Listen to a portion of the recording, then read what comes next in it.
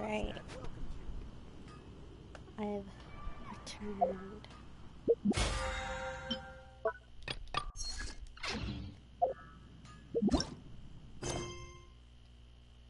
Where's I going? Oh, there we go.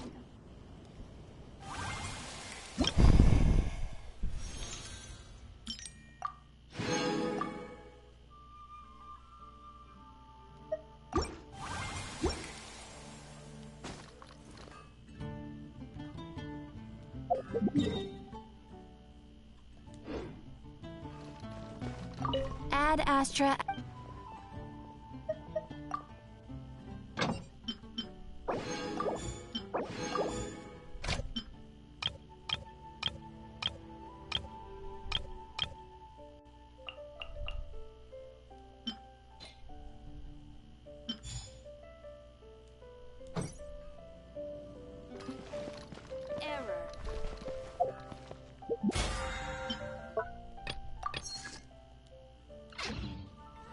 So, yesterday afternoon, I guess night, after everything happened, I ascended a bunch of my characters. I ascended Zhao, Barbara, Vishal. I think I did Lumine on stream, T-Luke, Noel, and I will be able to ascend Kaya after everything. And then I ascended Farzan once, but I've made some life choices, and I was able to ascend Lynette once as well. But I've also made some choices with her. I think for now, the best course of action is to have Just what will we come across this time? On the team. Because I don't want to open up places. My friend and I, it was really fun. We went all the way to Sumeru without opening any of it, and we did the same in Fontaine. I will say I opened up with some of Chen Yu Vale, but I'll probably save the rest of it for like when I'm going to do it.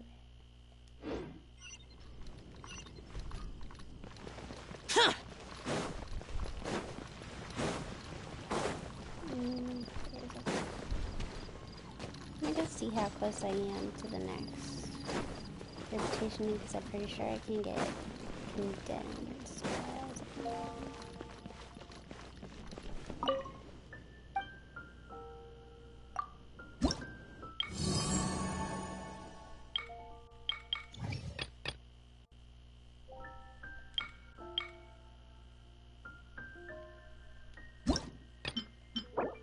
No.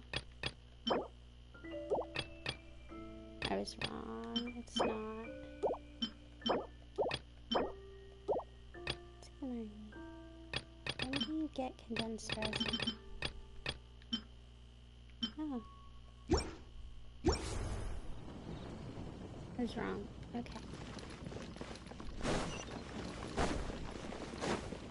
So I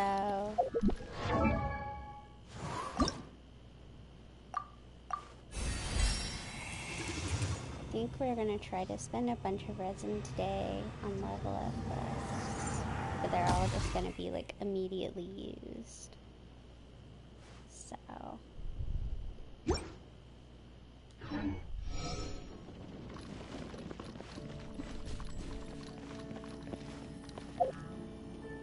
yeah.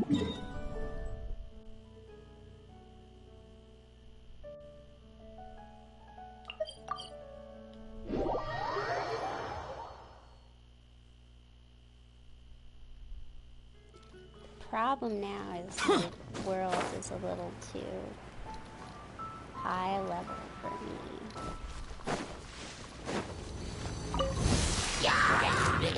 Odds revealed by... Be gone!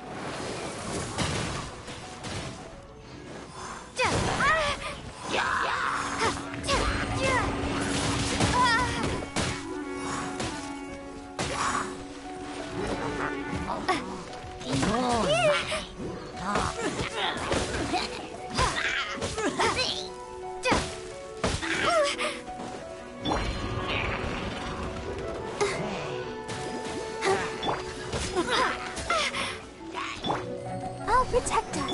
Shadow Raven, let night fall. I summon.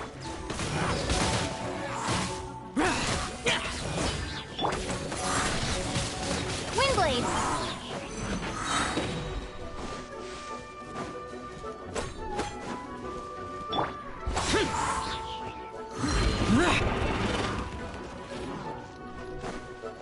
Useless.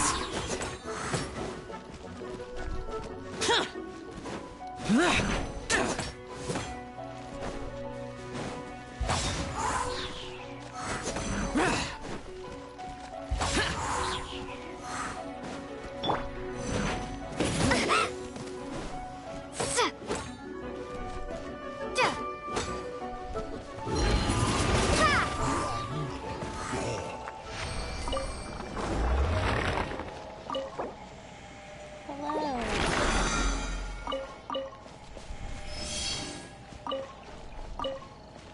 Welcome to watching me descend into madness. Again.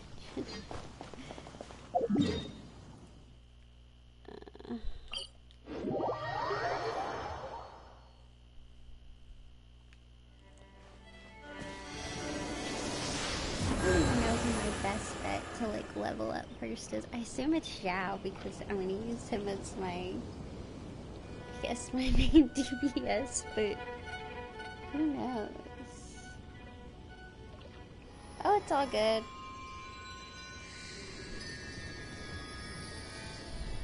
All good on the keyboard.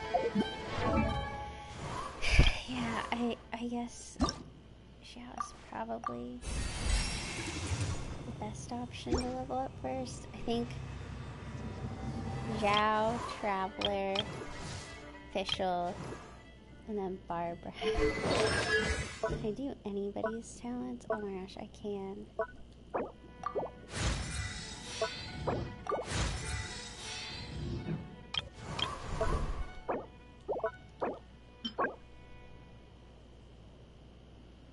I might have to use even more.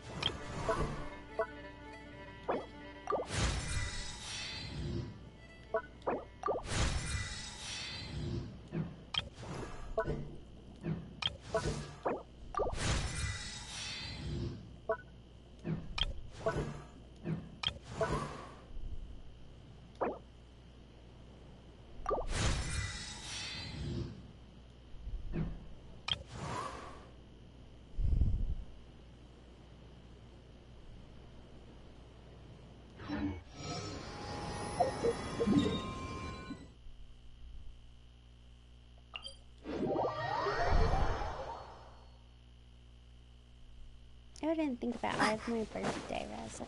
I could use that.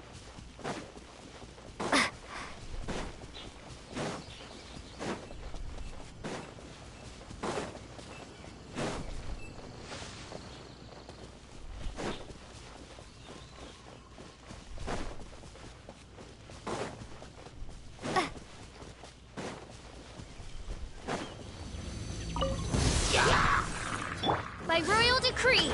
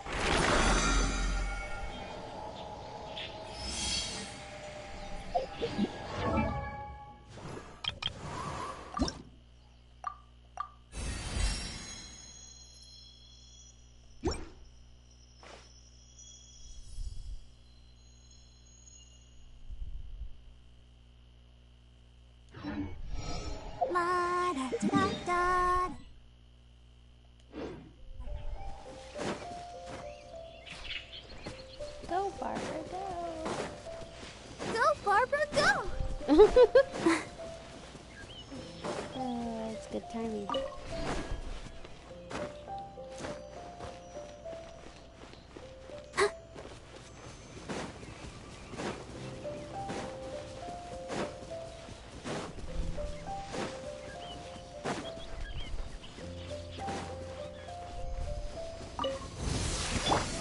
Midnight Phantasmagoria! Let the show begin.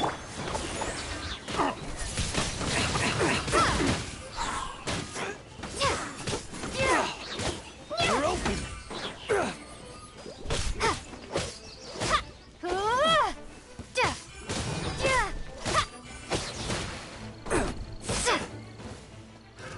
Another test subject. Odds revealed! I messed up.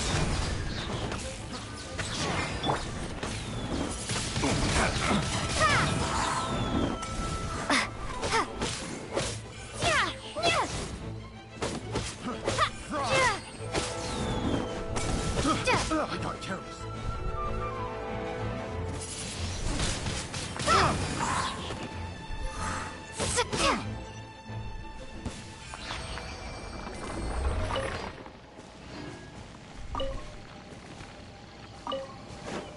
No, so I somewhat earlier made the decision to put Traveler on the team instead of Lynette or Firesong. It's largely because I don't want to open the map until I go over to Sumeru. It's really hard to find specifically their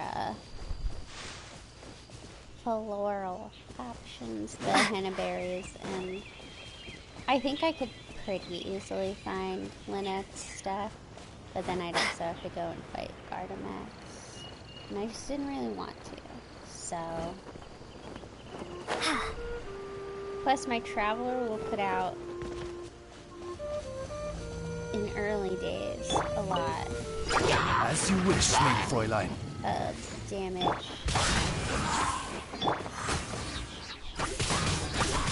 Windblade! Because she has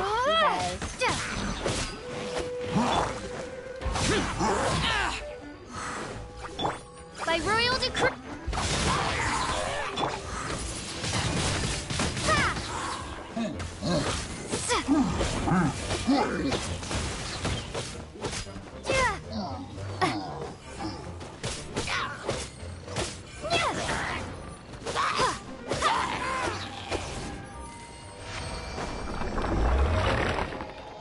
No, she'll put out all the games because I have the PlayStation exclusive sword for her. Which in early game is pretty decent for travel. I mean, heck, I still have it on my Traveler on my main account, but I don't use my Traveler very much.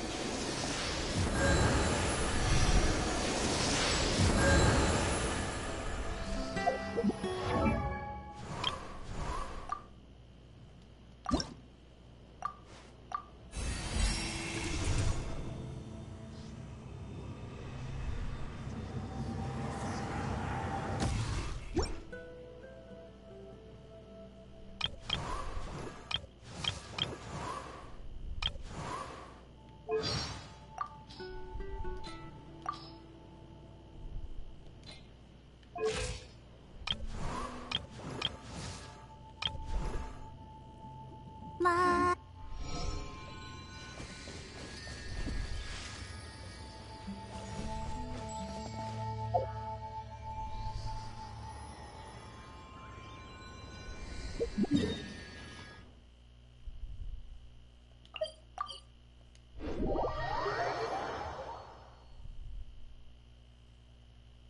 Let me double check this.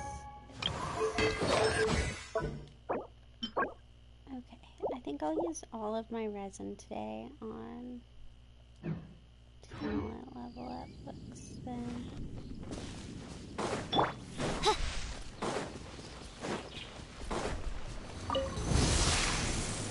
Odds revealed by... let's dance.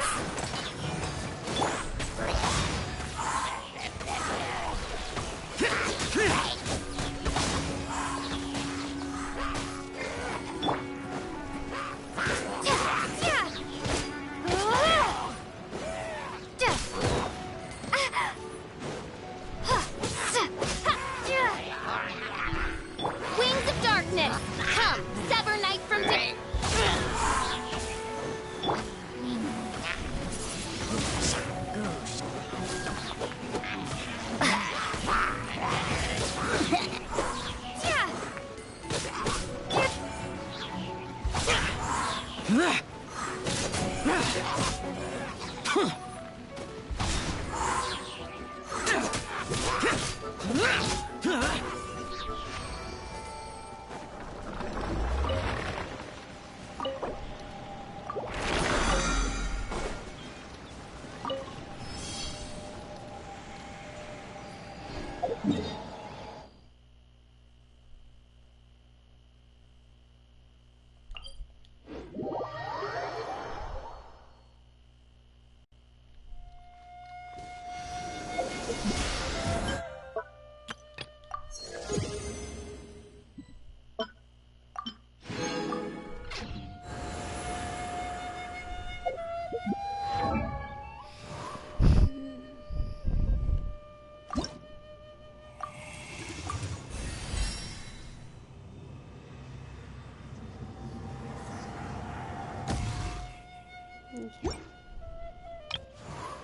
Trying to decide. I think I'll do official nurse.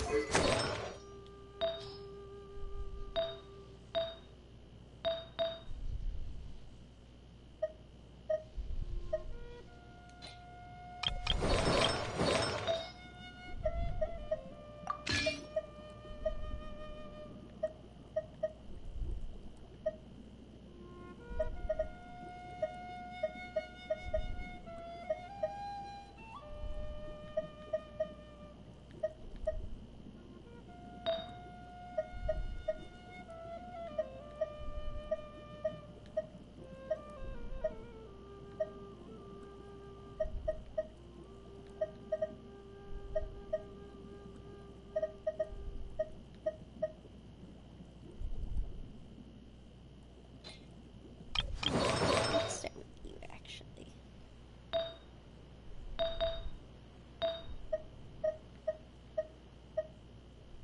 So he's on.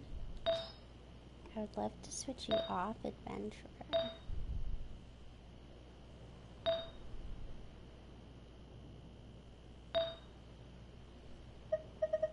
I can't. You're on it. I would really love to switch you off, adventurer.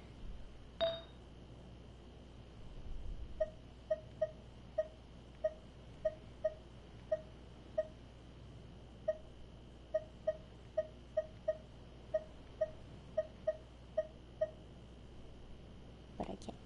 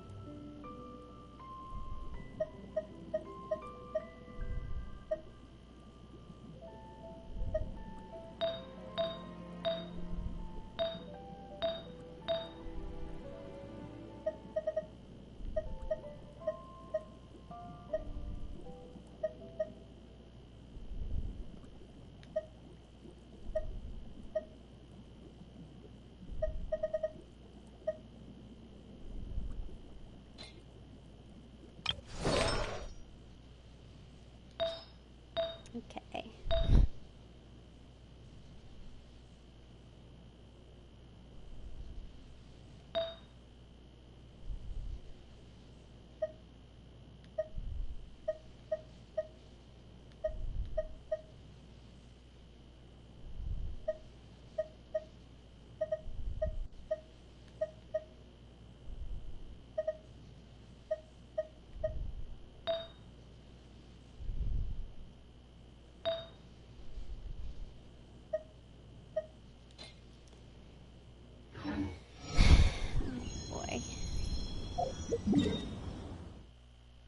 can I get?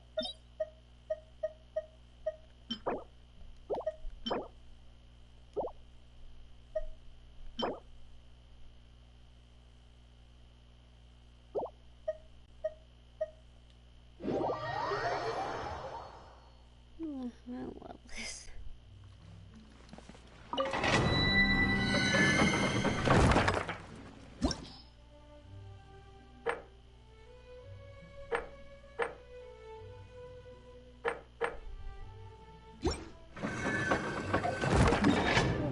What are my options at this stage?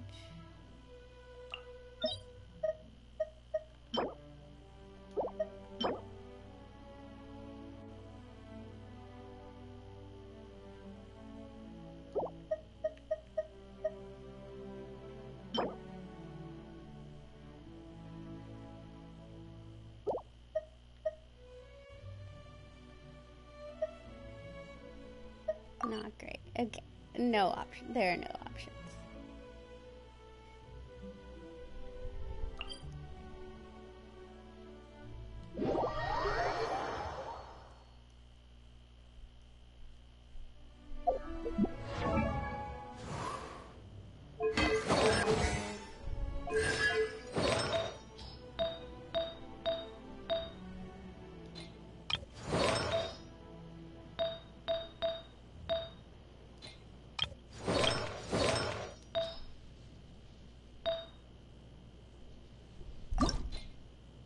Hello. How are you today?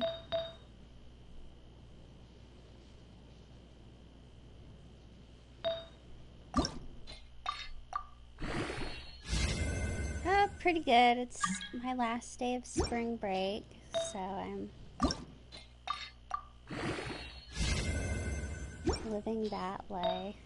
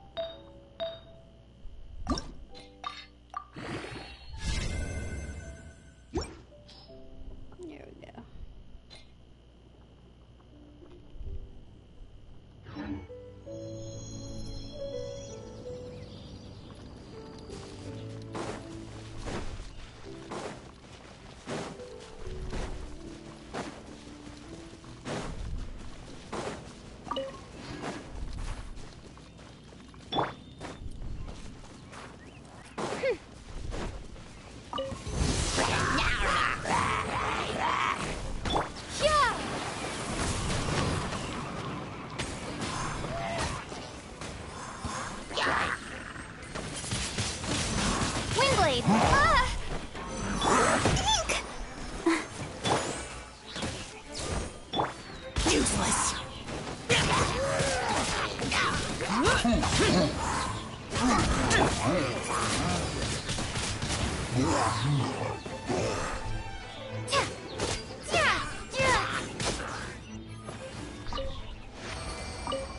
have to say, playing with my friend yesterday, getting all the stuff to ascend characters, like, really made me want to play again. I mean, not that I'd ever stop playing, but it, like, really, it was like, I have so much fun with it.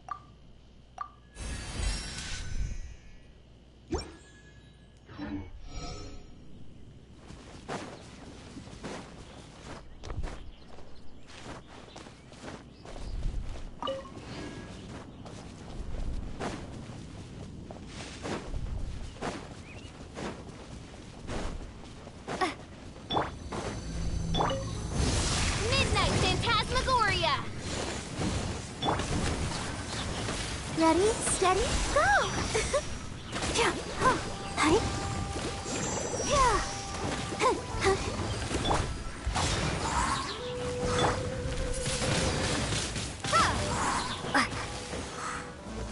Be gone!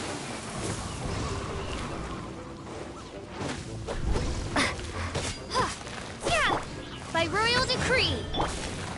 Useless.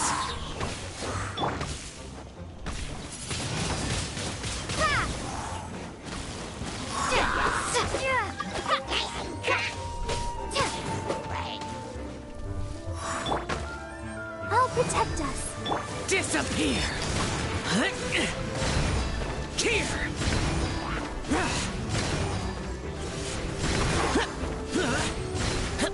Worthless. Here.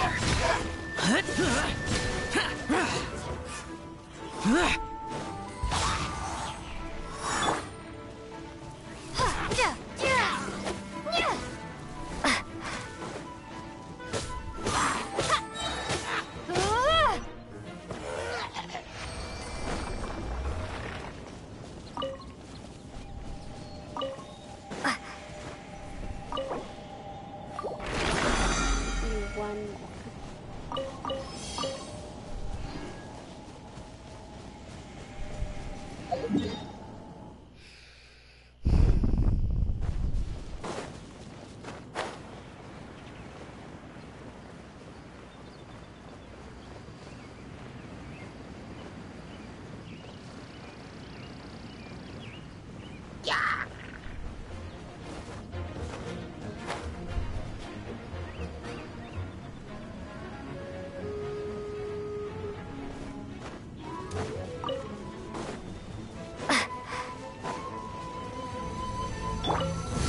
Midnight Phantasmagoria.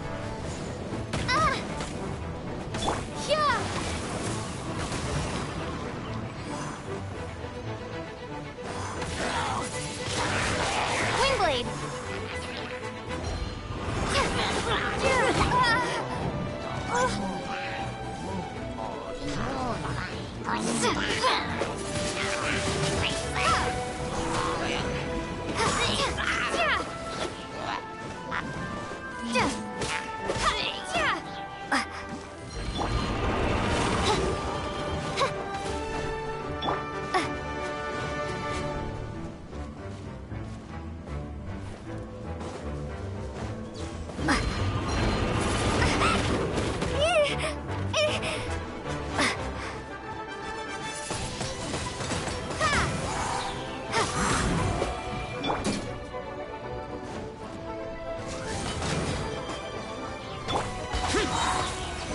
Evil conquering. Here. Worthless.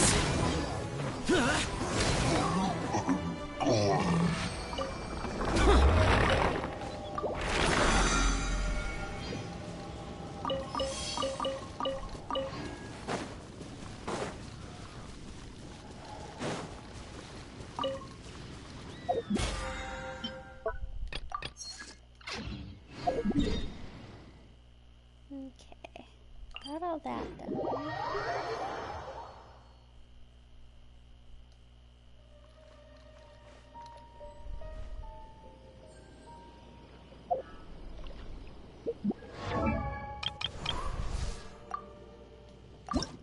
I created another universe and founded paradise. For I, Fischl, am the princess.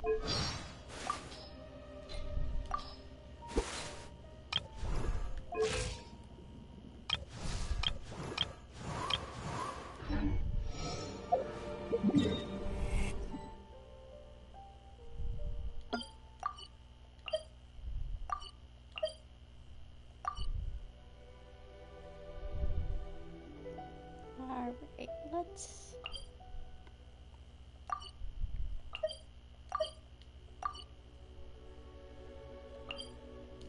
start the main story.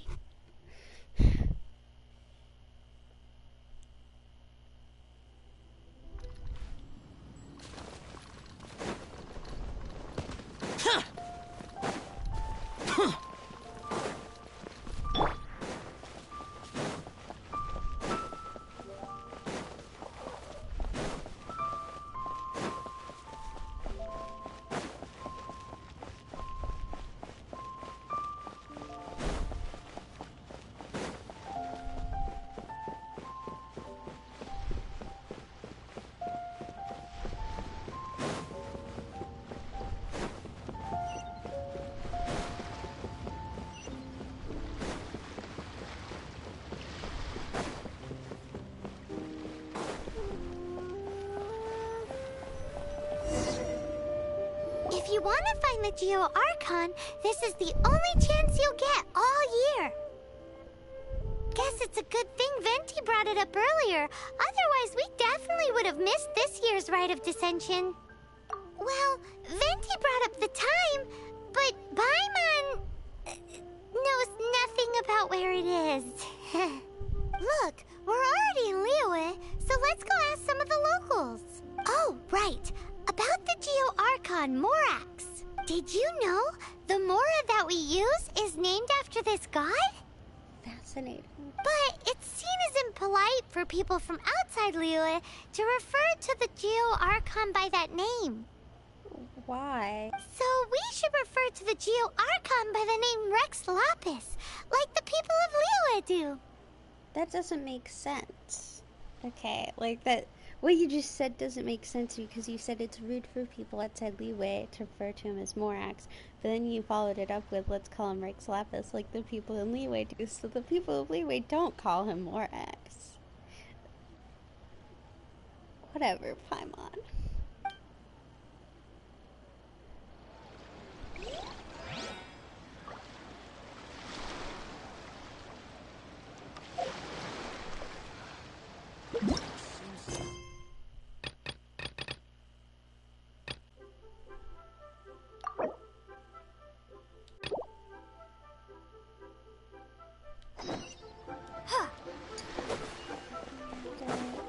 I thought they did stuff so that you wouldn't have to deal with this anymore.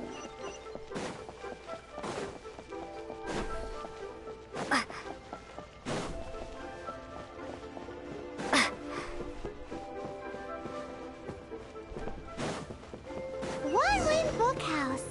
Guess Feel free to look around. There's no obligation to buy. we're looking for the Liyue volume of the Tevat Travel Guide. Do you have it in stock? Sorry, dear. We stopped stocking that a very long time ago. It just wasn't selling. Huh? But the Mondstadt volume was so interesting. Bummer. The thing is, the author made it too personal, and the result wasn't really much of a guide. It barely sold any copies, and the few travelers that did buy it made complaints afterward. Well, that's a shame. The Mondstadt volume was a good read, even just as an adventurer's diary. The fact remains that I don't have it in stock. If you must read it, try your luck at Chang the Ninth's place, Who's Chang the Ninth? a book collector who lives in Qingse village. He's a complete grouch, but he will behave himself if the conversation is about books. He was a regular customer here back when he lived in Liyue Harbor, and I still send him the odd out-of-print book or two every now and then. Did somebody say out-of-print books?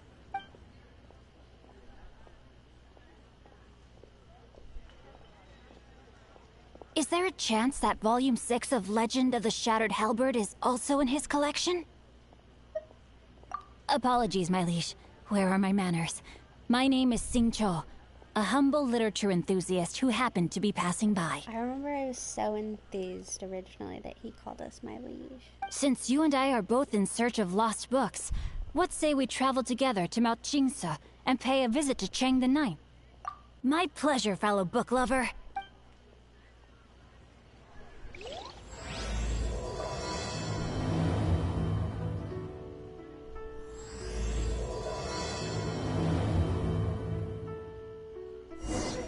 Should we ask here if they have a copy of the Liyue volume of the Tevat Travel Guide?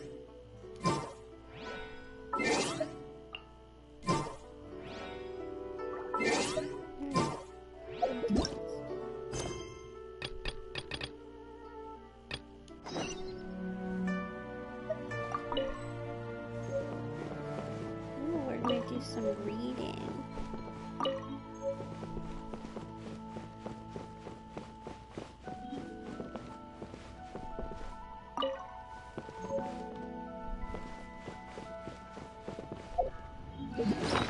Pretty sure those all went into my book archive, but just to make sure.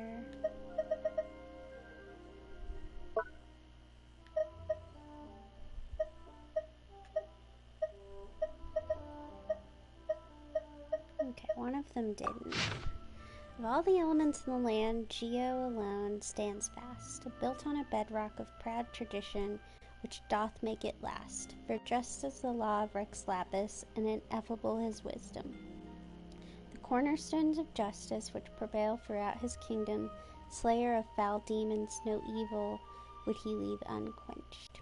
He sought celestial order to stay the tide of turbulence. Adepti rallied round him. Yaksha guardians charged ahead. Frightened by the courageous people, the demons fled. The Lord then fashioned mighty rocks, which into the earth he cast. The sea monsters subdued, peace returned at last. Though demons lay defeated, their souls did plot revenge. Down into the watery abyss the demon souls did descend. Hatred fueled their rage in turn did blunt their mind. Their folly sullied the seas, whence the demons multiplied. A demonic infestation thus engendered by the fallen souls. 5 Yaksha guardians his majesty tasked with evil to defeat, to rid the world of poisonous rage, which with the demons seethed. Mountain shook as Yaksha wrath with golden splendor burned, but though they purged the evil, alas, one alone returned. Elatus, by whose talents foes were quashed and peace procured. A peace that harked to days gone by was the peace that now endured. Peace restored, Adepti back to Julian Karst ascended. Duty fulfilled, Yakshas off to unknown corners departed. May this lovely offering departed souls appease, and may these words by fires light his majesty's heart please.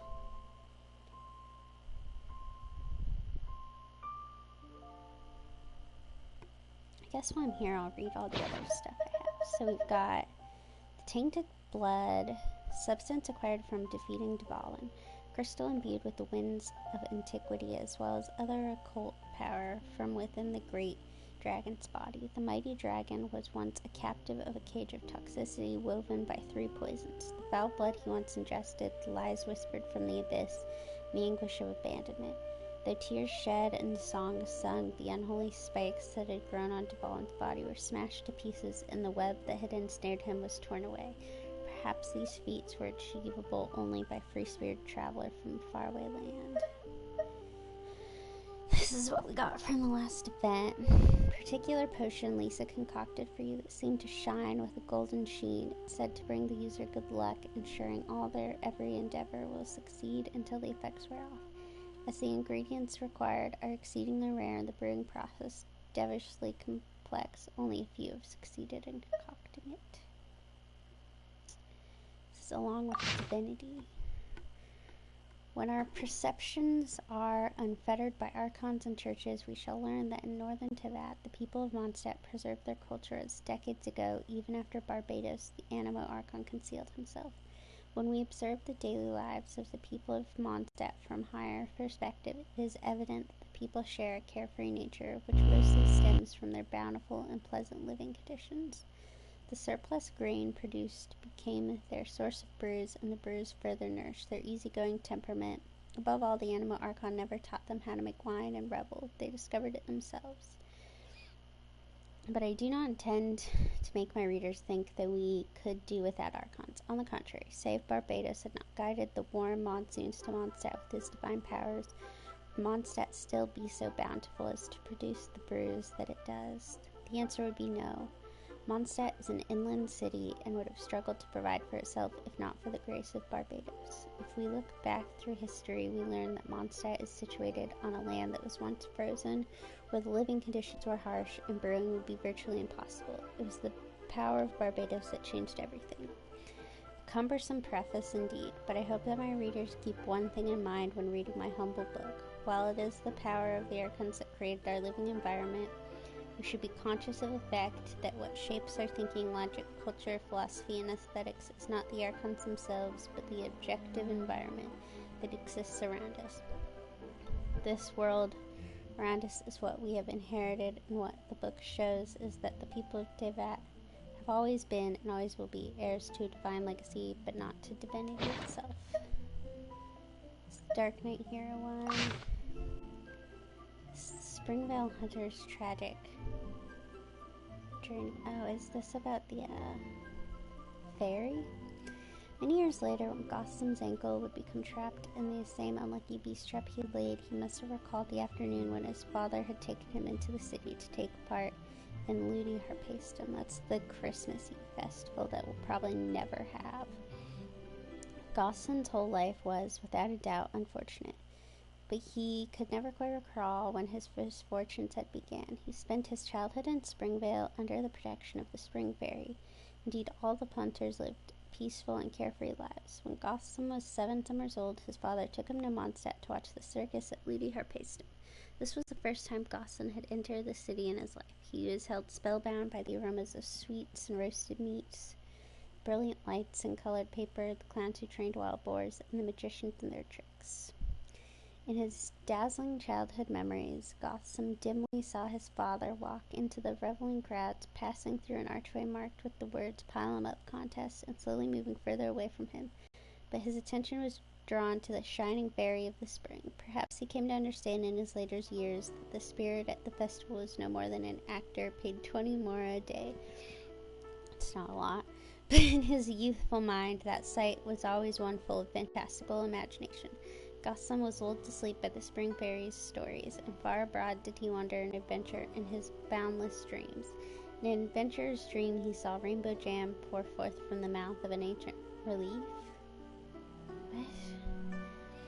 Gotham was about to step up and partake of it when his dream was shattered by the sounds of a fracas. Run! His father's panicked, pudgy face, smeared all over with fruit juice and meat sauce, dominated his vision. Over his shoulder, Gotham could see a towering stack of roasted meat under a glowing red light, tottering and trembling as it bent his way amid the horrified cries of the crowd. What the fuck? In his flight, Gotham's father knocked a fat lady over and threw his own hip. At once he fell, his full weight collapsing upon his son. Then the leaning tower of roasted meat collapsed to echoing screams. The Knights of Favonius took 3 days to finally clear up the roast meat, vegetables, food items, and other odds and ends that had been scattered all around the square, not to mention carry off those who had gotten a little too out of their gourds. From then on, they were forced to declare all future Ludi Harpasums would have to be held outside the city. Thus did Goslin's house lose 2 hunters and gain 2 sick people in the space of one night. What did they get for it? A gold-plated champion's medal 2 days late to boot. What the fuck was that? Oh, this is the amber one. Well, at least we'll get to see When it. the first wisp of wind brushed across the land, birds that yearned for the sky had wings, but no way to fly. They asked the animal god, "How can we reach the heavens?" To which the animal god replied, "You have yet to find that which is most important." As the god spoke, the wind thrust the seeds of a dandelion high into the sky. The birds thrust out their wings, but the breeze was all too mild, leaving them to stumble across the earth. So they went to the gorge, where the wind showed off its wild and incomparable strength. They threw themselves off the cliff and flapped their wings amongst the howling winds until they were able to fly freely in the sky. To the animal god they went to gleefully say, "We understand now. All we needed was a stronger wind to fly." In reply, the animal god said, "What you lacked was not wind, but courage. It is courage that has allowed you to become the first flying birds of this world." It is a cute little cutscene. Okay. Gliding. That's no fun.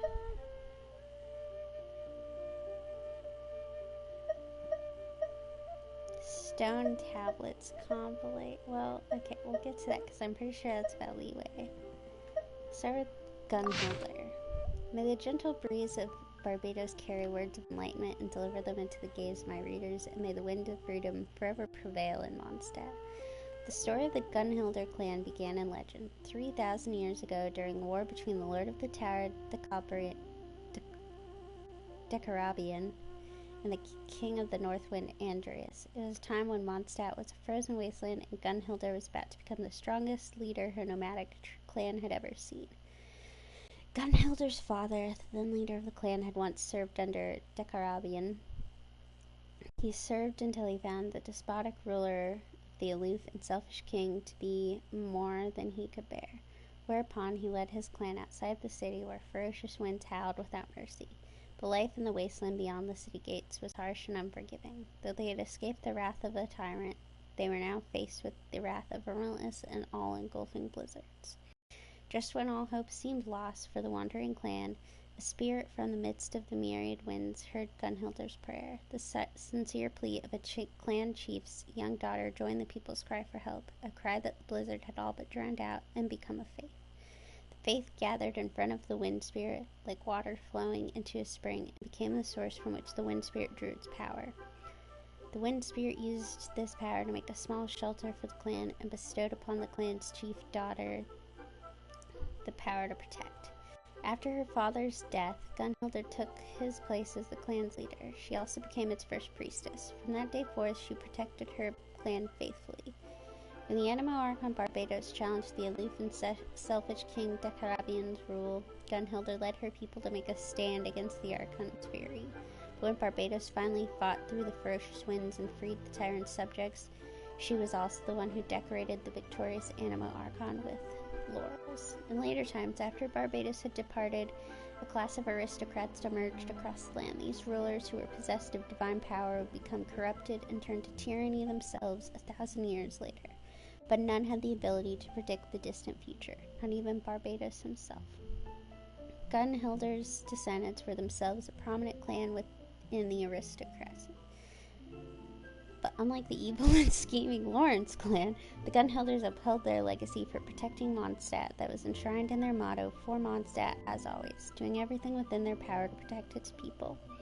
During the later struggle to overthrow the aristocracy, they took the side of the people of Mondstadt. For this reason, they were spared the sentence of exile that was imposed upon the rest of the aristocracy. Today, the Gunhilder clan is the source of many brave knights and outstanding clergy members that serve the Knights of Favonius.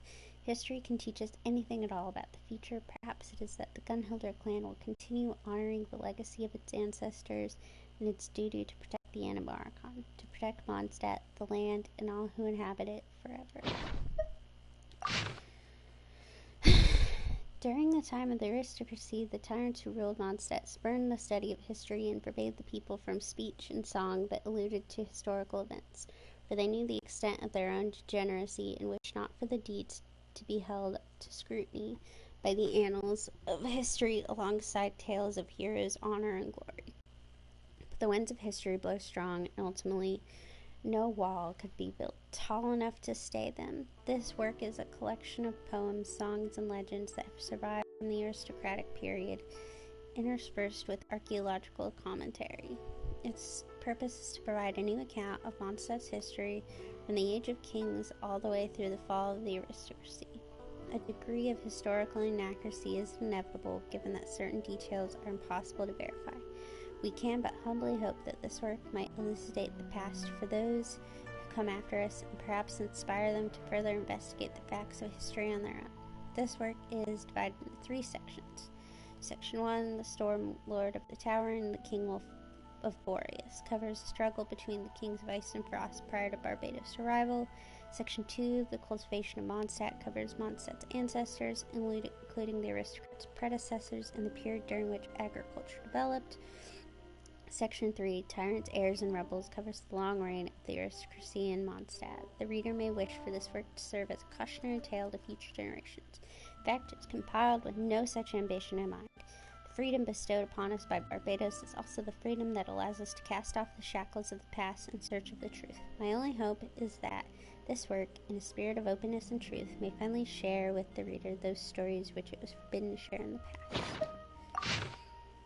Okay, so this is going to teach us about Liyue history.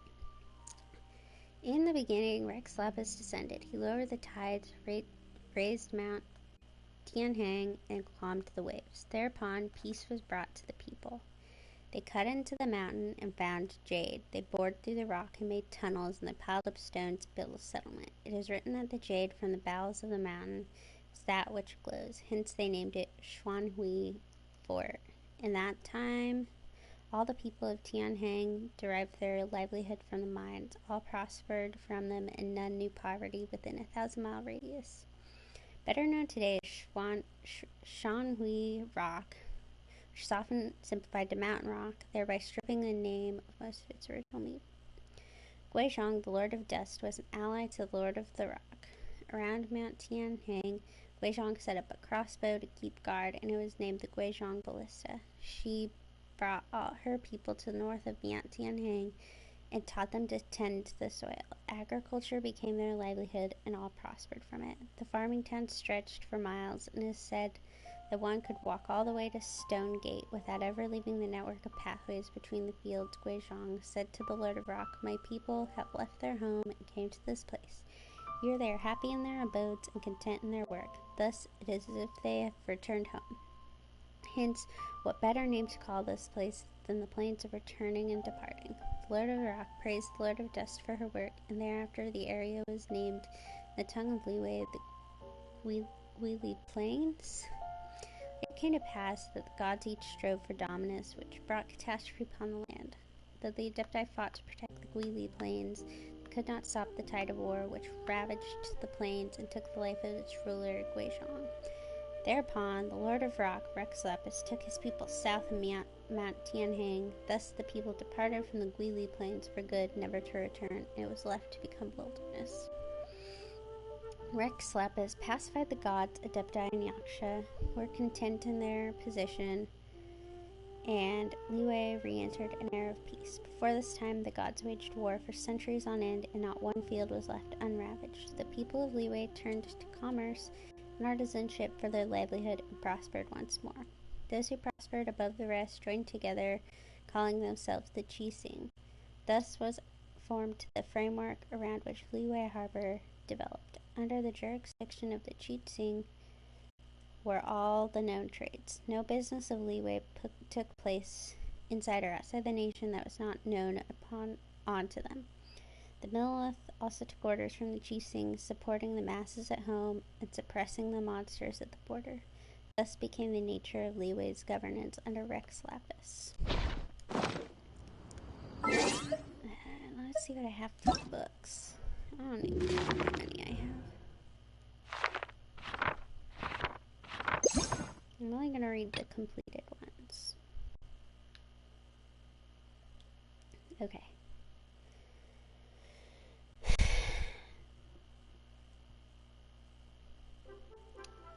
Dadupa Gorge. The 3 hill tribes located in this valley are all densely populated. What if we built a huge spinning ball-shaped cell in the center of the valley and threw all the hilichurls into it? That way we might be able to generate enough energy to power all the mills in Mondstadt for at least 5 years.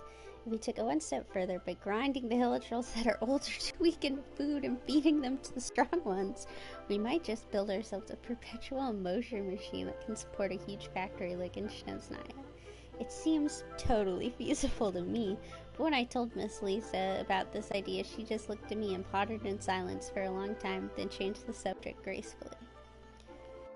Star Snatch Cliff. The Anima Archon is a bit too undisciplined for me. If I were a god, I would not have allowed my realm to look so unorganized and ragged. With enough bombs placed in a proper position, even huge cliffs like Star Snatch would crumble into dust in a second. With flatter terrain, Mondstadt would surely look much nicer. But the unctuous cavalry captain rejected my proposal instantly. He even asked me to stay away from Star Snatch Cliff. Oh, this is classic. Windrise. Windrise is the only area in Mondstadt that has a relatively flat terrain. At the center, there is a huge oak tree. It's said that Vanessa ascended there. I searched around the tree for a long time, but did not find any launching device. I grabbed some hilichurls nearby to put my theory to the test. Sadly, the longest flying distance was from here to the hunters' huts around Springvale. How disappointing. My unsuccessful experiment caused quite a stir in Springvale, so Miss Jean, the Knights of Favonius, arranged someone to keep tabs on me. All I could do all day was wander around at Falcon Coast. This is such a boring place. Those stupid eagles hovering in the sky and puffed up animal slimes all bored me to death. The worst of all was that I had nothing to do. On the other hand, the outrider girl who sent to monitor me had quite a lot of fun with the kids. Yet another forest in Mondstadt. This outrider named Amber seemed to know her way around this place. The explosive toy she carried around caught my attention. With some tweaks, I could turn it into something that could blow up this forest, even the nearby mountain, into smithereens easily. My proposal seemed to scare her, but an explosive stuffed toy is indeed a brilliant idea. I must try it out next time.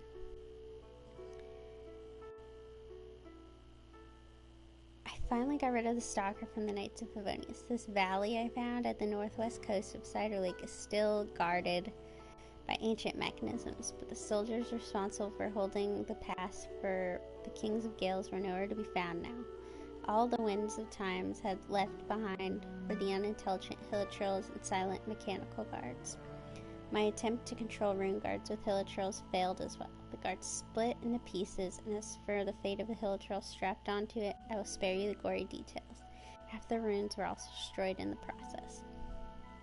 Brightcairn Canyon leads to this huge ruin of an ancient city which was built by the cool king of Gales, the Carabian. The city was built in a ring shape. It seemed that every resident of the city had been arranged to their own spot between the inner and outer rings. Right in the center of the city was the tall tower where the king of Gales resided. The ruins of the domain of this cruel king, who once tried to control his people's lives, are now utterly deserted. I blew up a few arcades so people can climb up the tower more easily. Looks quite good to me. The ruin feels more ancient now. Mondstadt Tower. In the time of the aristocrats, there stood a high tower in Mondstadt's plaza. It was built to honor Barbados, the Anima Archon in name, yet in reality is nothing more than a flamboyant display of wealth and power by the royalists to gloat over the commoners. The one time of the year that the commoners living in these dark times could find a little solace was during Ludi Harpastum. During one Ludi Harpastum, a wandering singer from a distant land arrived in the city. The name of the last was Inez. Everyone at the festival was enchanted by her stunning beauty. People of all ages and all walks of life vied to catch a glimpse of her throwing the harpastum and to hear her sing foreign ballads. The blessings of Barbados are for everyone. You are only sinful if you're bitter at such a joyous occasion. As she sang these verses, she handed out her earnings during the festival to the poor and orphans in the city.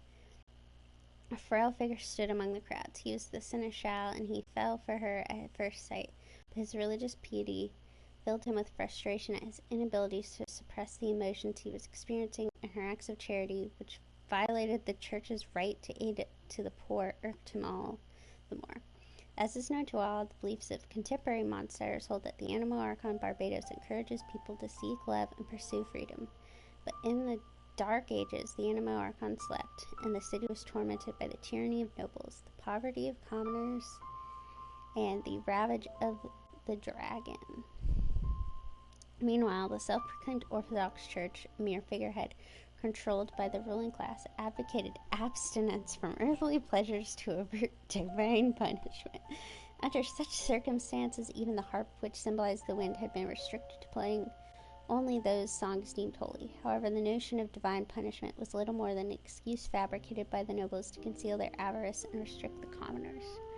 To let her stay in the city is to bewitch all its inhabitants. What wickedness will this witch bring? The seneschal pondered. And so the seneschal plotted to hunt down Inez and to confine her to the cathedral while waiting further instruction.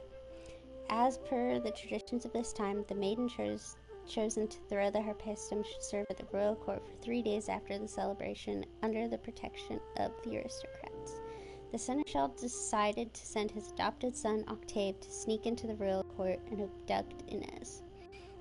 Octave was an unwelcome child, abandoned by his superstitious parents at birth and later raised by the seneschal. As a child, he was persecuted and abused by the citizens, seen as a bad omen of draconic disasters. The only person who protected Octave was the seneschal, who treated him like his own son and thus won his utmost respect, or his utmost trust. Bring the maiden who threw the harpistrum yesterday to me. Disturb no one and do not mention my name. Under orders from the seneschal, Octave climbed onto the balcony of the court chambers at nightfall. Upon seeing the girl weeping in the moonlight, his pure heart was stirred, for he had never seen such a wondrous sight. He gazed at the girl, leaving his task forgotten. But the silence of the tranquil moment shared by Octave and the girl was interrupted by servants.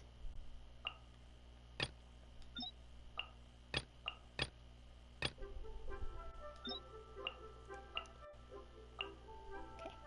Friends of Mondstadt, let us revel, drink to our heart's content, to freedom, to the Animo Archon, to Vanessa, the first knight to grace this world.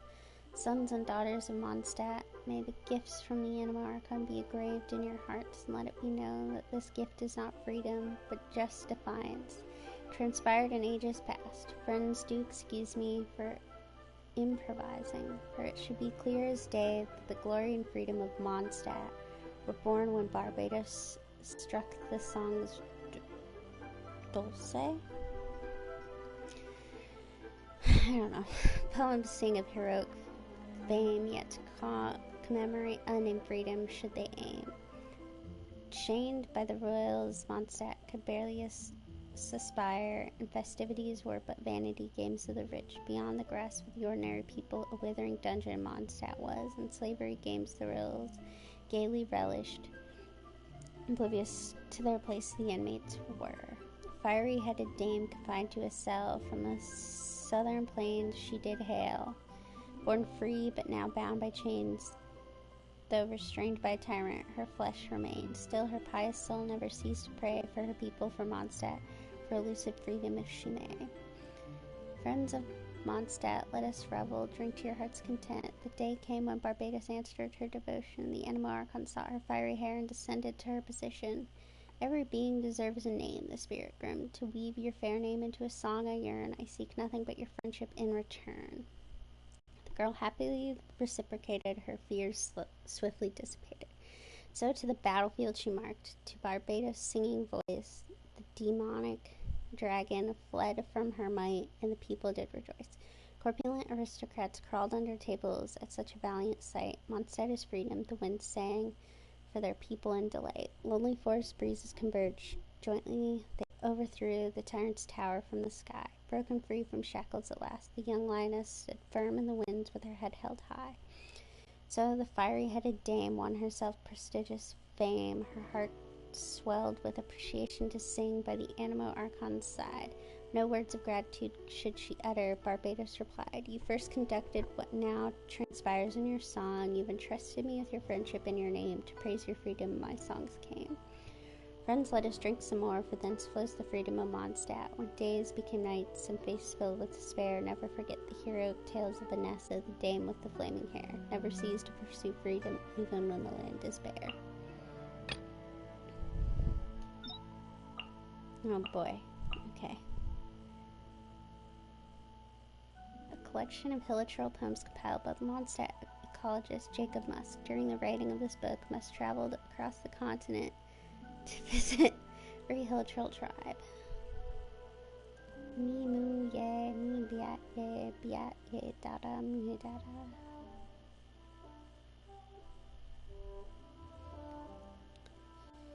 Musk was praised as the poet laureate of Hill Trolling for this book, but it is evident that neither the scholar himself nor the Hill Trolls were particularly fond of this honor. Jacob Musk, though enthusiastic about Hill Troll studies, loathed to be associated with them even in his late years. Okay, so that one was a battle song. Song sung by Hill Trolls as they danced around totem poles.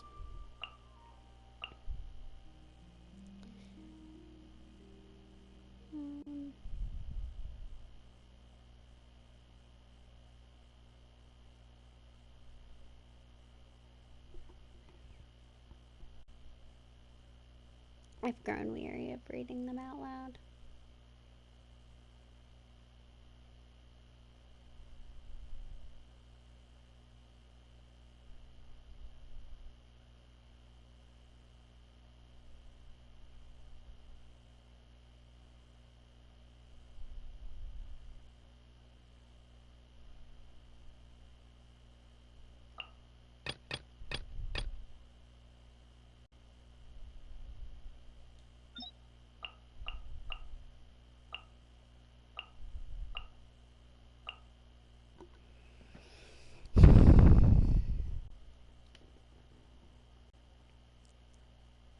Okay, we'll stop reading here after this one, and then I'll just read the rest of them another time. The social structure of the Hill Troll race is evidently a primitive tribal one. Small-sized Hill Troll tribes are prolific in occurrence throughout the wilderness. It seems that they conceive of the tribe as akin to a large extended family.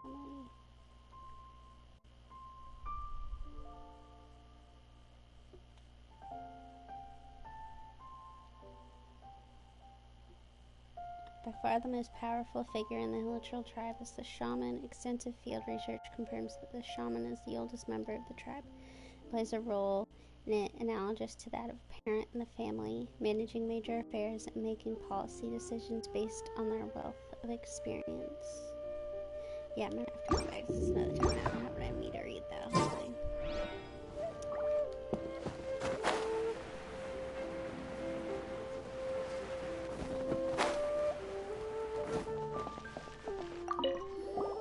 Rite of Dissension.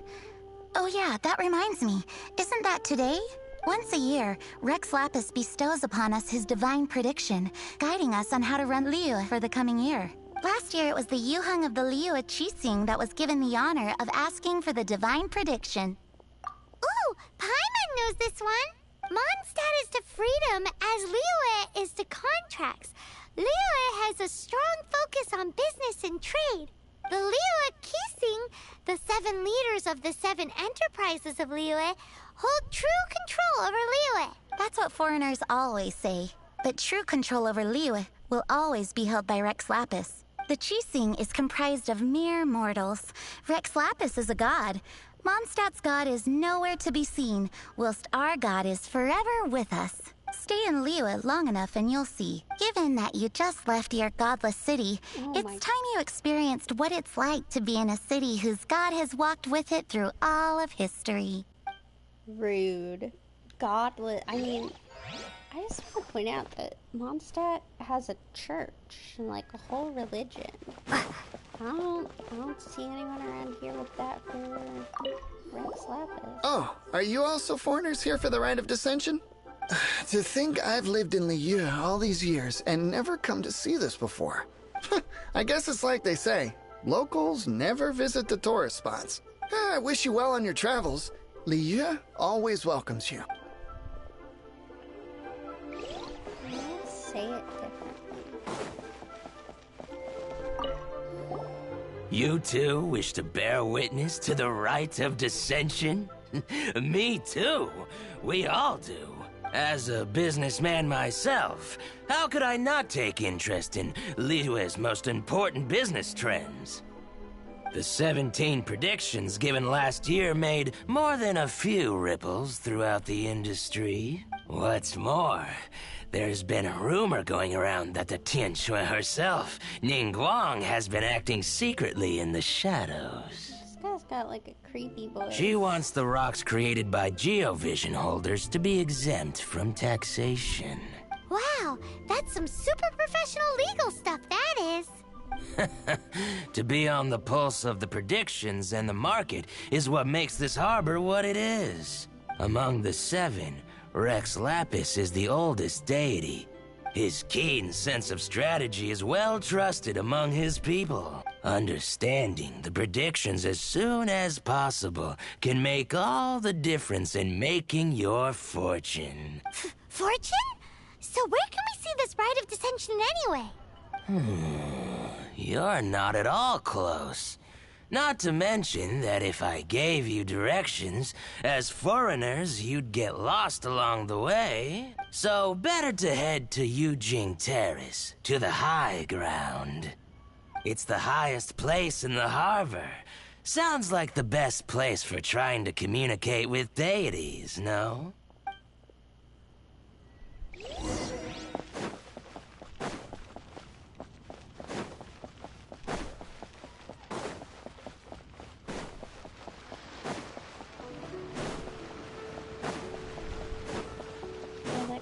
Came out really creepy. Like, I know that probably wasn't the intent, but he came out like really creepy.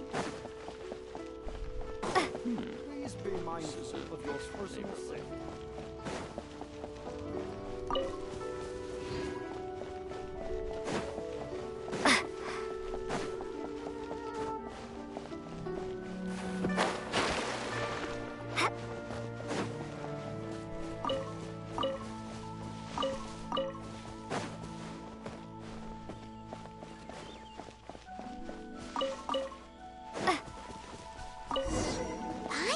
That the best time to make a wish is today, during the rite of dissension. Wanna give it a try?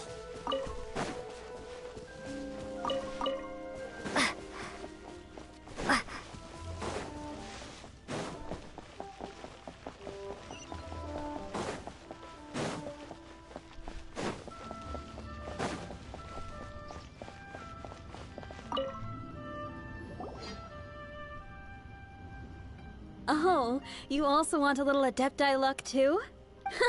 Seems you know a lot. Making a wish during this time is sure to get you the blessings of both the Adepti and Rex Lapis himself. I've already made my wish, so you can take this. Great! Thanks!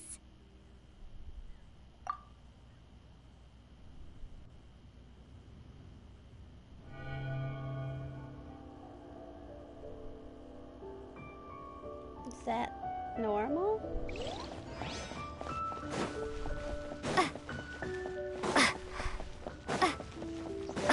Oh my gosh, it's my boy, Ivanovich. Your first time in Liga? Actually, it's my first time to see the Rite of Dissension too. Ah, look, that's Miss Ningguang of the Liu Xixing. Only those who have control in Liu can preside over the Rite of Dissension. Oh yeah, not sure if you knew, but most of the Adepti appear in the form of various beasts. I heard that when attending these kinds of formal occasions, Rex Lapis himself appears as a celestial cross between two of Liu's ancient mythical creatures. Ah, sorry, I shouldn't interrupt your wish. Please, take this.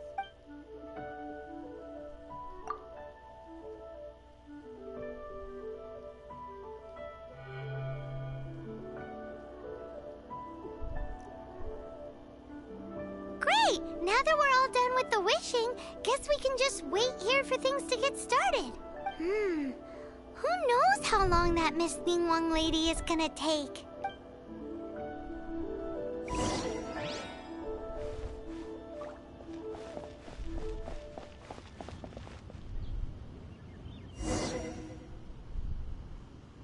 Whoa, look at all the people!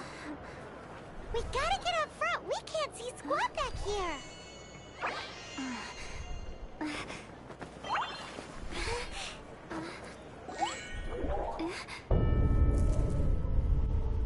Oh my gosh, my controller's shaking. The hour is upon us.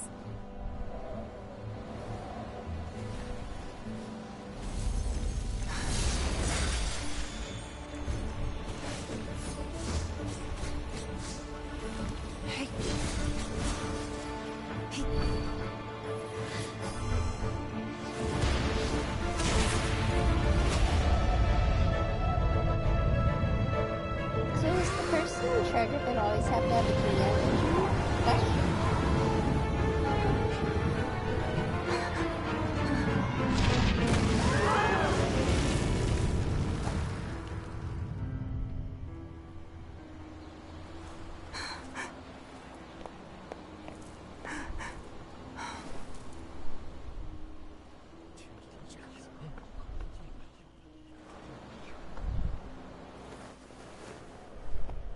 Rex Lapis has been killed. Seal the exits. I mean, why are we assuming that Rex Lapis was killed by one of us? Like, I would more likely be like, oh, some other god going on? Killed Rex Lapis. Did she just say Rex Lapis is... the Geo-Archon is... dead? Oh no! The Millilith! Looks like they're nabbing suspects who got too close. Paimon's freaking out! The killer is amongst us! Wait, we got close. Are we suspects? Wait, where are you going?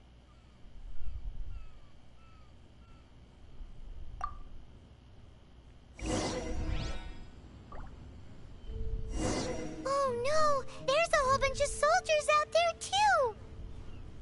Your identity! You may not be the killer, but we can't let them get you! But can we even get out of here safely?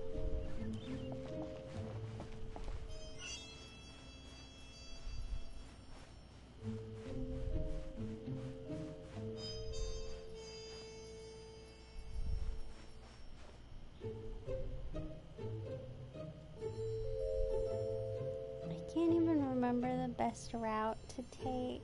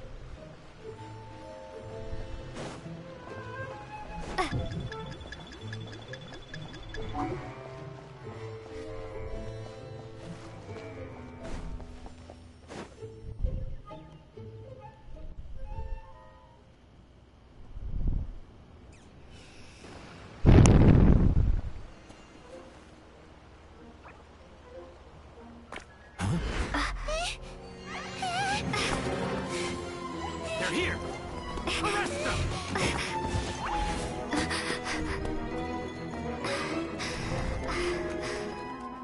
There's nowhere to run! Hey, girlie, hold still.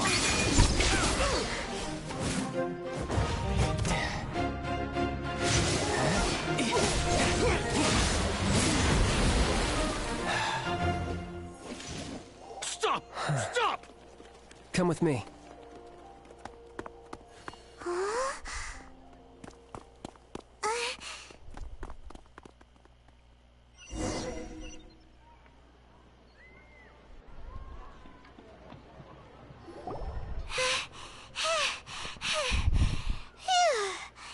Paimon's exhausted. So insensitive. You have no idea just how tiring floating around... Wait, just who are you exactly? Call me Child. Child? What, so we're supposed to dote on you? No, not at all. It's an alias of sorts. In Mondstadt, I don't suppose you came across a Senora by any chance. Senora? Child? You're Fatui, one of the Harbingers! Oh, no. Don't worry. I'm not looking for a fight. Senora gave you quite the bad impression, huh? Pfft, that woman. Can't say I'm a fan either. Right. Let's forget all about her, shall we? I'm here to help you. Yes, help. I'm not a bad guy. Oh, okay, perhaps I'm kind of a bad guy, but I'm not here to give you any trouble. Would it be too much to ask for you to keep the sword sheathed? I thank you for your knightly nobility. I heard of your deeds in Mondstadt, so I couldn't help but notice you during the proceedings back there. And because I had my eye on you the whole time, I know it wasn't you. Someone else was clearly behind it. But, regrettably, given I'm a Fatui envoy from Snezhnaya, there's no way I'd be trusted after something of this magnitude. The ruling Qixing of Liyue has always been overly suspicious of us. Well, can you honestly blame them? Guess I shouldn't try to deny that. Okay, sure. Maintaining a distance between strangers is probably a good idea. Either way, I'm already used to it at this stage. But right now, if you want to clear yourselves of any suspicion, you need to get yourselves to Northland Bank. Staying here isn't an option. As the old Liyue saying goes, the walls have ears.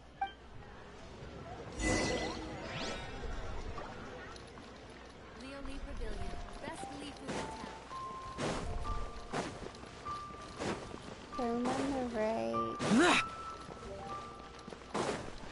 that was hard for me. I don't know how to get to this steep place.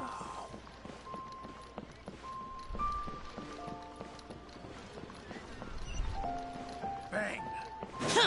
And with that, the fate of the Guhua Brotherhood. What should I put in my letter?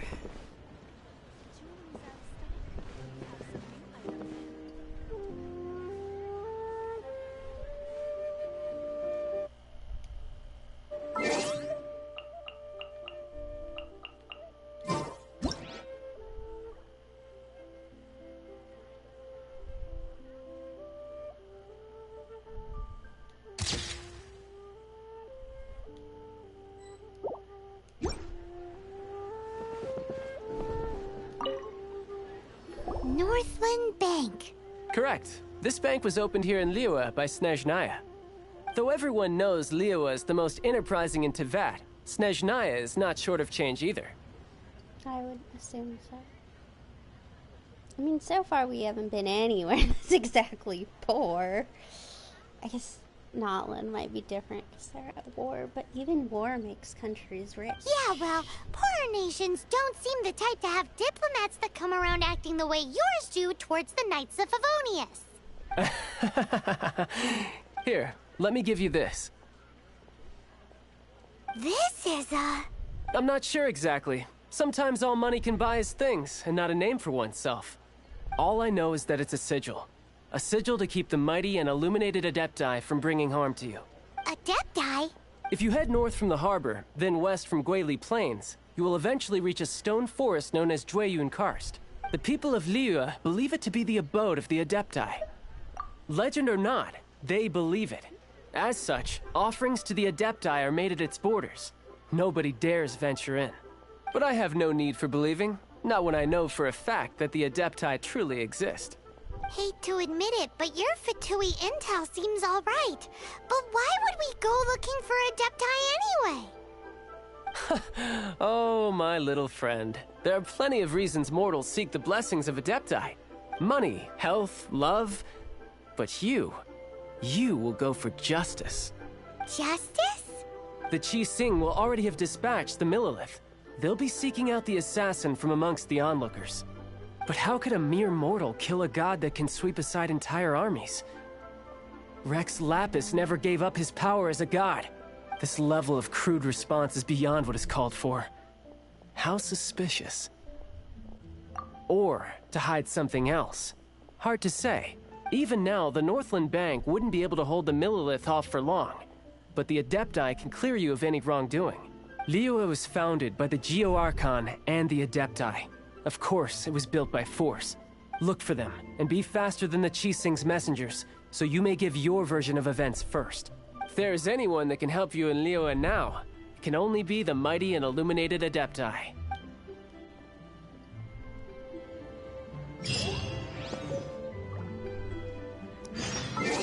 Decided I am gonna finish reading the Hilichurl one.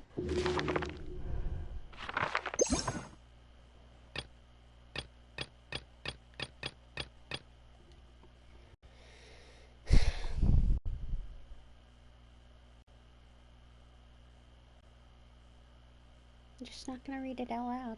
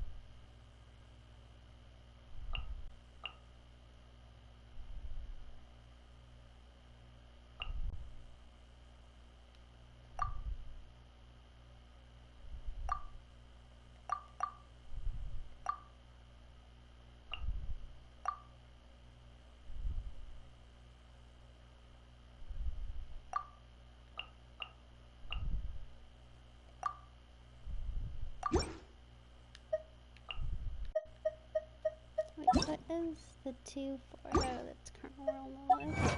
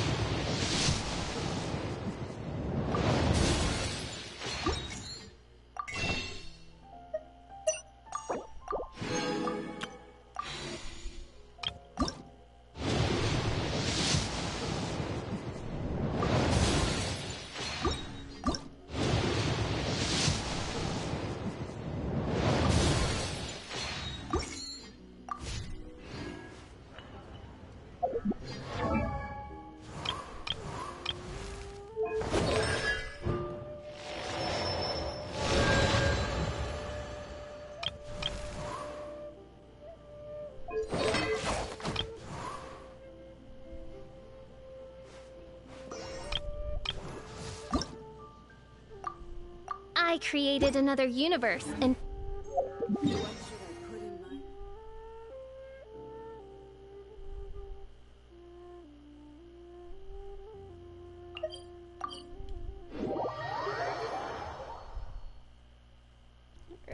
to the Adepti.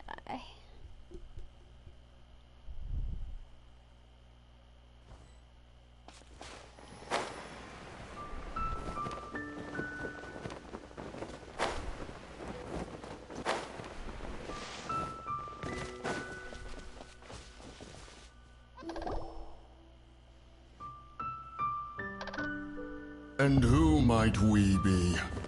Those that dare enter Jueyun Karst.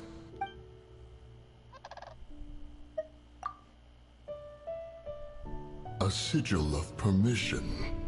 Many a season has passed since one was last in the presence of such an item. Hard to take them seriously after the last event. He before you is the mighty and illuminated Adeptus, Moon Carver. Speak, traveler. What business have you here? Actually... It's the assassin! They dared to flee here to Jueyun Karst. Sir, we've already stepped too far into Jueyun Karst ourselves. There's no choice. Apprehending the assassin is top priority. We must press on. Disturbing our borders. See them gone. One will not have interruption. To arms! Oz, reveal thyself! Take the target alive! Wings of darkness! Come! Let the show... Useless! Lament! Worthless!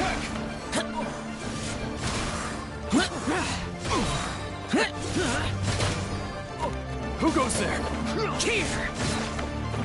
Take the target alive! Worthless!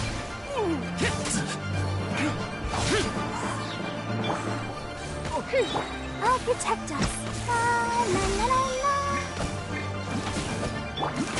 Be gone! Attack! Beaten. Disappear! Here! Here!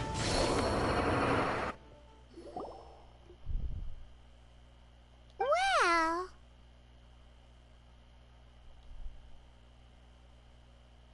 Preposterous. Preposterous! The Liwa Qixing. Utterly disappointing. How could someone possibly assassinate Rex Lapis during the rite of dissension, and then place suspicion upon the attendees? You know what? At least he's standing up for the rights of the citizens. Traveler, of the unjust accusations placed upon you, one has become aware. The mind knows its answer. Though one must consult with one's fellows, lest the mind be misguided. Go, take your sigil of permission. Carry with you a message. Mountain Shaper and Cloud Retainer can be found here. Only fate will decide if you shall find them. Only fate. There exists a conqueror of demons, a guardian Yaksha. Go to Wangshu Inn. There you shall seek him.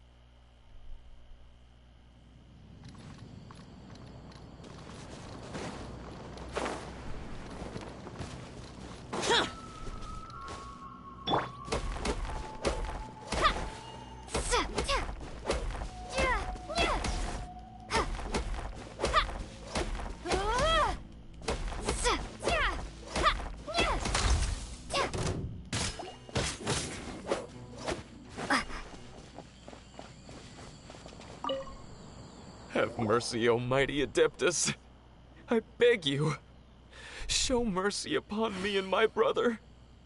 Spare our lives! Who are you? What's going on? We asked you first. Oh. You enjoy safe passage in Joyun Karst. It can only mean one thing. You must be Adepti messengers, sent here to rescue me and my brother. Sure, we'll go with that. What is he talking about? Oh, have mercy, mighty messengers of the illuminated Adepti. I beg you to save us. My brother and I, we only came here because our family is poor, and we heard tell of treasures hidden in the amber of Mount Hulao. It was stupid of us. But all we wanted to do was find enough treasure to sell and support our family. We followed the path up the mountain, but suddenly, the amber, it swallowed up my brother Li Dang. I ran away and made it this far before it dawned on me. We were trespassers in the abode of the Adepti, and this was our punishment. I had no idea how to rescue my brother, so I just started praying for the Adepti to have mercy, right here on the spot. And now, at long last, 2 messengers come to my aid. What? We're not Adepti messengers. We just want to find the Adepti like everyone else. No, you must be messengers. You have to be. I have no idea which amber trapped him. Please, you have to rescue him. I beg you, show me some Adepti mercy. Thank you. Thank you. Oh, mighty messengers of the illuminated Adepti. I promise that we will never be so foolish again. Paimon was gonna ask him about where to find the Adeptus, but he seems pretty one-track mind about rescuing his brother right now. So, he said that Li Dang got trapped in amber somewhere on Mount Hulao, and that they were following the path the whole way up. So let's follow the path down from here, and make sure to be on the lookout for amber on the way.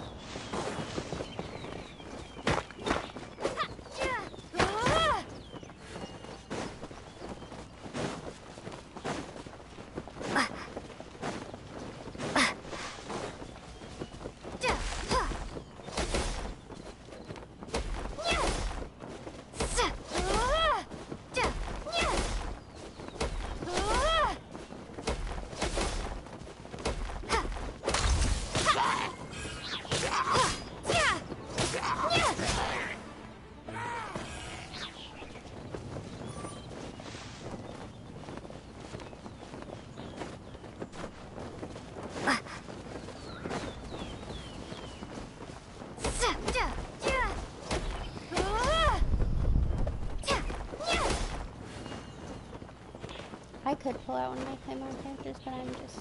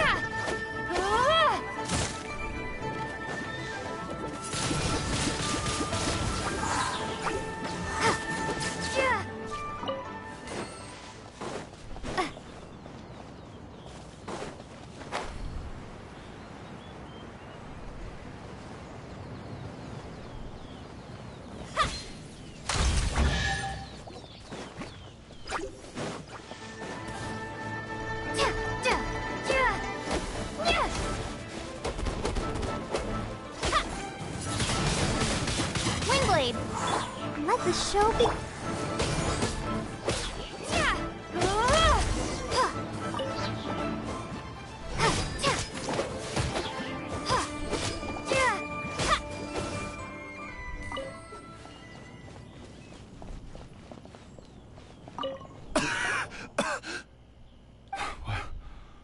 What happened? You rescued me. Thank you. Oh, and have you seen my brother? His name is Li Ding. We were climbing the mountain together. Yeah, I saw him. I just hope he didn't get trapped in Amber too. Phew. So he's safe then? Oh. Oh, thank you. I will head up to find my brother now. Here's hoping I don't run into any more Amber on the way. No, you shouldn't. Got rid of everything. I'm pretty good at it.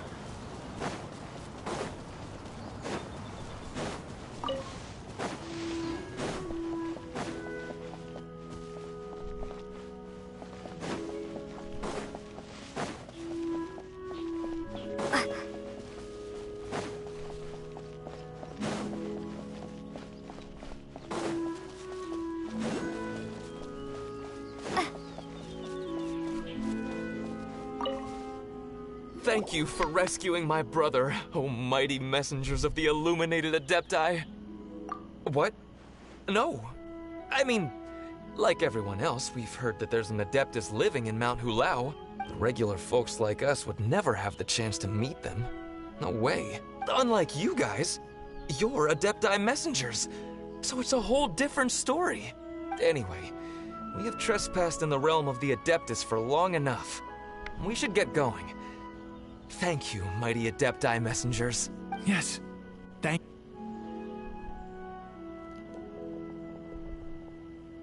Boy, it'd be super helpful if we actually were Adepti messengers. Cause it seems like this Adeptus has got a real temper problem. But it's not like we've done anything wrong, so... Who dares trespass on my mountain?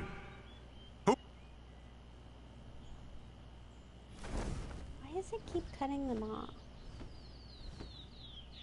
Foolish mortal. Come forth and receive your punishment.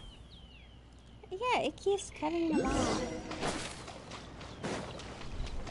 Look, I'm not making it cut them off. You intrude upon the sanctity of Mount Hulao. You destroy the amber of my mountain. And you free a thief whose freedom is not yours to give. The thief's ignorance was an affront to the Adepti.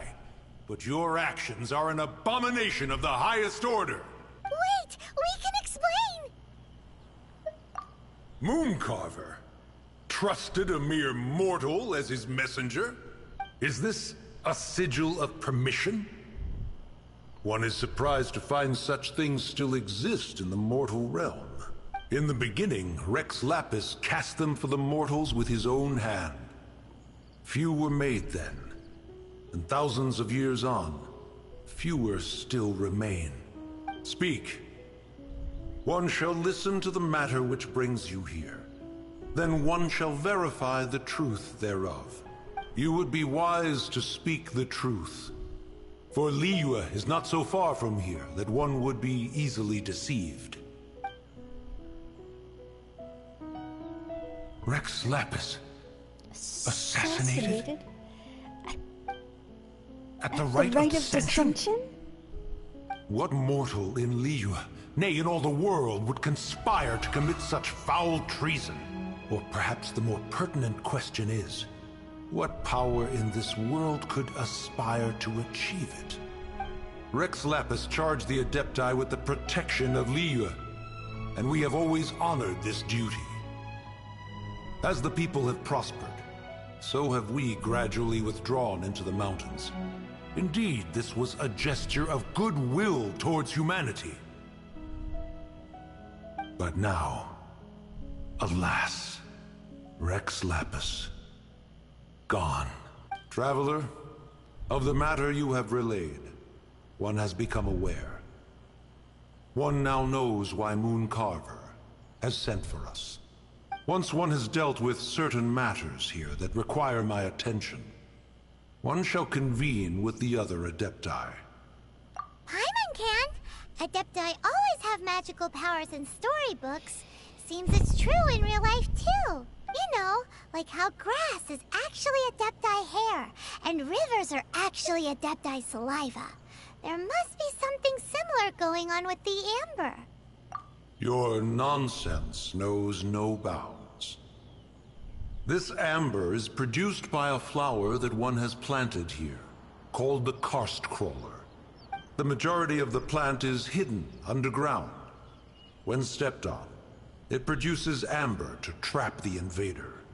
After taking up residence here, one planted many karst crawlers to ensure that the tranquility of the mountain would remain undisturbed. Over the years, they have helped to prevent many disturbances. But in the process, they have also trapped many curious things. Oh, so the amber is alive? Correct. Thus, one may not leave this place in its current state, for fear of the risk to innocent lives in one's absence. One will depart as soon as one has attended to this matter.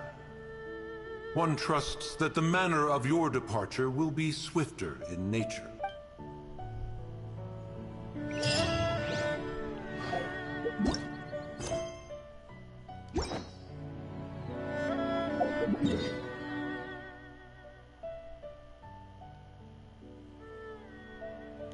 I was like, is that for sure?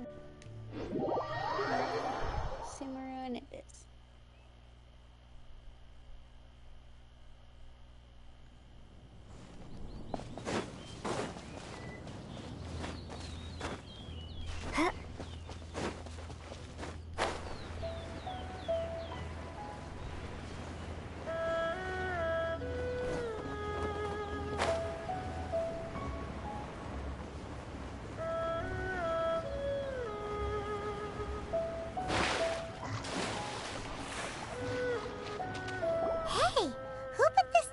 Here. They've even set it ready for dinner. There's a wine jug and everything. Ooh, they even have the guests' names carved into the seats. Here sits Retainer. Here sits Guizhong. Here sits Rex. Maybe Rex is short for Rex Lapis. But Paimon has no idea about Guizhong. As for Retainer... That's it! When Mooncarver was going through the names of his Adepti buddies, he said there was one called Cloud Retainer. So this must be where Cloud Retainer and the other Adepti have their dinner parties. How about we cook up some extra special dishes for the Adepti? We're sure to get Cloud Retainer's attention that way. But what do Adepti even eat anyway? Paimon has no idea. People must make offerings here all the time. Guess all we can do is look around the area for any leftovers. Maybe that'll give us some ideas. Do you think maybe it's at all possible that the Adepti might like to try some sticky honey roast? Probably not.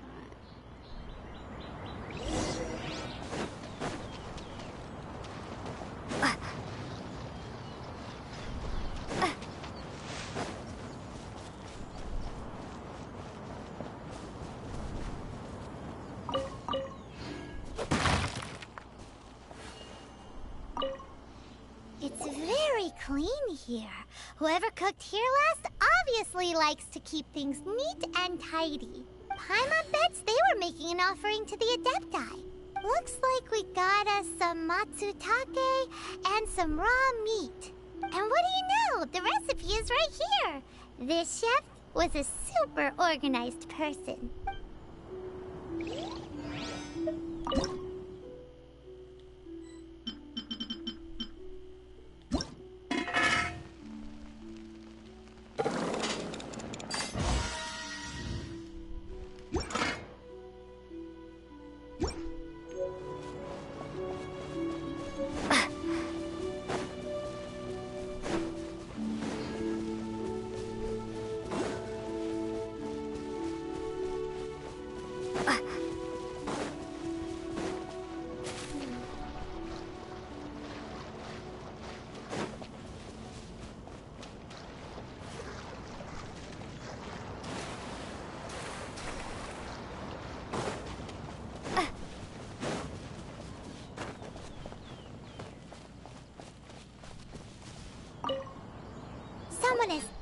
definitely cooked here before.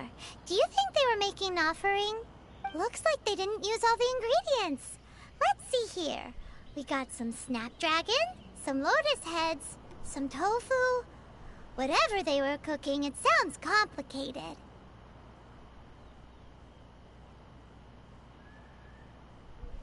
Hey, look over there. They left some notes too. Yup, it's a doozy.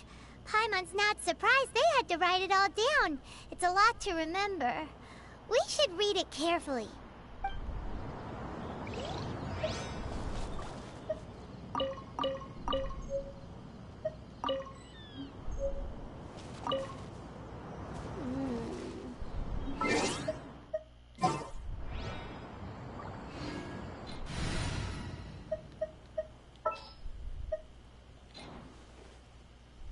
What's our objective?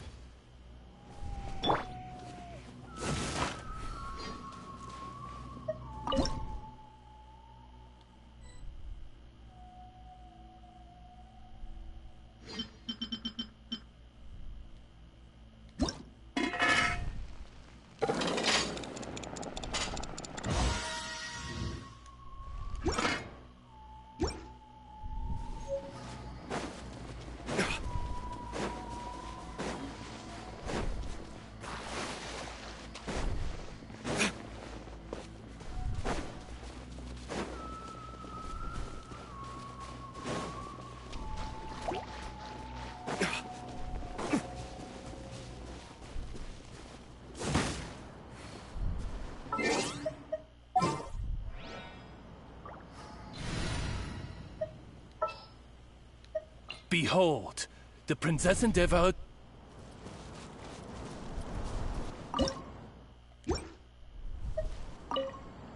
Whoa, the ground is covered in flour. What a messy chef. Seems there's meat in this pot, but Paimon can't tell which kind. Do you think whoever cooked this made it as an offering to the Adepti? Paimon can't quite imagine an offering made of flour and meat. Huh? Our messy chef dropped a piece of paper on the floor. Ew, and there's a huge footprint on it. But footprint aside, maybe it has something to do with this mystery dish.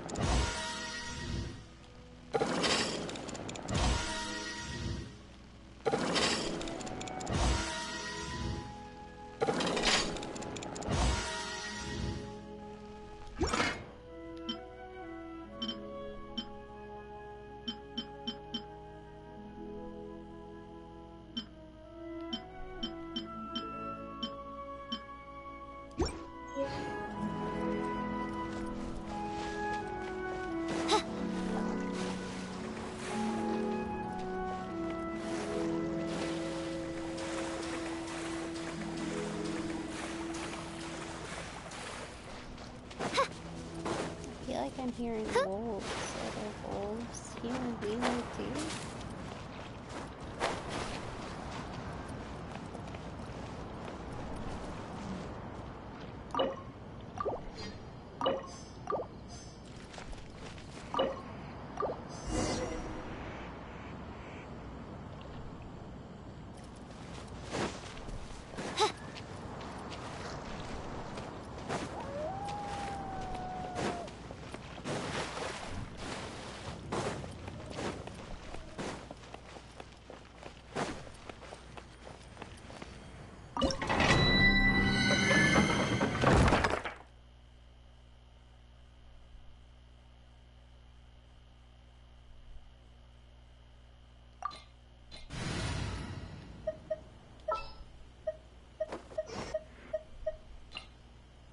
ready.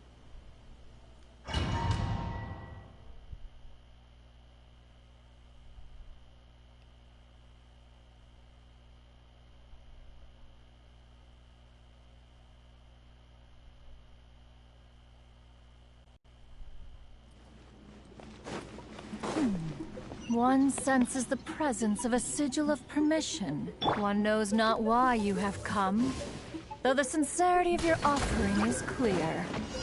Hence, you shall be granted an opportunity. Find your way through mine abode, and you shall receive an audience with the Adeptus whom you seek.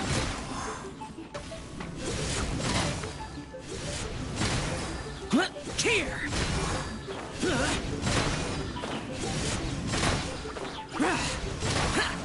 Worthless! Useless!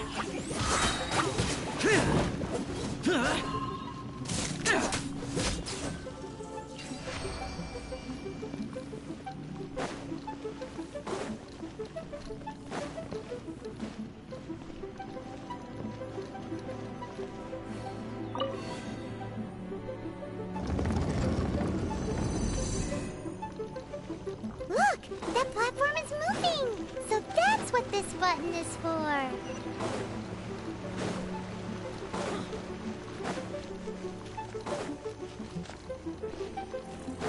As you wish, mein Fräulein.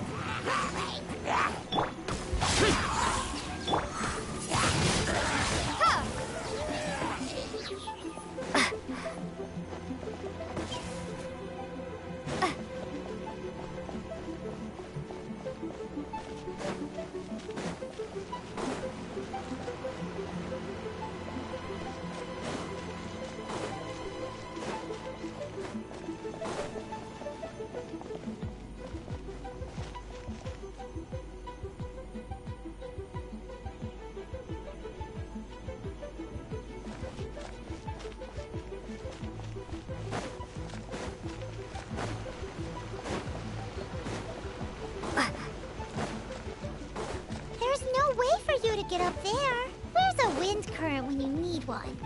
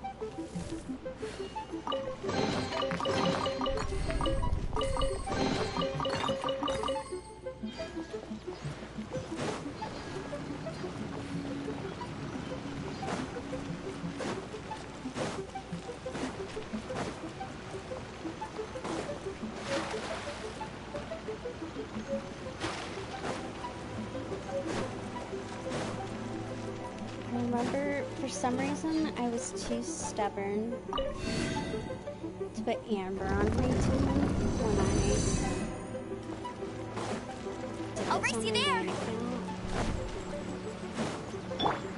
And so I used Bennett.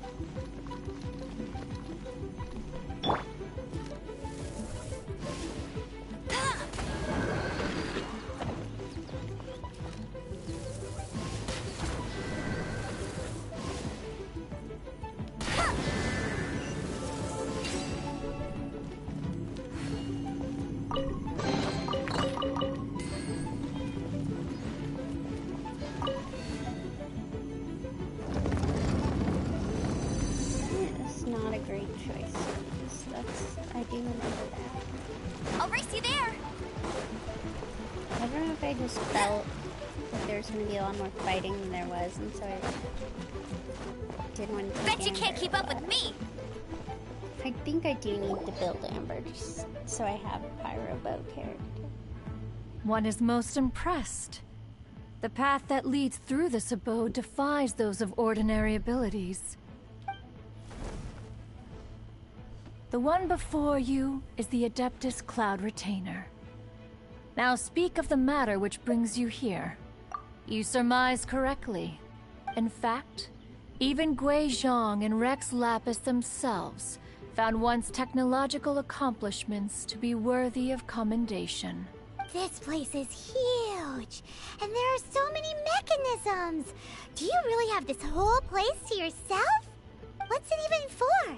Did you build it as your private mechanism workshop or something? It's just like the stories say. The Adepti leave the human world, find somewhere to go be a hermit, and then they research and invent all these amazing things. One is simply not partial to the tedium of social interaction, and wished to find some peace and quiet. Find it one did. Shortly after which, you arrived bearing your sigil of permission. But enough. State the matter which brings you here at once. Rex Lapis. Assassinated? How can this be? Such a heinous crime! Who would dare? The notion is so preposterous as to be unbelievable. One shall have to verify the truth of the matter independently. Perhaps one shall quash Liyue first, then convene with the other Adepti. Wait, what? Did you just say squash Liyue Harbor? Are you seriously gonna wipe out the whole city? Only a response of sufficient magnitude can negate the possibility of further incidents. It is as you say. We have protected Liyue Harbor under the leadership of Rex Lapis for 37 centuries. But in the face of this coup, by nefarious actors, exceptional measures must be taken. Quite yet. Yikes! Quick, you gotta think of something. She wants to squash Liyue flat, and it doesn't seem like she's bluffing. Exactly what Paimon was gonna say. We made all that delicious food and gave every last bit of it to you. We were hoping you might help Liyue out, not wipe Liyue out. Or at least let's, discuss it first. Can't hurt for you to get a second opinion. Contract? A cruel irony that you should appeal to the notion after the merciless murder of the god of contracts himself. The people of Liyue seem quite content to dispense with their contracts. They are quite adept at taking that which is composed of black and white and turning it gray. Nevertheless, Since you come here in the name of contracts, far be it from one to abandon one's own contractual obligations. Least of all when you come bearing a sigil of permission.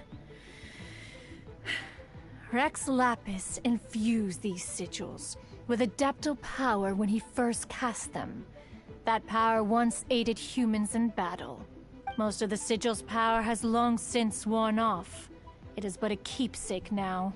This keepsake cannot be taken as proof of your trustworthiness. One must investigate the claims that you make independently. This, no doubt, is Mooncarver's very reason for summoning us. Your audience with the Adeptus before you is now concluded. Leave at once. And see, it just keeps cutting them off.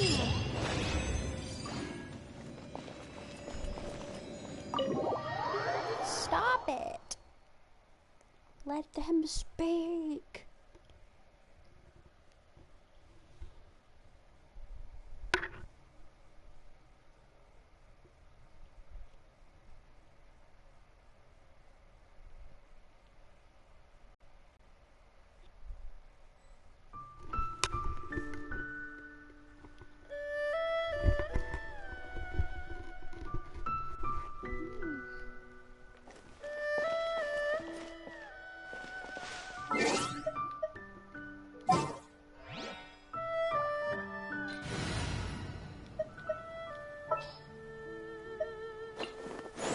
I'll take care of it.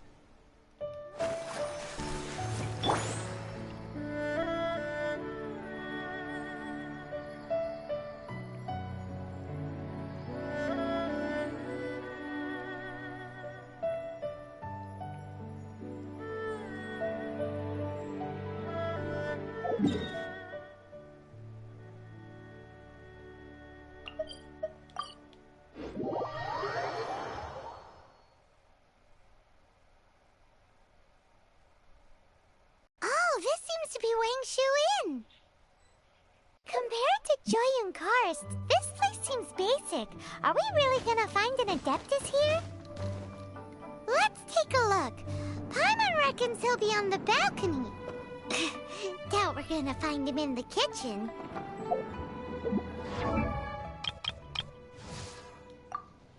I created an...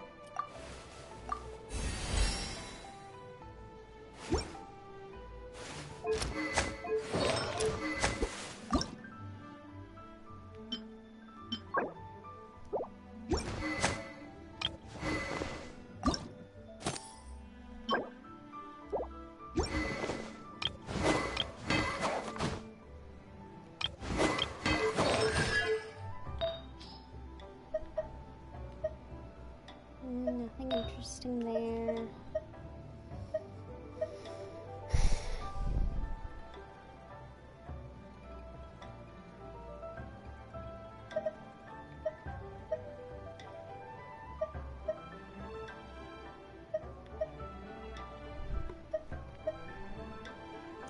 Interesting there.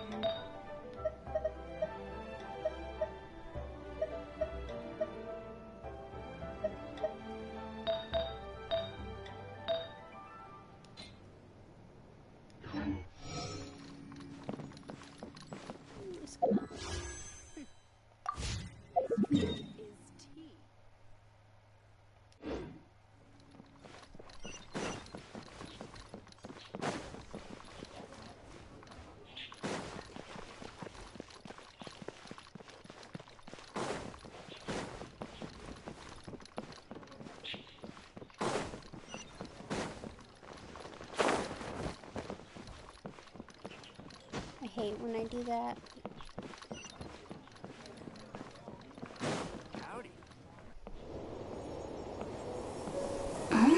Oh, he's not here?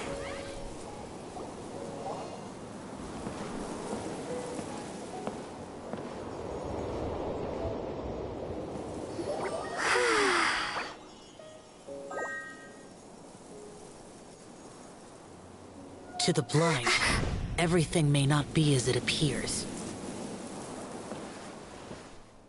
We have the same eyes. A sigil of permission? You came prepared. Though this only prevents me from hurting you myself. Doesn't stop you from getting hurt in other ways. Paimon doesn't get it. Too much contact with our world is breaking the rules. Mortal souls are not as robust as those of Adepti, nor can your blood carry this level of adeptal energy. It's for your own good. Leave. Now. Wait a sec! We came here to... Paimon's peeved! All he does is think about himself! Paimon wants to give him an ugly nickname. But if you tick off an Adeptus, the only thing you'll probably ever find in treasure chests is cabbages. Blech. Guess we should go ask the boss lady of the inn about just how she manages to talk to Adepti.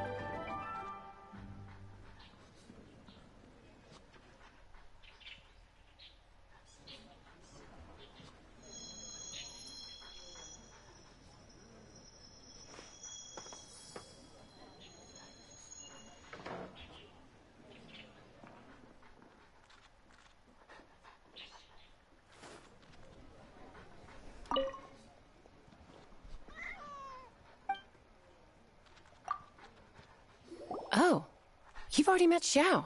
Not bad. Not often he's in a good enough mood to agree to see people. That's his good mood? Oh yes. The Adepti are very hard to come by. Many people go their whole lives praying to them, never once actually getting to see one. When the Geo Archon built Liyue, he borrowed power from the Adepti. But most of them only know how to protect Liyue by fighting. So for many millennia, it has instead been humans who have led Liyue. You really know a lot, huh, boss lady? It's not boss lady, it's just boss. Anyway, seeing as you have the favor of the Adepti, things should be a lot easier. Well, if you want to know my opinion, if you keep Xiao in a good mood, things should be okay. Good mood? Can't really imagine what a good mood looks like for that vigilant Yaksha. Will be interesting, won't it? Come to think of it, I've never seen him smile either. How about this? You go see the chef for a bowl of almond tofu and a plate of whatever it is you're best at making. Almond tofu is one of the few human foods Xiao likes. The other dish is up to you. Up to us, eh? What do you think you're the best at cooking? Really hard to screw that one up, right?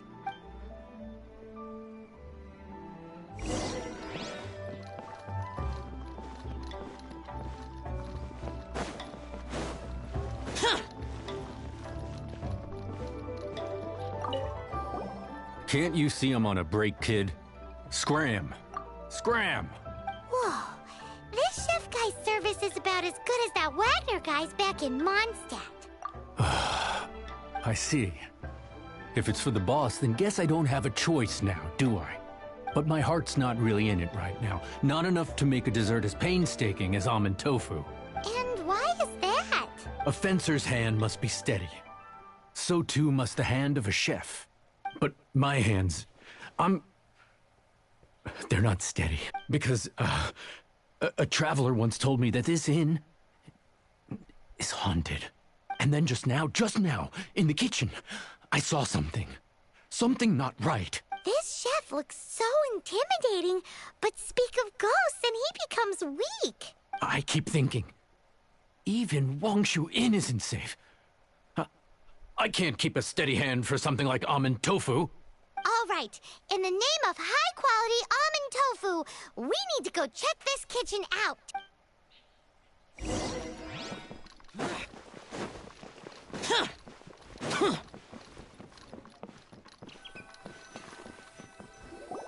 Doesn't seem to be anything.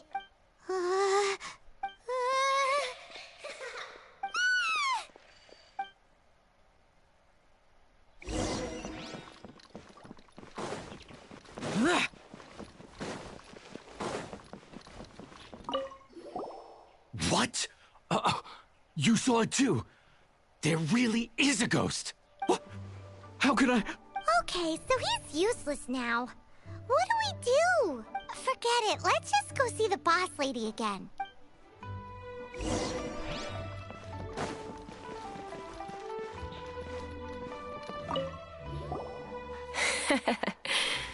Scared of something so insignificant. Hard to believe he was once a notorious bandit. You don't seem that afraid of ghosts, boss lady. Gods and ghosts. I've seen it all before.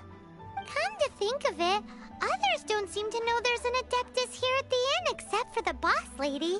Shh. Say any more and you'll be divulging my little secret. Right. Best you two be off. Go see to it that little ghost doesn't go scaring anybody else. Not that I'm ordering you around. It's like the Adeptus said. Mortal souls are not as robust as those of the Adepti, so as not to be harmed when dealing with the Adepti, you can start by practicing with that ghost. But how should we persuade the ghost? There is a calligraphy painting in the inn known as the Witness Sigil. It's been in circulation for over 1,000 years. Go take a look at it. Once you have, look for a place outside where you can see the exact same Witness Sigil formation.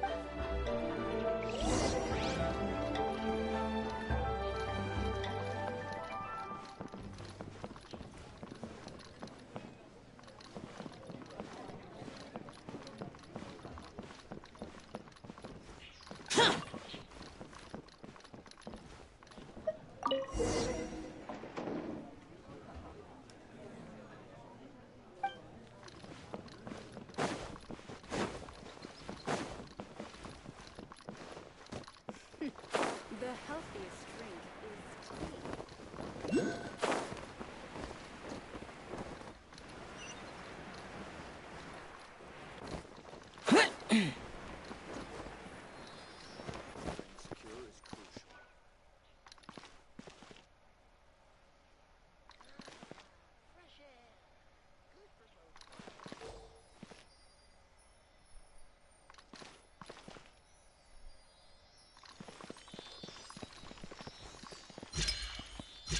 There she is!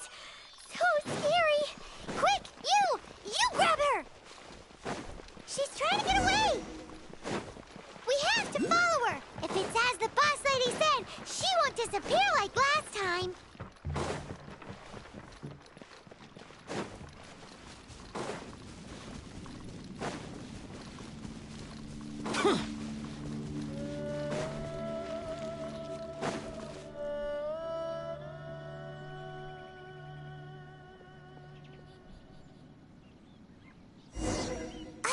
She doesn't know when to give up! This old decrepit ruin guard? Surely it's not possessed!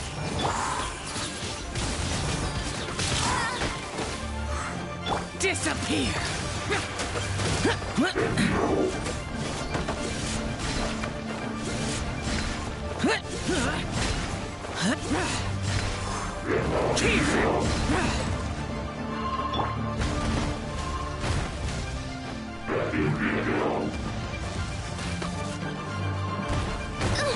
Insubordination! I'll protect us.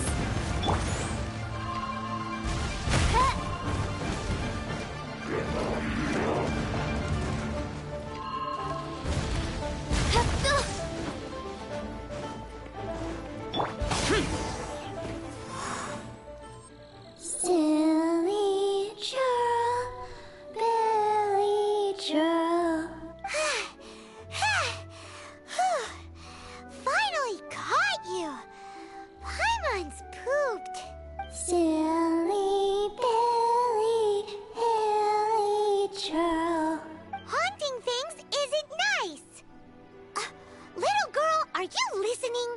Chilly churl, frilly churl. Now listen here, young lady! Oh, okay. Dusky Ming won't tease the travelers at the inn anymore. Next time, you can come play with Dusky Ming. If you don't come and play, Dusky Ming will come find you.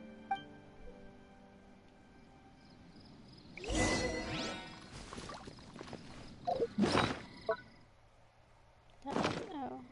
guess while we're here, we can look at this sigil. A token lit from Child of Tuli. Normally, the people of Leeway can only hold rituals to worship the Adepti in the peripheral areas of Julian Karst, where he who holds his key may safely enter the residence of the Adepti. That's what we're trying to go after.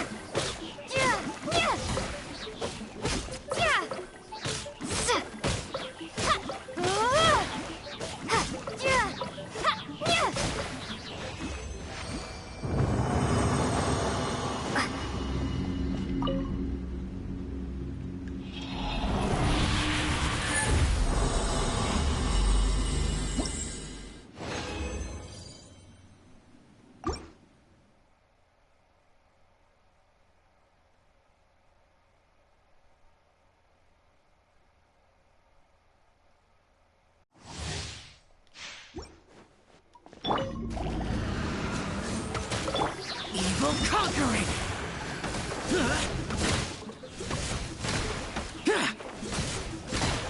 Worthless!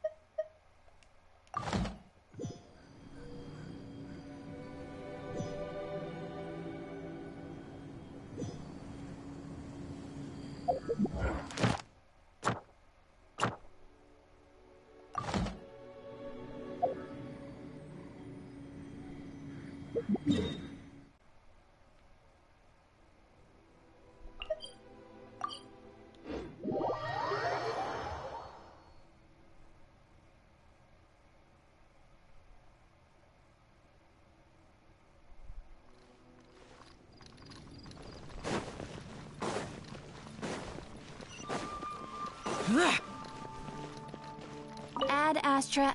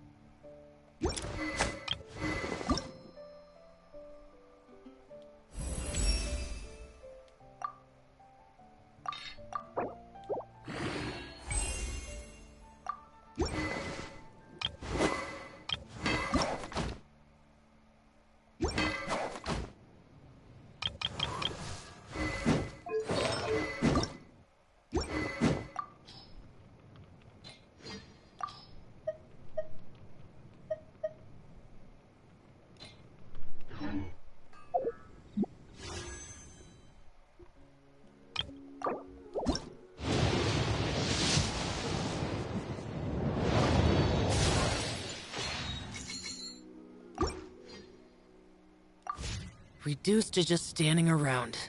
How absurd.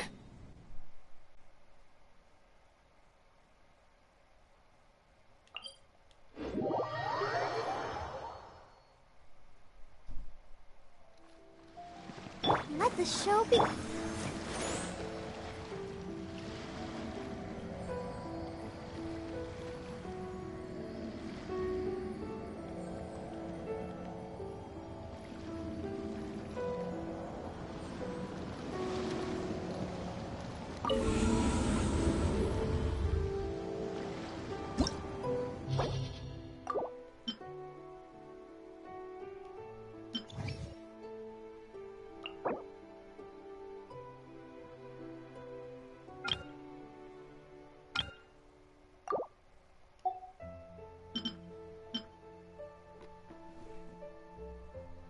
Hello.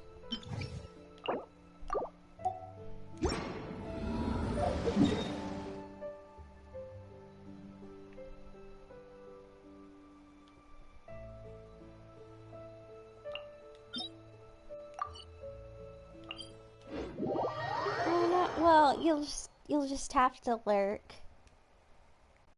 Truthfully, there's not a ton going on. I'm just doing the Leeway Archon quest. I just run into some things that I've gotta do.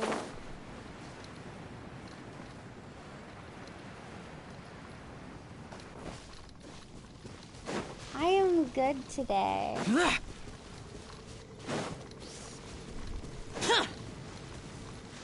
Chilling out with Genshin.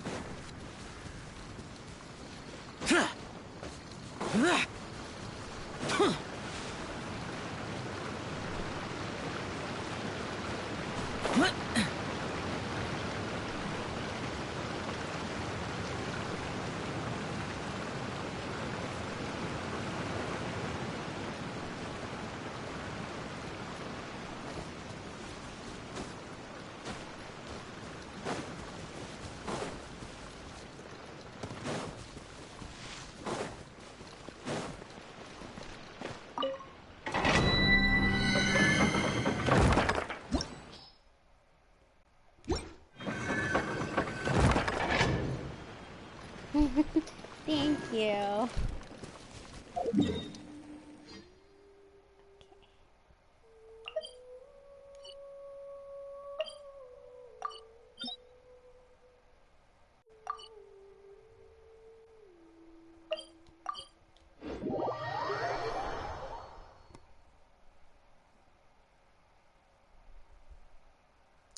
Hoping.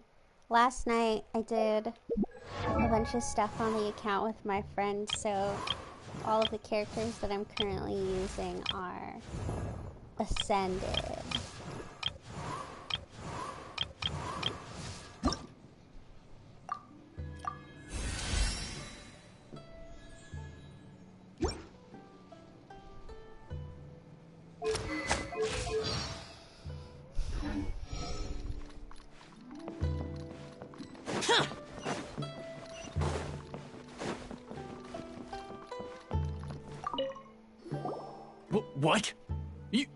You really got the ghost to promise to stop haunting the inn?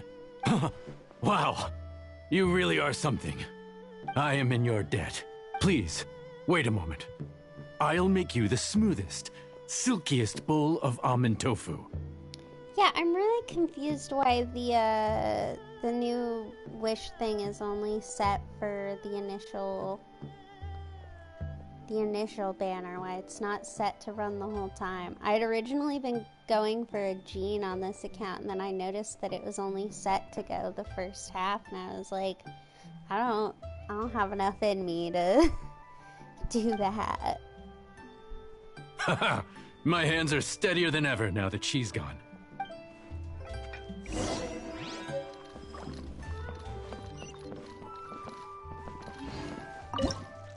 Didn't I say I was gonna make a salad?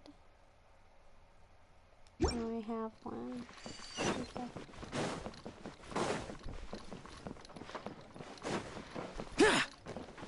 You did miss me reading, not bedtime stories, but I was reading stories. I was reading some of the books. We got 39 wishes. I'm at... I don't even know. I'm at like maybe 5 or 6 before I looked at the time remaining. I just don't fully understand why they've made it such a short period. The damned will sooner die again than... You two, again. Wait, don't go disappearing again! What's this? It's your favorite, almond tofu, as well as this distant traveler's best dish, a satisfying salad. Quick, tell him everything before he finishes eating. Oh. Rex Lapis. How could this be? I can't imagine it. Though times have changed, I've never imagined a Liyue without him.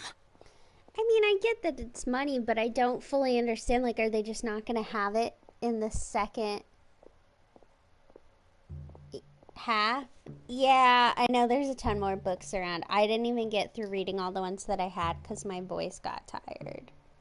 So we had to stop. But I'll pick everything else up when I do exploration for Liyue, but... No, I don't understand, like, are they just not going to have it in the second half banners? Because if they were, they would have... It's either going to be a surprise, or they would have announced in the live stream that, like, okay, second half is going to be the Liyue one. Like, I don't get it. I don't understand. Like, I understand money, but I don't understand... Maybe I just misunderstood from the live stream that it was only going to be the first half, but that's not what I got out of the live stream, I guess. The ruling Qixing. Just what role have they played in this? I will seek Mooncarver, Mountain Shaper, and Cloud Retainer. It is time they too made their decisions.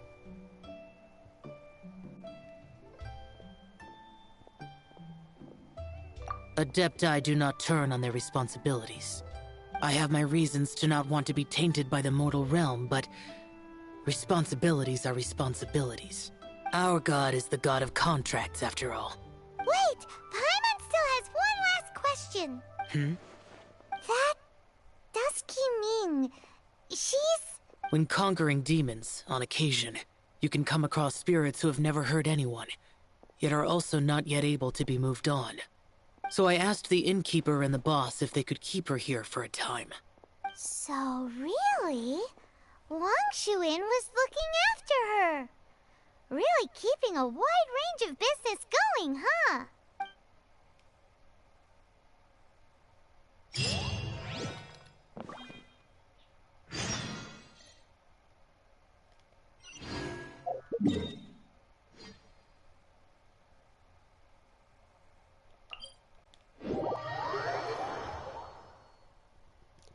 I mean, in their defense, I don't fully watch the live streams most of the time. There was a period where I did.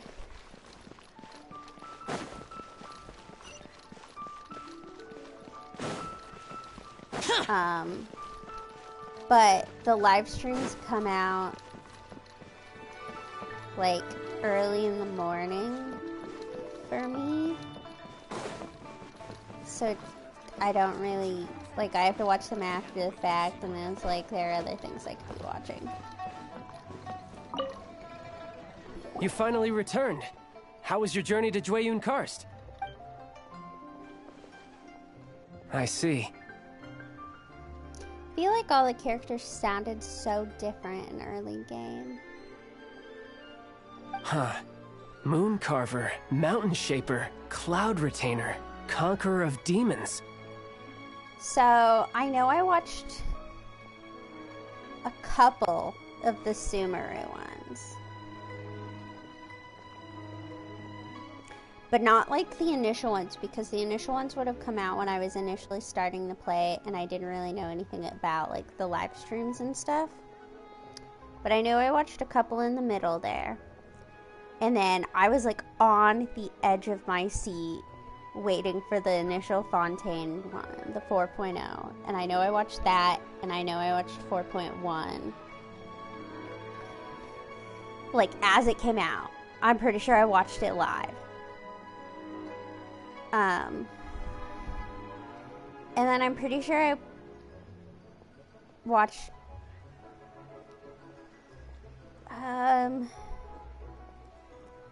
Yeah, 4.1's kind of where it fell off, and I know the next couple ones I, like, skipped through.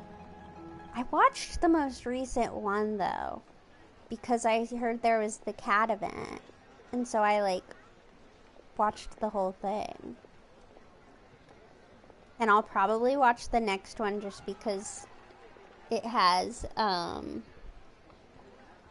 usually watch ones when new areas are releasing, just to see, you know, what they say about it. Like, stuff like that. This banner, like I said, the only reason I watched is because of the cat event. So I thought that was fun. But usually I wouldn't watch it for, like, just releases where all you're doing is events. Like, I didn't watch the one for,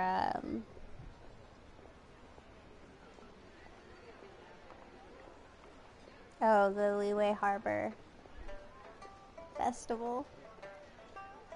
Oh my gosh, I should know this, but I can't think of it. The one that just happened.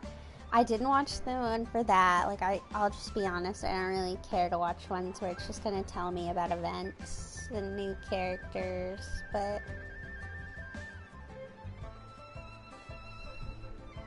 And most of the time, when it's talking about character releases, I skip through those sections because, like, I don't care. At this point, I'm usually not pulling a character for their kit. I'm pulling it because I like it. Like, I've already announced I'm pulling Clarent, but, like, I know nothing about her kit. She could be the trashiest character ever, and I'd pull her.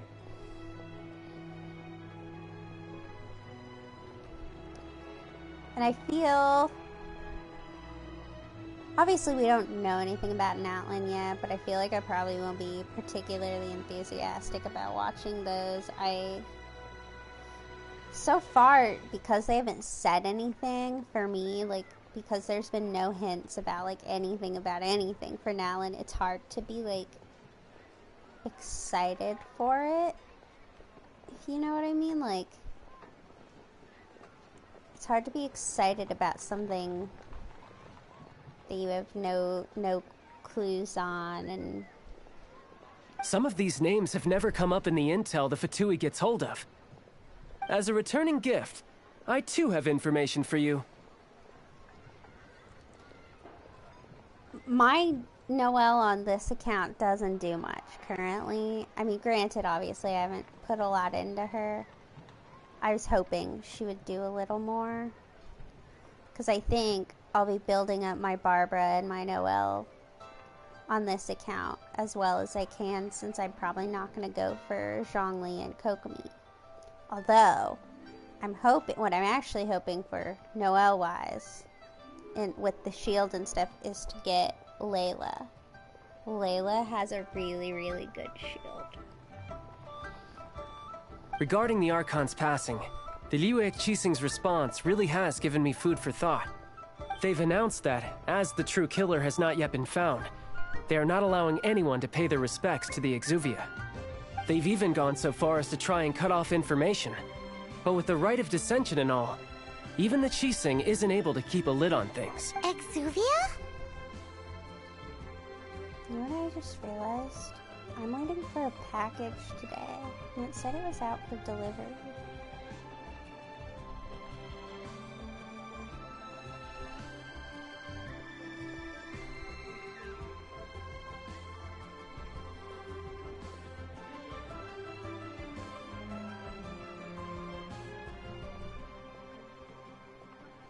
Okay, it's still not here. I just thought about that.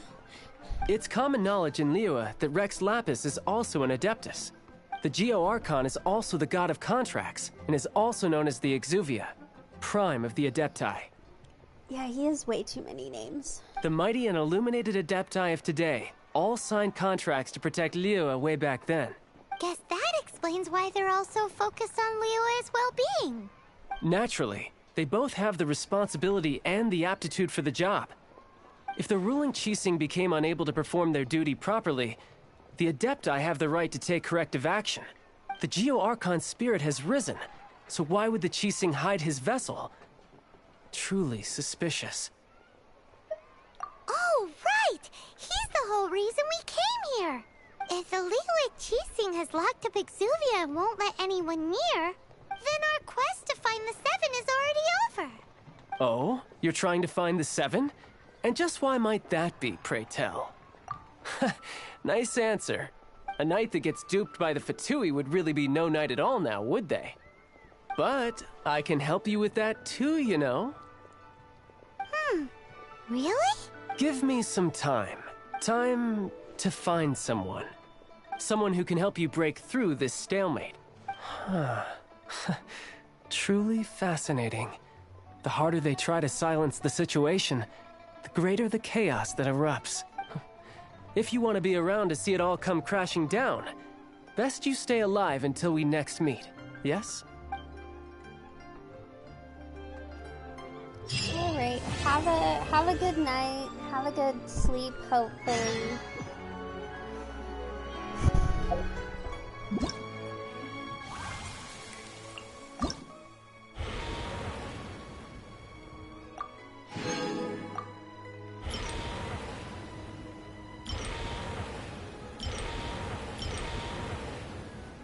I kind of like the noises this makes. Sorry.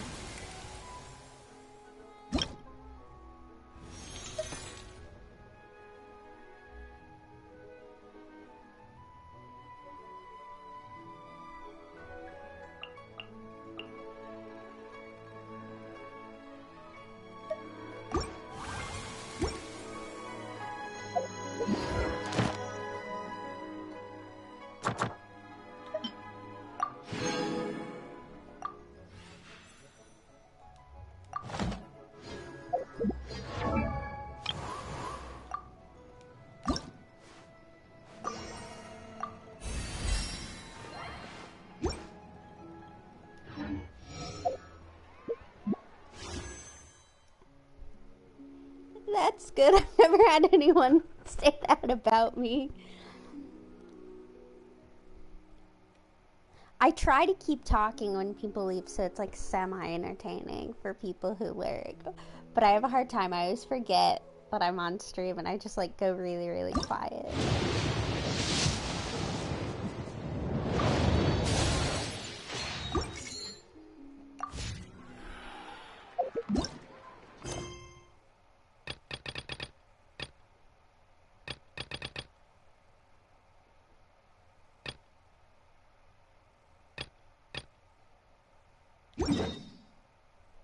I'm gonna go run around and do these real quick while I'm waiting for the next day to come. I know I could skip time, but... Oh, protect us! Oz, reveal thy...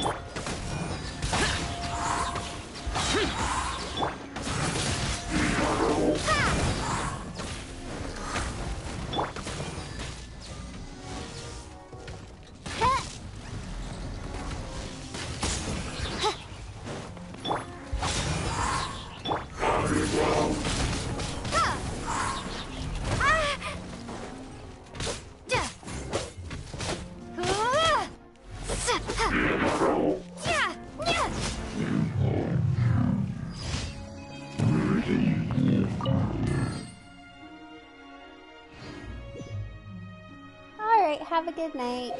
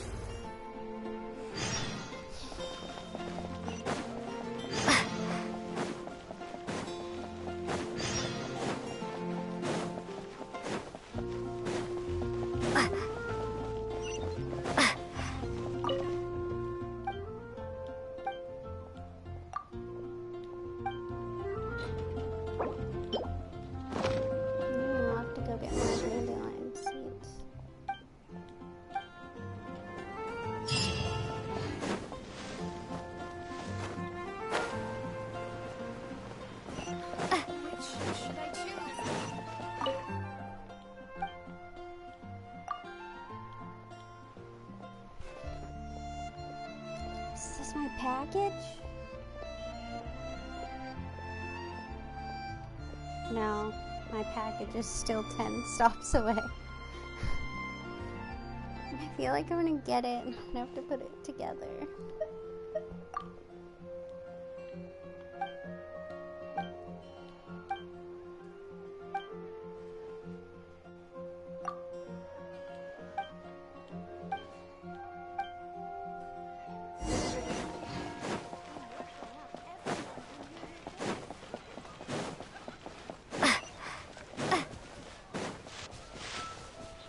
Windblade! Useless. Boring.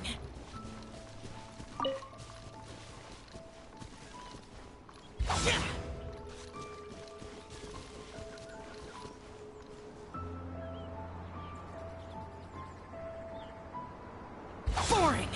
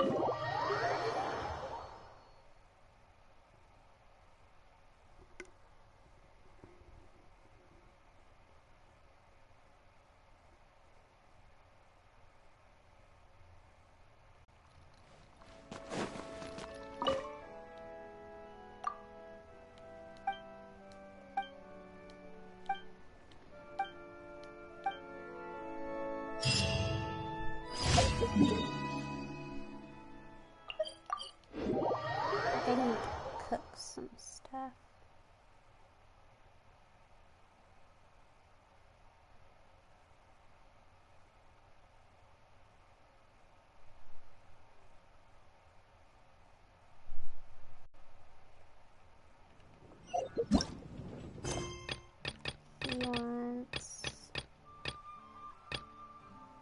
He wants that grilled fish.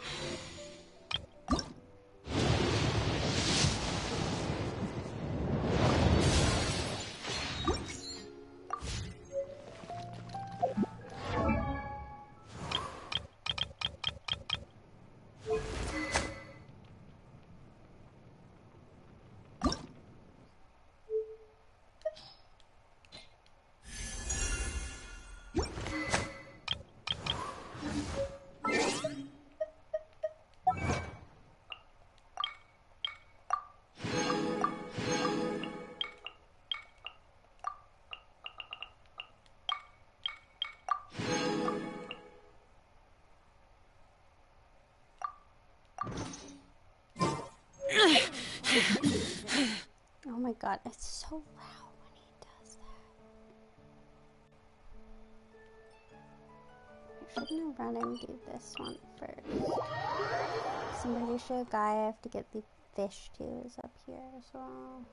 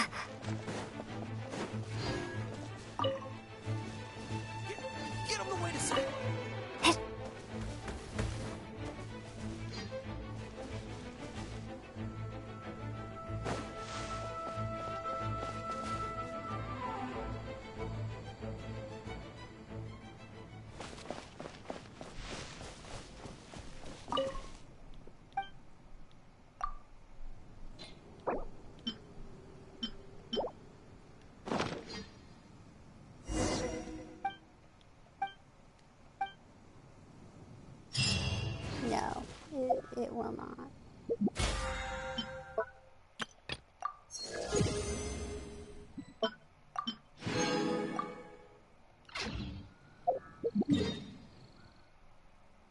Can assure you, you will not be manlier.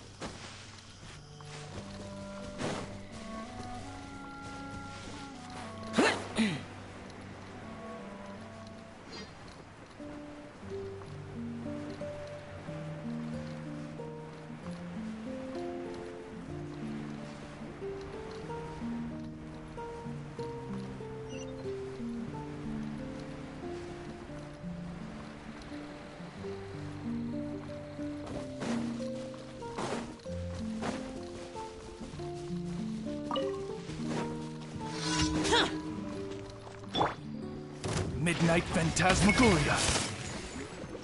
Yeah! Disappear!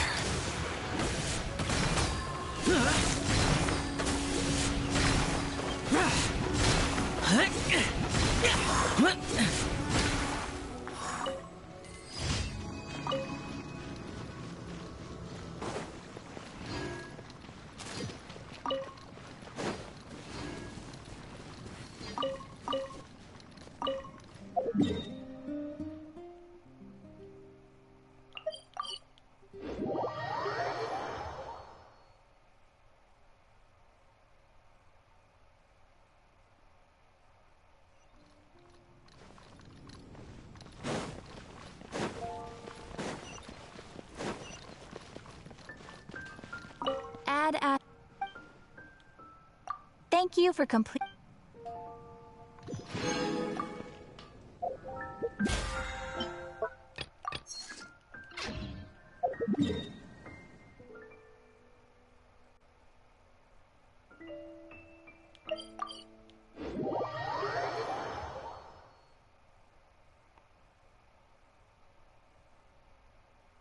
Okay, now I'm gonna clean up some tiny little side quests that we have.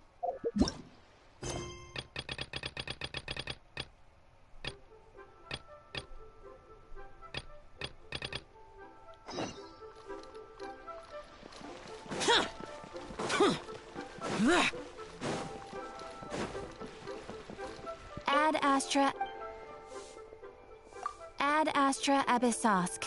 Welcome to the Adventurers Guild.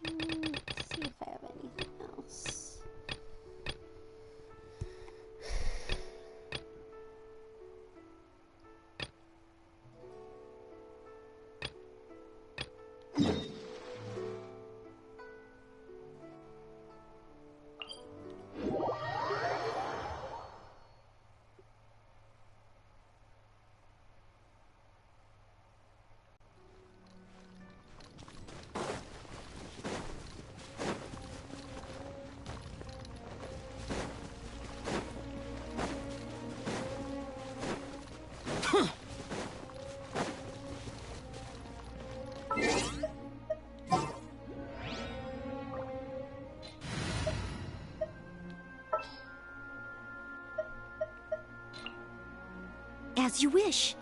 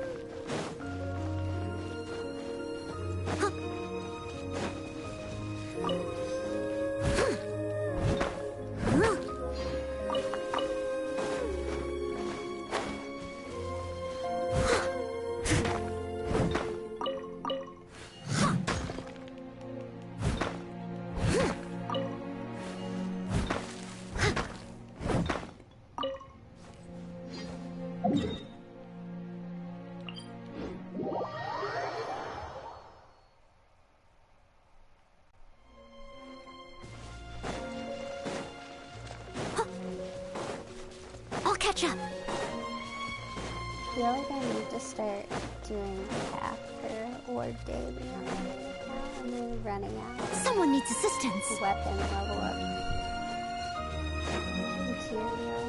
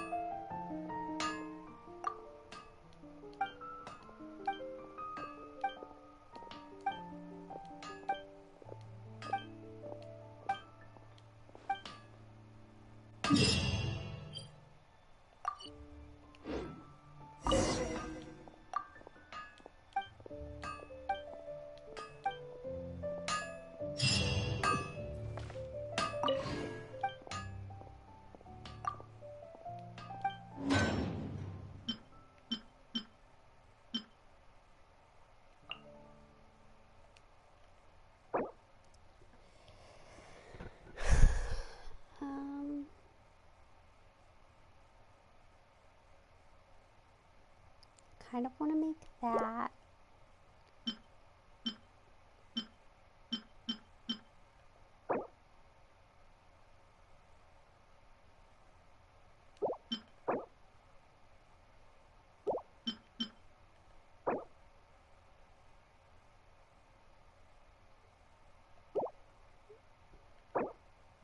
I want to make that.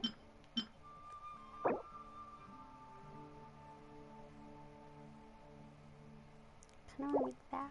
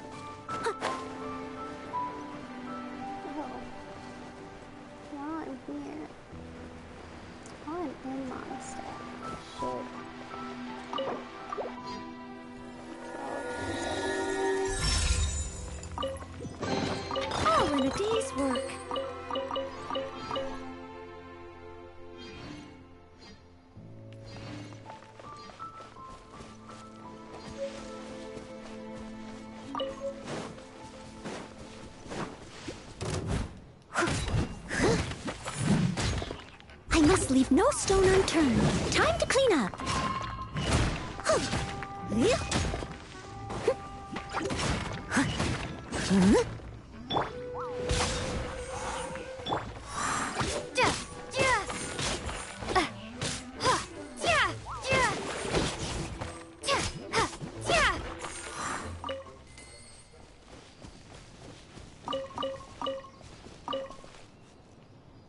Someone needs assistance.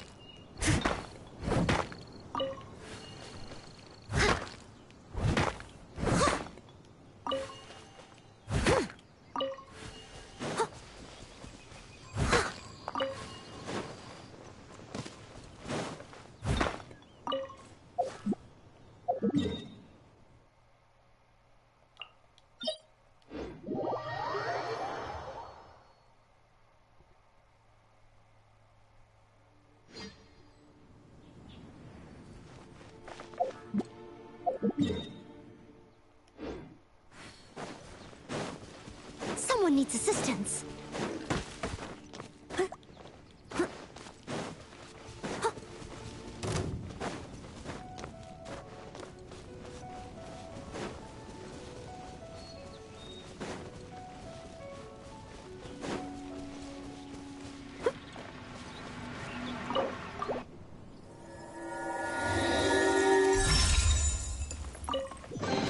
A little dusty. Best give it a spring cleaning. Let's see, where are the other ones?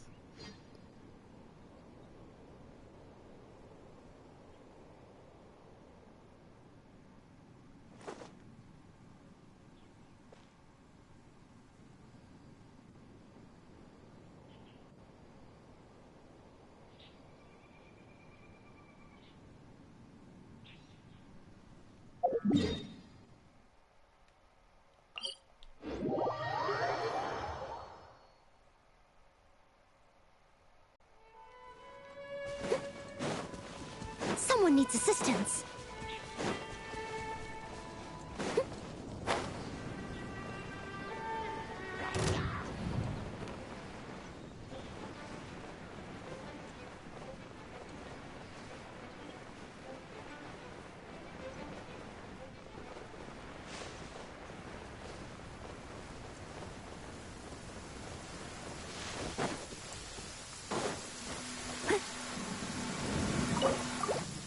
Oh dear, everyone's laundry is still on the line. A little dusty. Best give it a spring cleaning. Okay. Crap, how do I have them all marked off?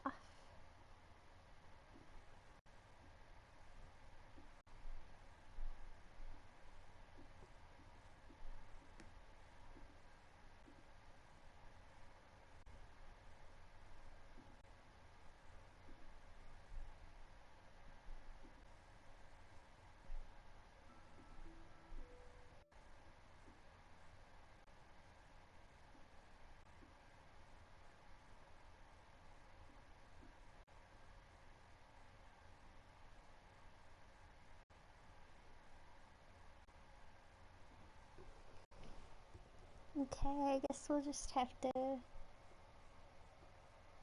go and find them.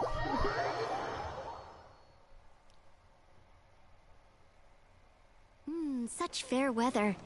Why don't we do a bit of sunny work? Oh, what sort of work is that, you ask? Well, anything that makes you feel bright and sunny, too.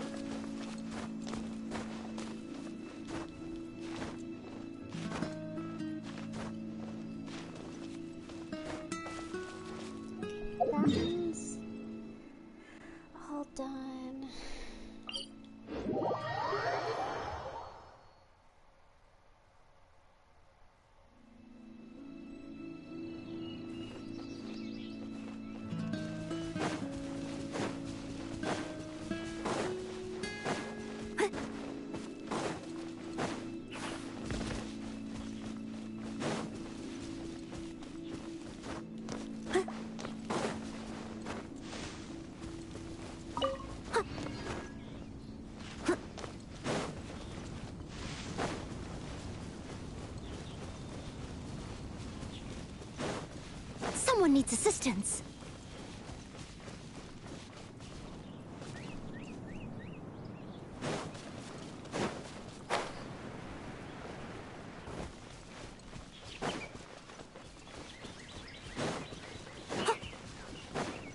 That one's open.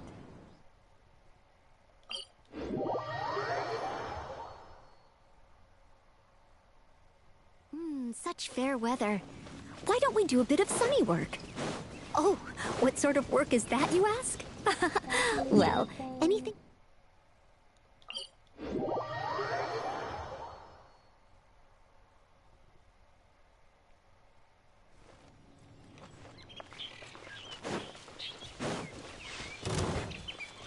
Someone needs assistance.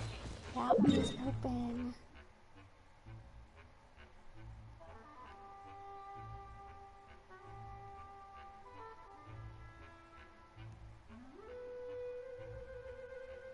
Oh my gosh, I found it. Found it.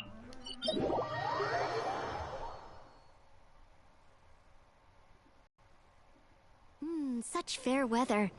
Why don't we do a bit of sunny work? Oh, what sort of work is that, you ask? Well, anything that makes you feel bright and sunny, too.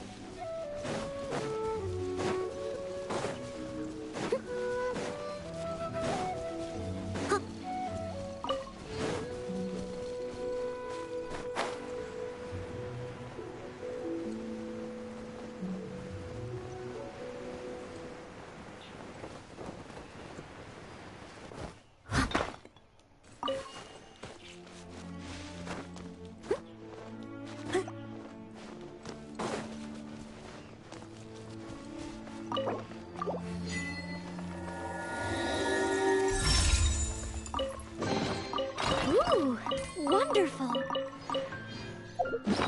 you have any leeway ones? Real quick. Okay, I don't.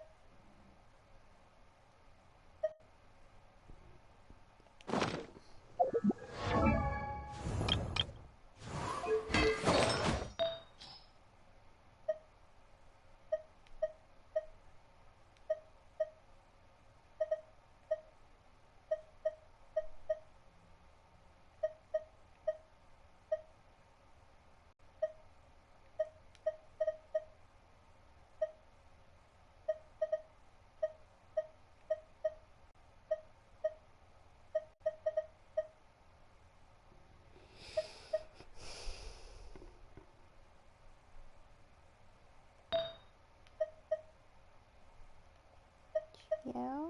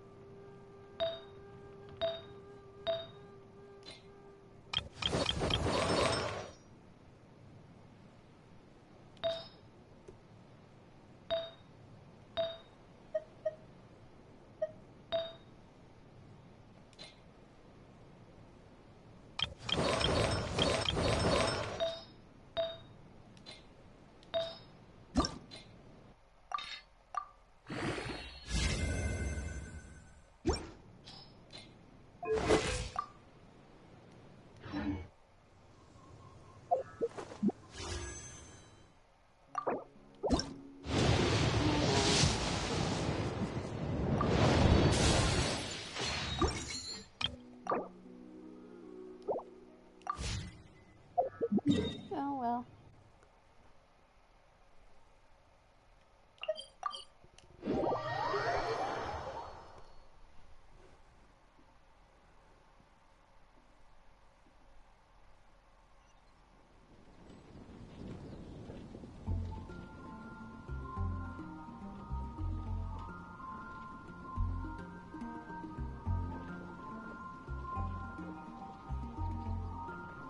Oh, I forgot. I was going to finish looking for these.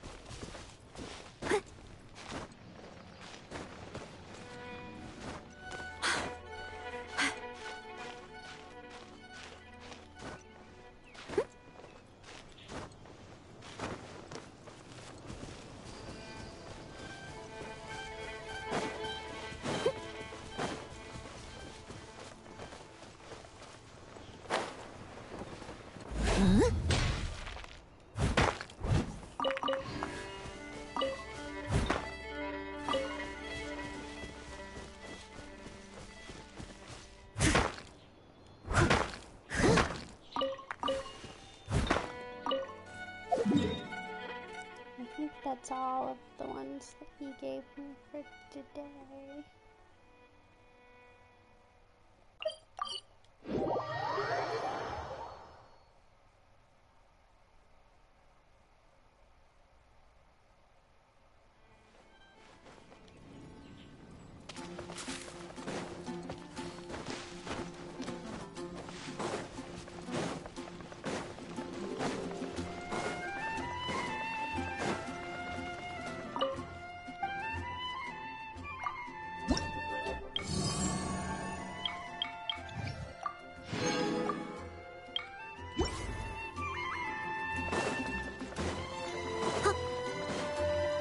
Someone needs assistance.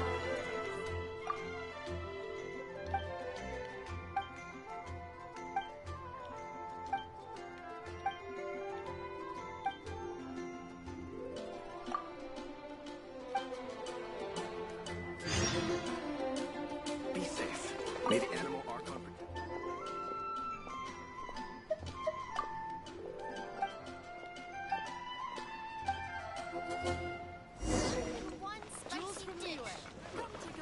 Go ahead and pick up some new pieces.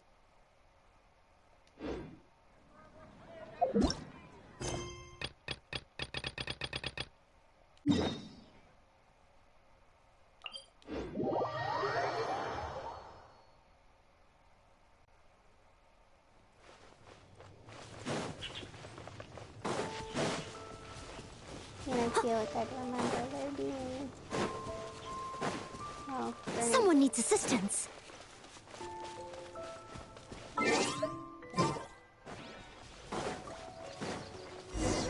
Leave it all to me.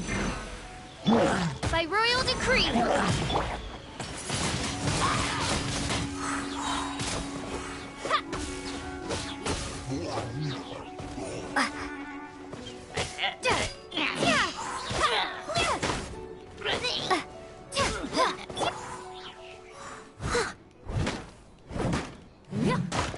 I'll catch up.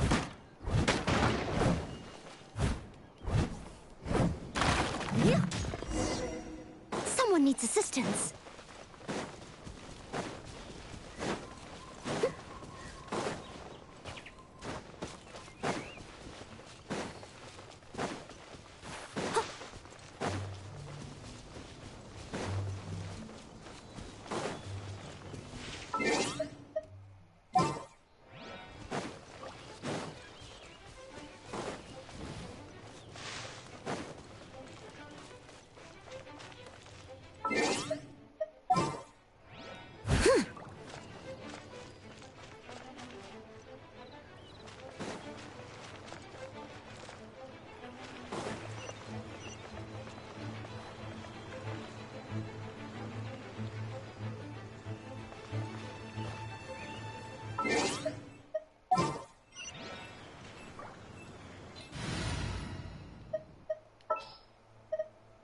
Let's go.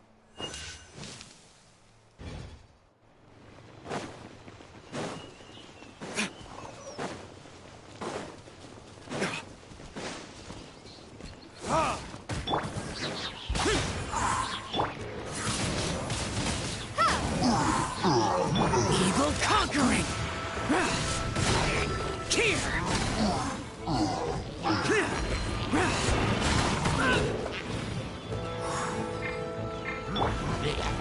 Burn!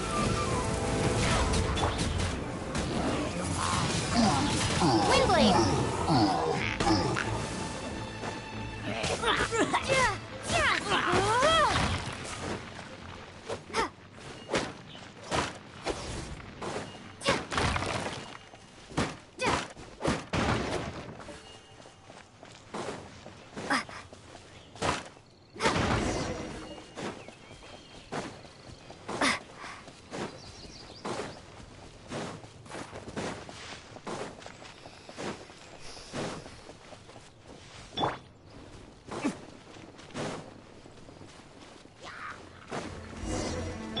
Shadow Raven, let night fall!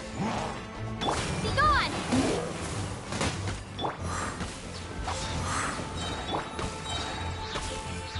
Verdict is...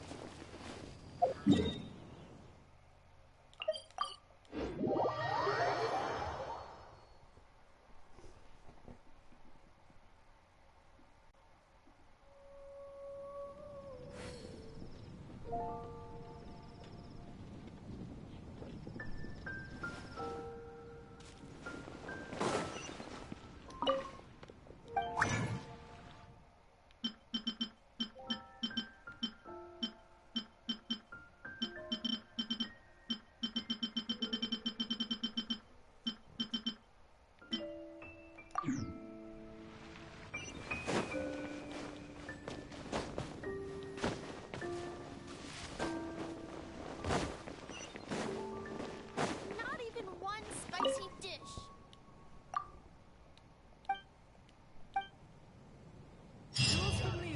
Come take a look.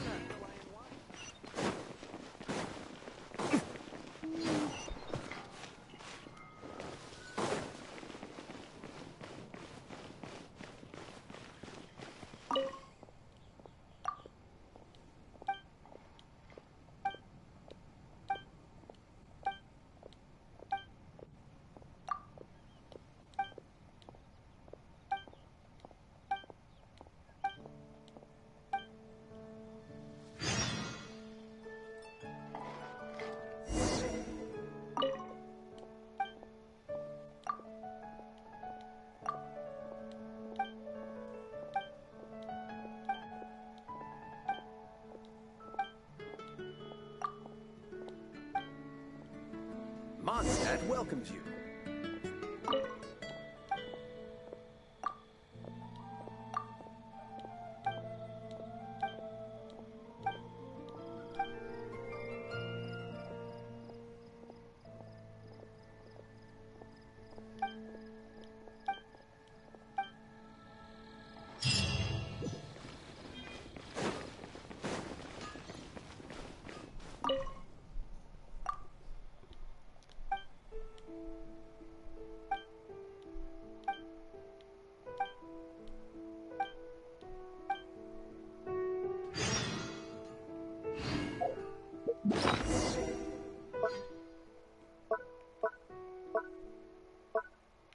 Okay, let's read this.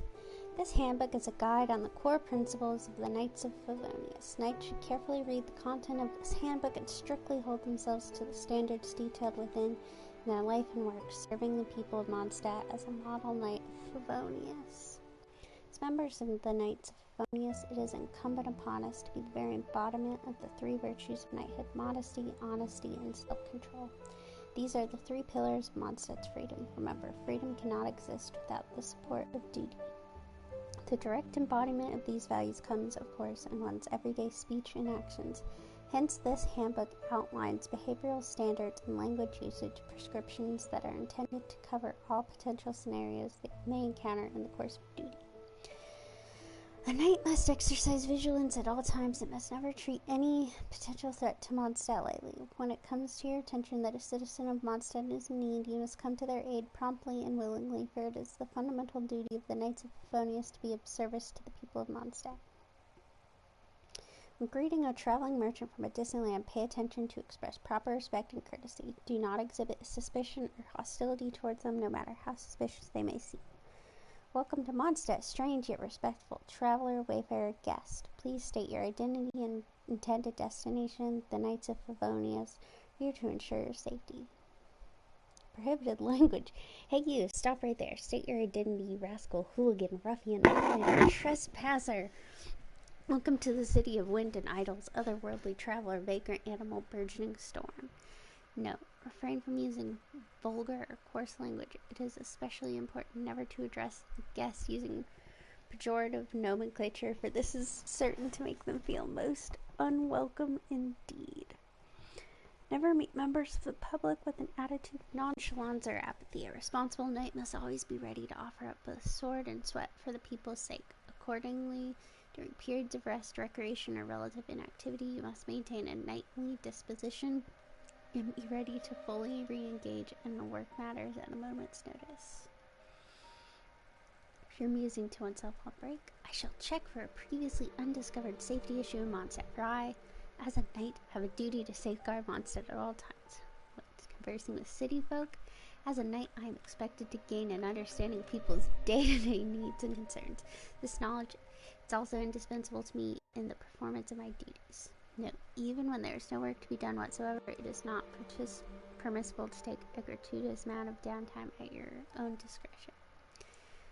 Imagine having a lifetime supply of cider. Noelle, have you got a minute? The acting Grandmaster is instructing Noelle to immediately report any work-shy knights who attempt to delegate their existing duties to her. It should go without saying that this behavior is entirely unacceptable. Penalties for violations will take the form of reduced vacation allowance and or salary deductions. The next time that you consider skirting your duties, you're strongly advised to consider whether the consequences are worth it. Sorry.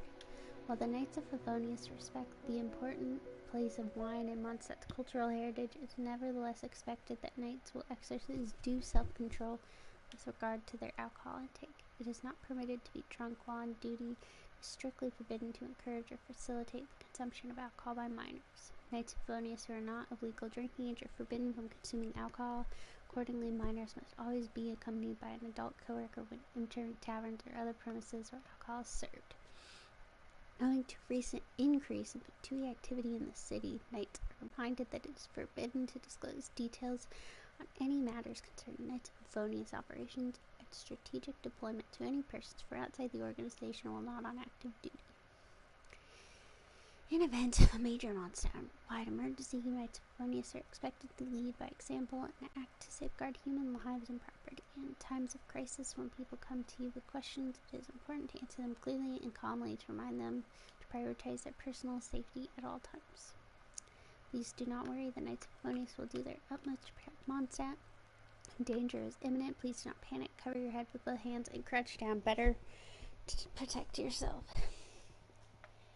Then follow the instructions given to you by the Knights of Favonius crew, who will lead you to safety in swift and orderly fashion. Please rest assured that even though Grandmaster Varka is not currently in Mondstadt, the Knights of Favonius are quite well equipped to deal with this crisis in a swift and elegant manner, only applicable during Grandmaster's absence. We've never had to deal with a situation like this before. Even the knights are powerless in the face of a crisis of this magnitude. Even in extreme cases, when the crisis is indeed of a kind that has not been seen before, it is imperative that you do not appear overwhelmed in front of members of the public, and that you do not say anything to call into question the capabilities of the Knights of Favonius. When greeting travelers from afar, please act hospitably by informing them of the locations of essential businesses and services, recommending popular tourist attractions, and giving any further assistance they may request or require. If it's your first time here, I recommend visiting the Mondstadt Cathedral. If you're tired, go have some Mondstadt's famous wine at a tavern called Angel Share. Remember to espouse the virtues of modesty and honesty also in your interactions with coworkers and companions. That is to say, be self-effacing in conversation with comrades and be open and truthful with them, nurturing and maintaining a sense of camaraderie and solidarity between all our knights is the first line of defense against the enemy. That is wonderful. I've never had a battle experience like that before. Avoid exaggerating your speech to the point where you become overbearing. Your words and tone should simply express a sufficient degree of respect and cordiality toward your fellow knights. As guardians of Mondstadt, serving as the shield of the Animal Archon, the Knights of Favonius must set an example for others to follow. Under no circumstances should any knights ever violate the rules and regulations of Mondstadt. If any knight is found to have damaged public property or the private property of a citizen of Mondstadt while not on duty, following a damage assessment, an amount equivalent to the damages cost shall be deducted from the salary and or bonus of the knight in question. Knights who are minors at the time of violation who therefore do not receive a former salary will be penalized with solitary confinement in lieu of a fine, with a period of incarceration to be determined based on severity of the violation.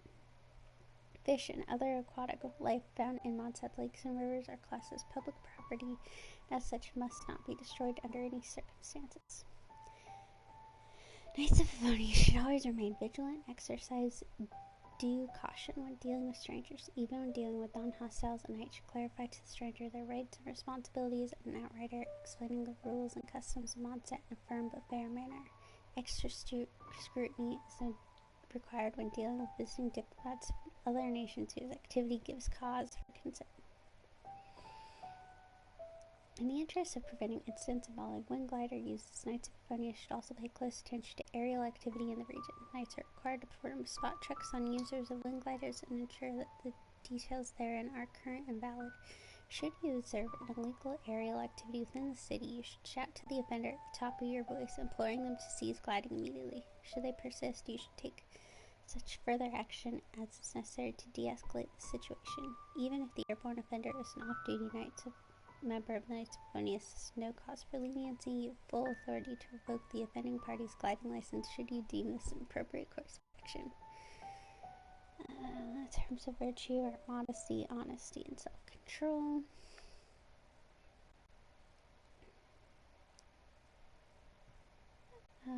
Refers to various honorifics used to address members of the public, including visitors to Mondstadt, as public servants to the free people of Mondstadt, and hosts to others from beyond our borders. We are expected to use the appropriate terms of address in all encounters as an act of courtesy. And education and etiquette is mandatory for all serving knights. Duty refers to our responsibility to serve the people of Mondstadt and protect the freedom of Mondstadt. Officially appointed Knights of Favonius refrain from talking flippantly or irreverently about their responsibilities or their honor as a knight in their day-to-day lives, so as to preserve the dignity of our organization's reputation. The Animo Archon. The Animo Archon Barbatos is the god of wind and song, the grantor and guardian of Mondstadt's freedom, and the one with whom people of this land have placed their faith. As an organization, the Knights of Favonius heeds to the will of the Animal Archon. This means we must be prepared to go to war in the event that Mondstadt's freedom comes under threat. Need to add additional material in this term. Several members of the Knights of Favonius and even the church seem not to have any belief in the Animal Archon at all. Fatui. Diplomats and other agents of Schnoz and Io stationed here in Mondstadt, they are afforded diplomatic immunity within our borders. Their activities are shrouded in mystery and deceit, and their intentions are obscure. Always be wary around members of Fatui. If you observe any suspicious activity, report it to headquarters immediately while taking care to prioritize your personal safety. The Abyss Order, a mysterious group of enemies from the Abyss. No one knows how they came to be or what they seek. Occasionally they can be spotted causing trouble near Mondstadt. Members of the Abyss Order are highly dangerous. We will counter one, exercise extreme caution, and report its location and activity to headquarters as soon as possible. Storm Terror's lair refers to the ruins that lie to the northwest of Mondstadt. Legend holds that this area was once a city where a tyrant ruled from his tower. It has since been occupied by Dvalin, who shelters himself there. For this reason, these ruins have been named Storm Terror's lair. Wind go with you. Finding someone to chat to would be better than just...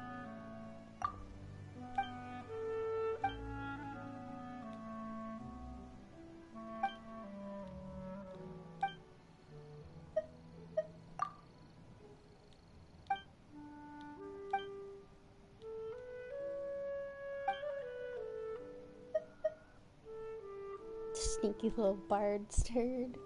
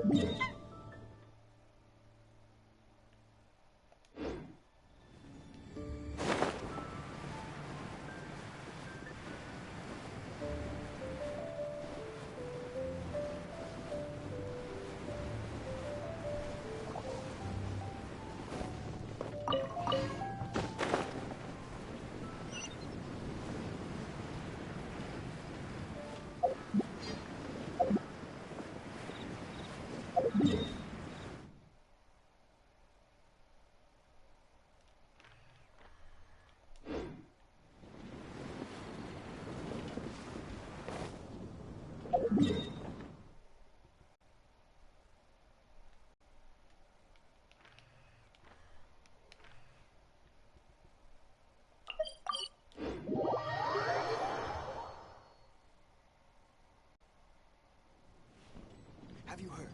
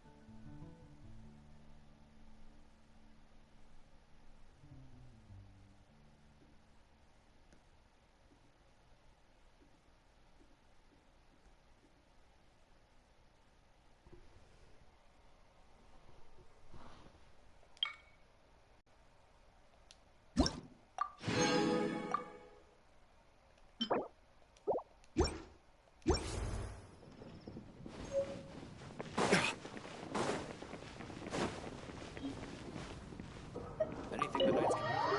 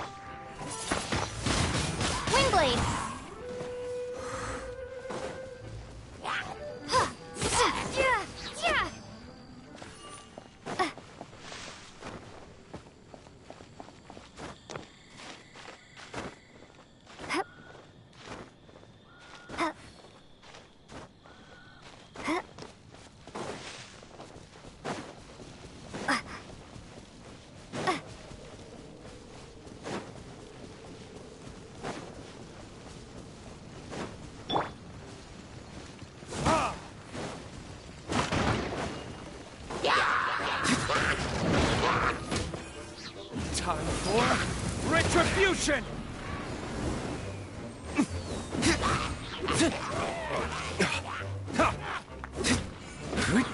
Yeah!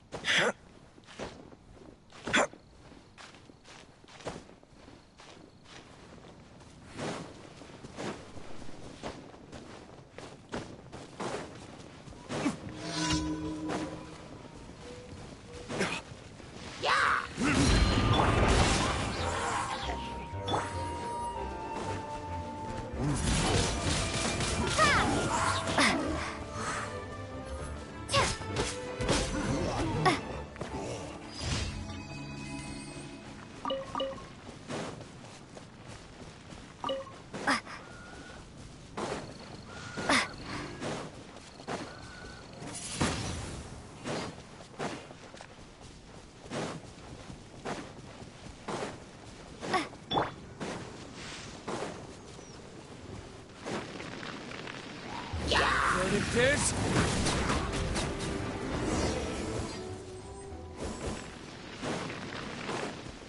Midnight Phantasmagoria!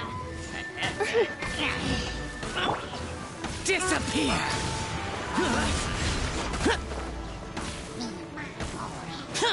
Worthless! Here! Worthless!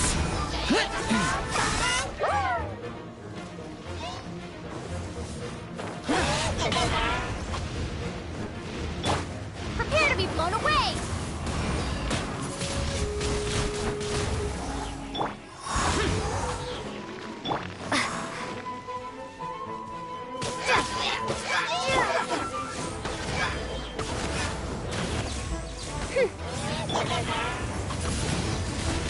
Wingblade!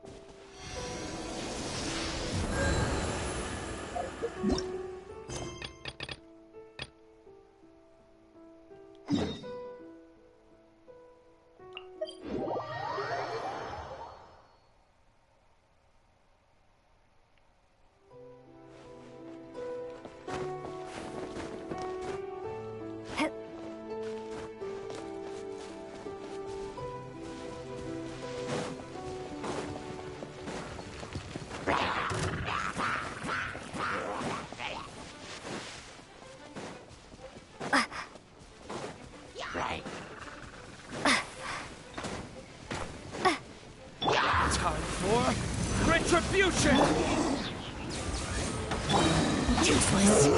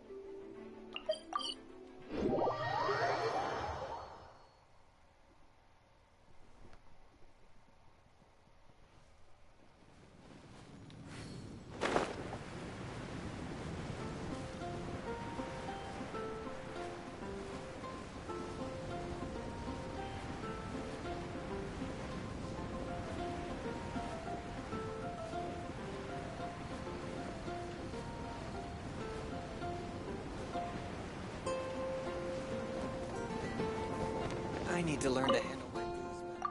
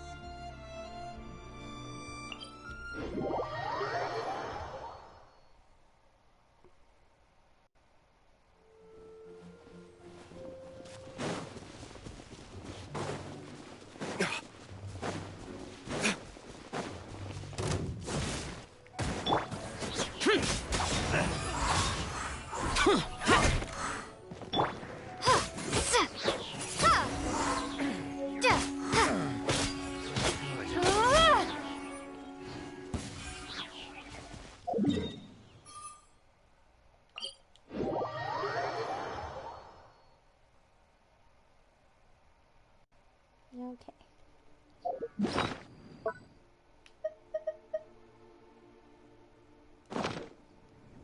Bad handwriting.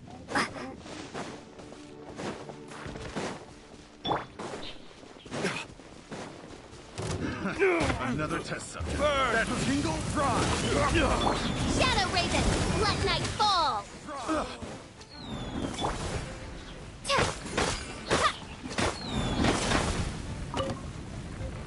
Have a little taste.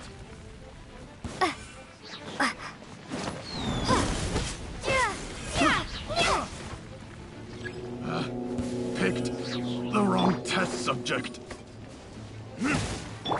Useless. Boring. Oz, reveal thyself. Think? Wings of darkness. Come, sever night from day.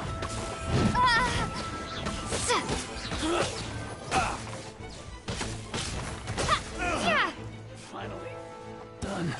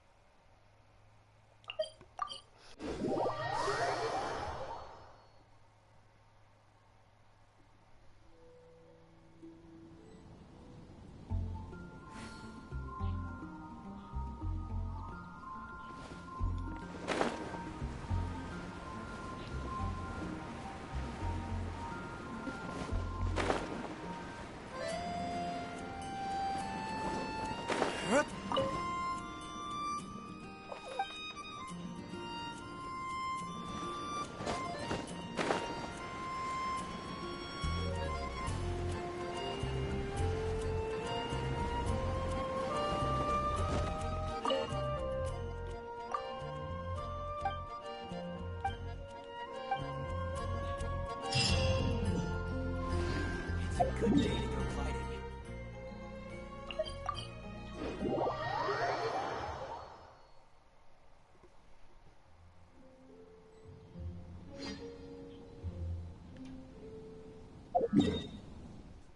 Okay. Cleans up a bunch of the little quests in Mondstadt.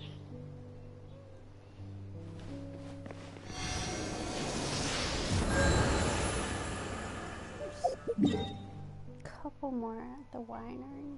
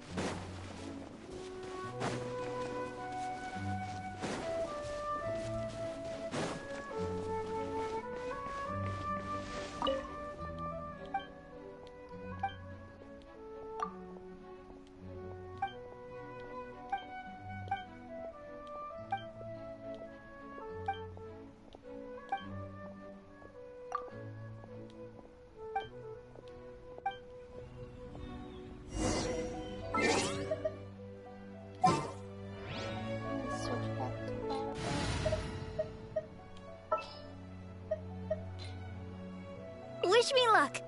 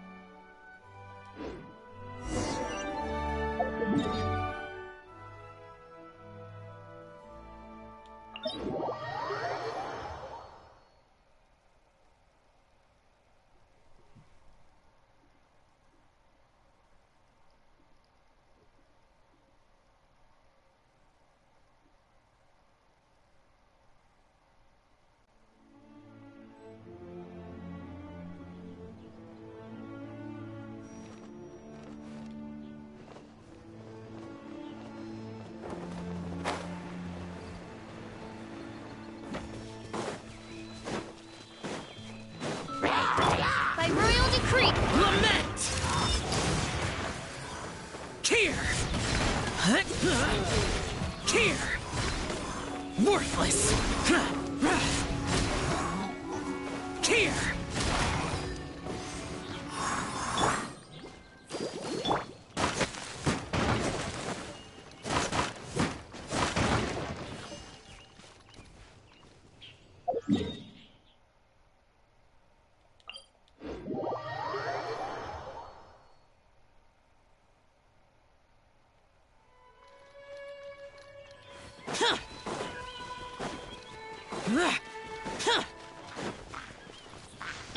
Oz revealed by...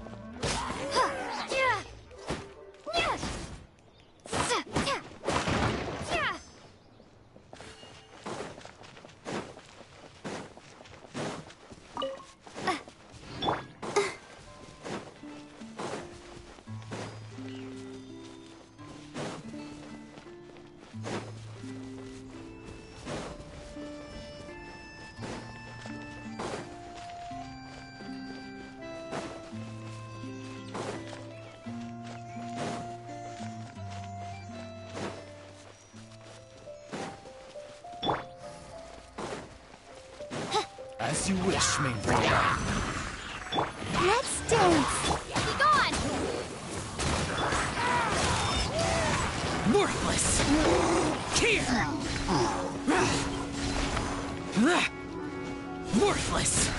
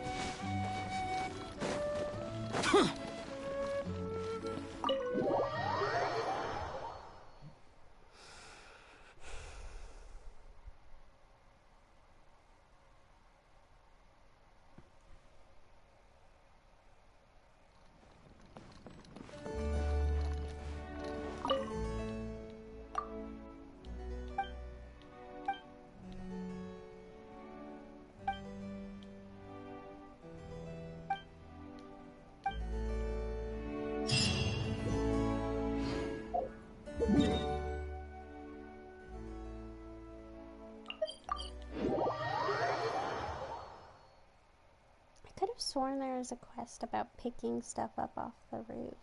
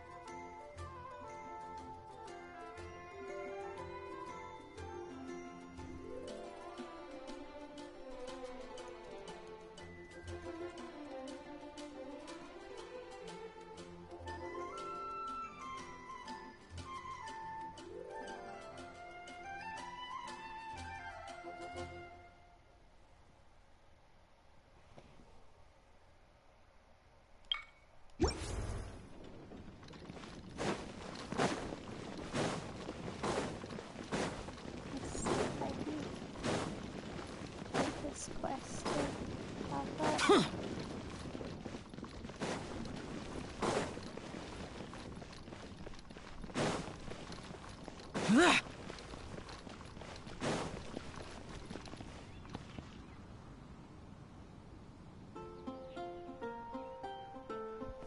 Just a second, my package is here.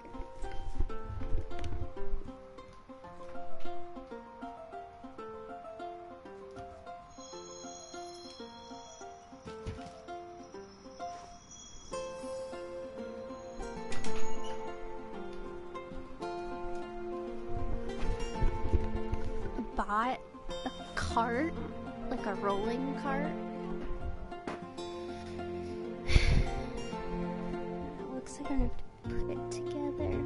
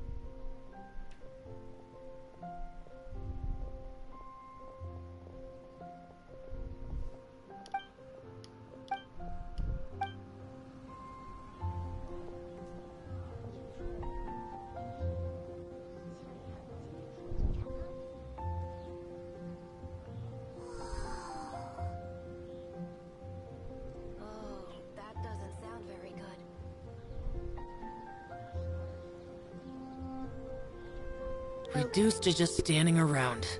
How absurd.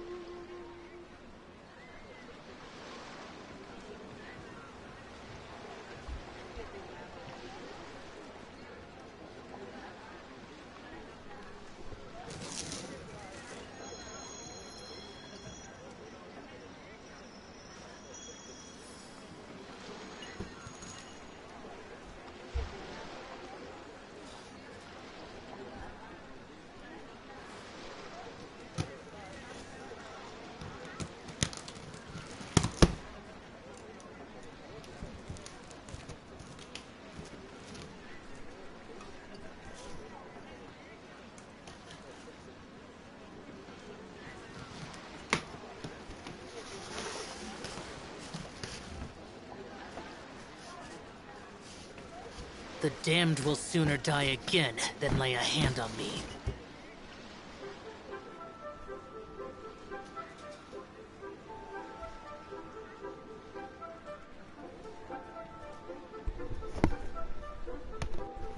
Right, well, I have a project for myself for... Go, Barbara, afternoon, go! I guess.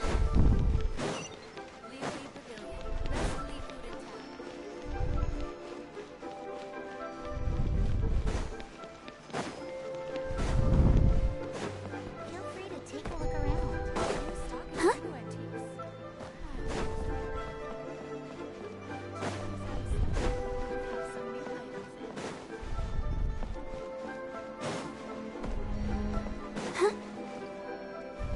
What should I put in my...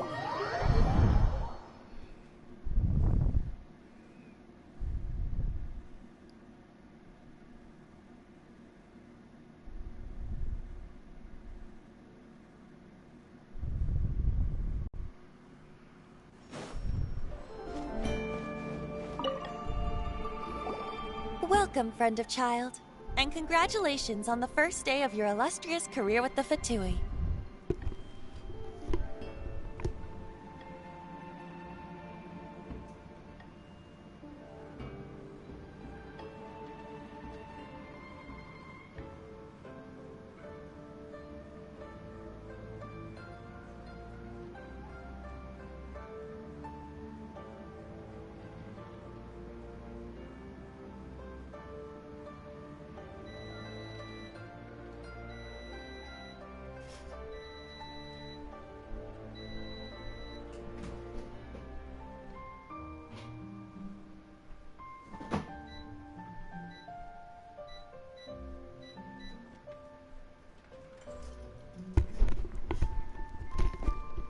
I mean, I don't think I'm joining the Fatui, but who knows? Maybe we'll get to Shiznai and I'll be like sneaking into the Fatui.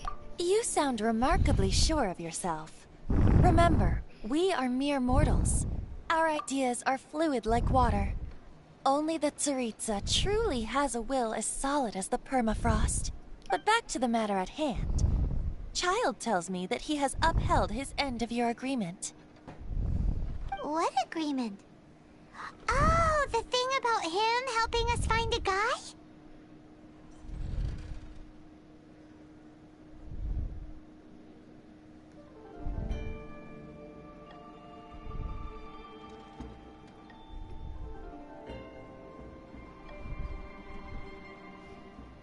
Correct. Child promised he would find someone to break the stalemate. And the Harbingers do not break their promises lightly. Ah, where is that guy anyway? Child is currently at Lioli Pavilion. Oh, Paimon knows this one! Ahem. There are two styles of cooking in Liyue, known as Li style and Yue style. They have been competing for centuries, but neither has emerged as the clear winner. The flagship restaurant of the Li style is the Lioli Pavilion. The owner especially chose to open the restaurant at Feiyuan Slope so they could compete face-to-face with the Shinue Kiosk, which is the flagship restaurant of the Yue style. Don't talk to Paimon like that! Anyway, Paimon's hungry. Let's get moving.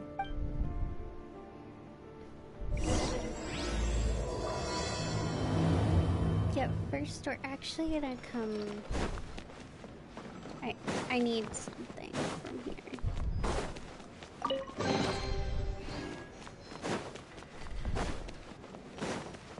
I'm just Go, Barbara, go! Deacon... Barbara, don't say your name out loud.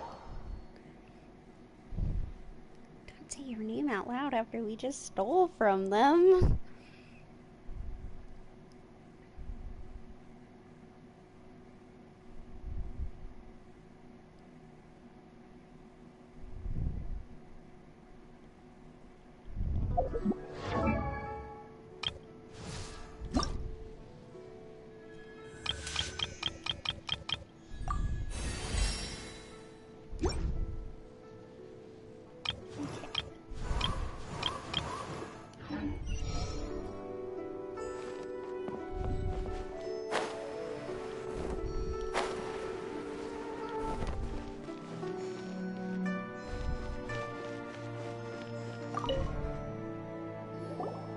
Aha, you made it. As promised, I found someone who can help you. Someone who can solve the mystery of why the Liyue Qixing would hide the Geo Archon's vessel. So, where is he? In Liyue Pavilion? He certainly is. Come, I'll introduce you. I took the liberty of setting up a business dinner, as per the Liyue custom.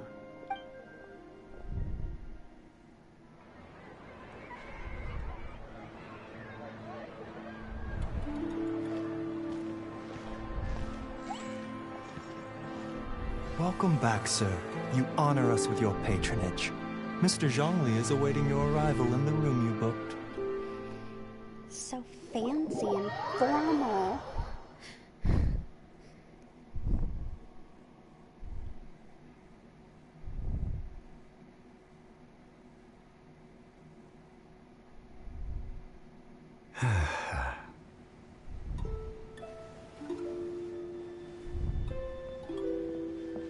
Hi.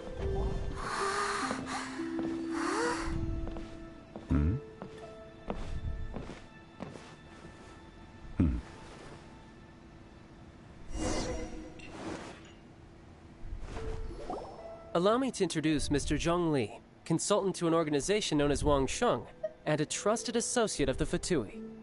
Indeed, Wang Sheng's line of work can be sensitive at times. Let's just say they understand when discretion is needed. And we, the Fatui, have always been glad to do business with friends who walk in the shadows. Walk in the shadows? It is an honor to meet you. I have heard tell of you from Mondstadt. Discretion? Shadows? Is Wangshan some kind of business involving dealing with people? Paimon, and I'll say this all the way up till Fontaine, she's not very good at... man, she's real... Sometimes she gets the Mafia, and sometimes she doesn't. Like, here, she clearly is akin to get, like, dealing with people. But then we do that whole quest in Fontaine, where the guy is clearly, like, Fontaine Mafia, and she doesn't get it. Indeed. It is as you have guessed. The Wangsheng Funeral Parlor organizes burials. We ensure that those who pass on do so in peace. Huh? Did you think he was some sort of hired killer? The Fatui calls many such people friends, but the Wangsheng Funeral Parlor does not dabble in such business. Well, ostensibly. Well, they are still... I shouldn't say too much. In any case, I brought you to meet Mr. Zhong Li because... Because I can bring you to see Rex Lapis's vessel. What? Don't be so surprised. Sure, the Geo Archon's body has been squirreled away by order of the Tianquan Ningguang. But first, let's hear what Mr. Zhong Li has to say, shall we? Rex Lapis may be the prime of Adepti, but he is ultimately an Adeptus. Many Adepti have left us over the millennia. This is the inexorable trend. The times have changed. You must have felt it too when you were at Jueyun Karst. As you have seen, the time of the Adepti is ending, and the time of mankind is slowly dawning.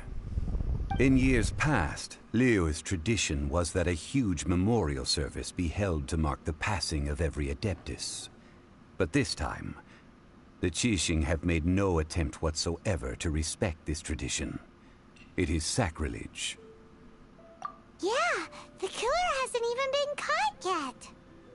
Deicide or not, the concern of the Wangsheng Funeral Parlor is this. When the ritual to receive this god is so kingly, it is all the more egregious for his final send-off to go unattended to. Traveler, Child has told me a lot about you. Since you have had dealings with the Animo Archon, could I ask you to help me prepare the Geo Archon's last rites? A wise decision. The Tianquan Ningguang has forbidden anyone from accessing Rex Lapis's vessel, which of course you would need to access if you were to achieve your goal of meeting all of the seven. Precisely. Only by participating in the rite of parting will you be able to see the form of Rex Lapis again. If we are agreed, come with me. We will speak of the details as we walk. Alright, my bridge building work here is done. Turned out well, didn't it? You can go if you want to. Don't worry about me. I might just have a few more drinks. And get acquainted with these things they call chopsticks in the meantime. If I remember right, there's nothing in here. But let me double check.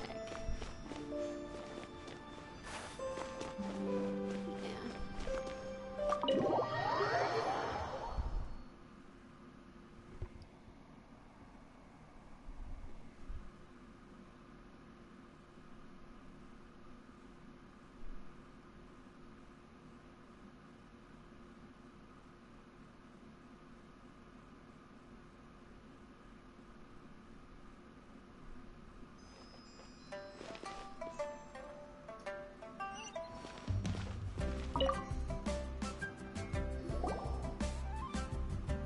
After having experienced the land of the absentee Archon, Traveler, how does it feel to know that our Archon and Adepti are here all around you in Liyue?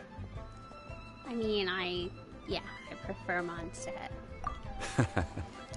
I see. So you're that sort of person.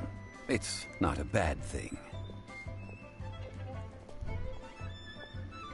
But I suppose you have yet to experience the substance of Liyue's 3,700 years of divinity. I mean, I think, I'll just be straight up, Sumeru ultimately has beat out Mondstadt. I think Fontaine's great, but I think Sumeru is like the best shit they've put out. Oh my god. Yeah, some of the character design, not so much. But land and atmosphere wise, I feel like Fontaine's been great. Fontaine's definitely topped like Inazuma and Liyue, but I don't think Fontaine has topped Sumeru quite yet. Obviously this new land could change that, but I don't think it will. Organizing the rite of parting should prove to be an enlightening part of your travels. Liyue is the most prosperous of the 7 nations, defended by deities and ruled by the Qixing. As such, the diplomatic maneuverings of the Fatui have gained no purchase here. Ningguang of the Qixing has always been on her guard against the Fatui. That is in all likelihood why Child wants to make use of the Wangsheng funeral parlor's connections. Huh. What would Child get out of us doing the rite of parting anyway? I neither know nor do I wish to know. As far as I am concerned, the Fatui are merely financial sponsors. I only wish for Liyue's traditions to endure. These are the advance funds that Child has provided. If you use them up, you can go to him to apply for any subsequent funding. Wow! Well then, let us be off. The first step in our preparations shall be to obtain some prize Noctilucous jade worthy of a deity.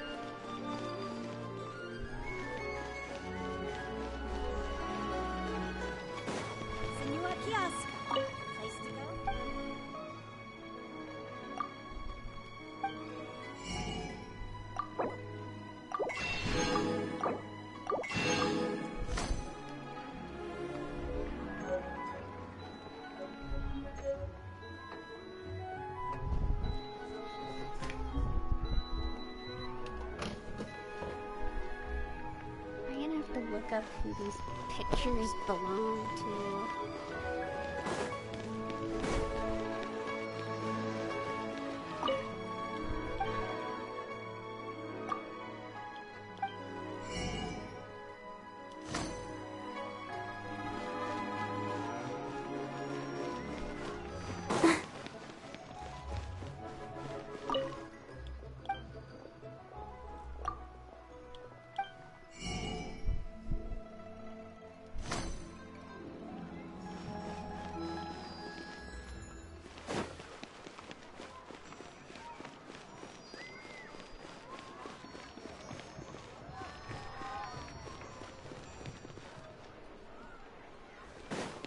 Go, Barbara, go!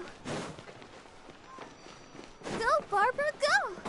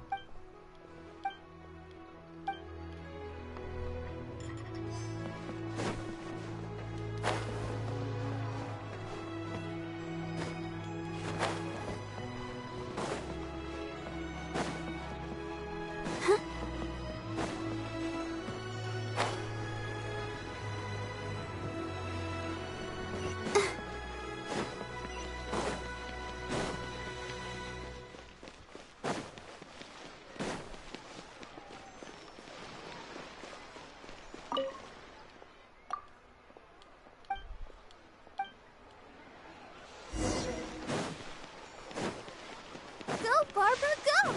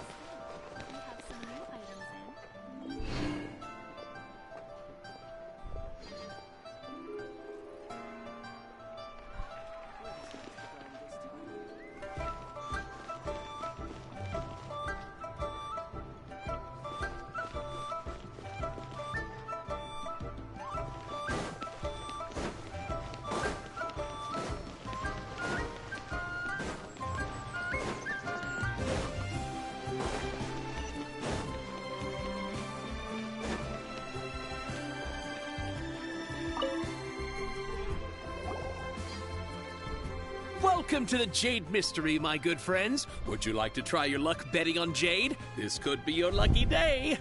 It's cheap and it's fun, and who knows, you just might strike it rich. Betting? No, we're here for... what was it again? Noctilucous Jade, of radiant grade at the very least. Radiant grade, Noctilucous Jade? I see. You're not a tourist. My apologies. I have some here for your perusal. What do you think? The Jade Mystery is an old name in the jade business. Just look at that wonderful quality. Rex Lapis doesn't often bless us with such finery. Go on, pick whichever one you like. These 3 pieces really do look pretty.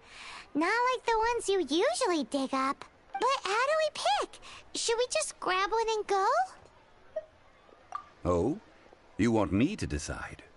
That is fine as well. If it were me, the answer would be simple. Oh? And that would be... I'll take them all, boss. Oh, you act with such panache, good sir. I always knew you were not a man of ordinary caliber. Oh, wait, boss! That one didn't count! We need to discuss it again!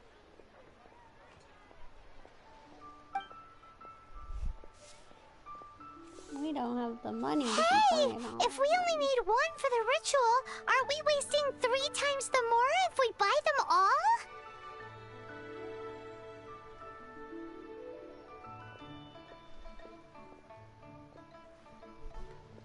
Oh, Mora. It is as you say. I suppose I overlooked this particular aspect of the transaction. Huh? How do you not think about Mora when buying things? If one must always consider Mora before acting, then in all things one is bound by Mora. I mean, that is kind of how life works. What? All Mora is currency, but not all currency is Mora. That is true. What? Is this how the rich live? Well, he knows a lot about big money, but not a lot about big savings. No need to waver. Even when I am constrained by Mora, I have ways of working around my limitations. Evaluating the quality of Noctilucous jade is indeed very tricky. As crude ore, there is little difference in texture, lustrousness, and internal pattern between good and bad jade. Only after the item made using Noctilucous jade has taken shape will you be able to see whether it is up to par or not. If you return to those crafty merchants to quibble, they will counter by saying that your crafting bench is to blame, or that your heat control was poor. Whoa! To think it's that easy to get cheated! But there is a way to truly evaluate this jade, and a true insider would know it.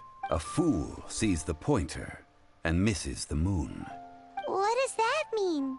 If you point at the moon with your finger, a wise man knows that you are pointing at the moon, while a fool will only see the finger, the patterns, the facade. These are all the finger. Noctilucous jade is a mystical stone used to light up the darkness, and so its brightness is the important thing. It is the moon. Noctilucous jade of excellent quality would have superior pyroaffinity. In other words, the bluer and brighter the luster of the ore under high temperature, the higher its quality. I have imparted the priceless secrets of the jade trade to you. Now, all that's left is to put it into practice. Priceless, huh? Paimon's just said that we might never be able to use it again. We're back to buy some rocks, boss. But can you let us burn them first? Burn them? You can't do that, my friends. If you were to do so, what would I have to sell? That would... well... fine. As you wish, then. How about this? I can take a small sample of all 3. I'll take a bit of a loss. We'll count it as a friendly gesture. Don't worry. I know the rules. As long as we can prove that it is good jade, you will not take a loss. All right. Take these as samples. I've carved them off with a knife and tagged them to boot. Aren't these too thin? Even paper's thicker. No, even a bug's wings are thicker. These are almost see-through.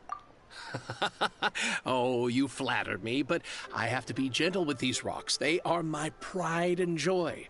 If I'd taken off even a bit more, it would have killed me.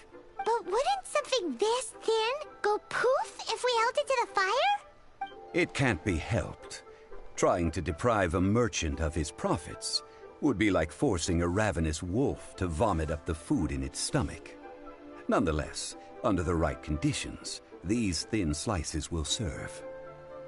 What sort of conditions? While we add the high temperatures using pyro, we can use hydro to reinforce it from within. This way, the samples will not disintegrate immediately. Oh! Oh, sir, to think you were this learned. Thank you for your understanding. Strictly speaking, asking for samples when we have not yet agreed to purchase the goods is unfair. Trade in Liyue must be based upon fairness. Well, guess we just need to find a place to try this out. Oh, Paimon remembers we once saw this big pot down at the Dada Upa Gorge in the camp of the Hilly Churls from the Meaty tribe. It's real sturdy and should be able to take the elemental reactions. Now, let's pack those samples up and make a move.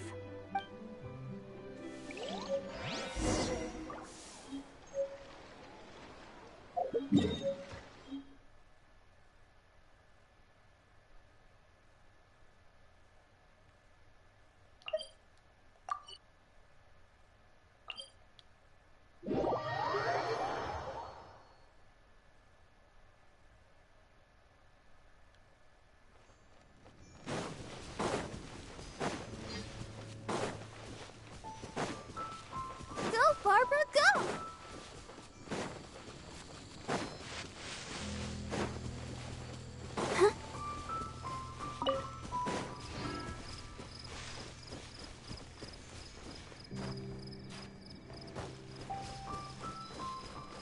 It has been a long time since I last set foot in the Nation of Wind. A friend of mine from Mondstadt would always bring a few bottles of locally brewed dandelion wine whenever he came to visit me in Liyue. It must be said that the famed liquor of the land of pastorals is far better than Sumeru's frigid snake wine. Nobody offered me any snake wine while I was in Sumeru, I will say.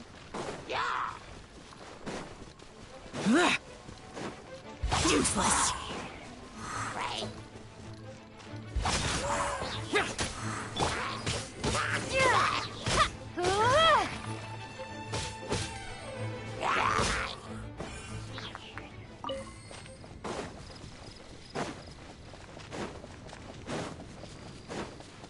That's the pot! It looks like the Hilly Trolls are still using it. It's a bit impolite, but we gotta cut the line.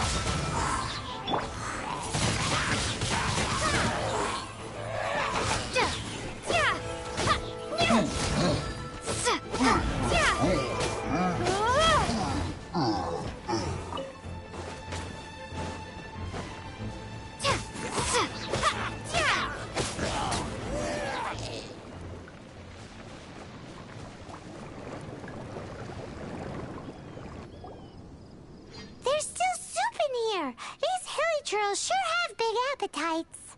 This soup looks like it could be used as our hydro-elemental protection. We're ready to go.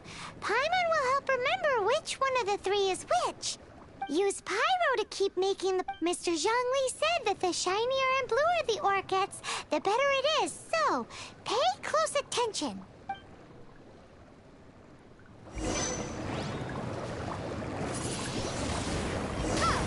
Whoa!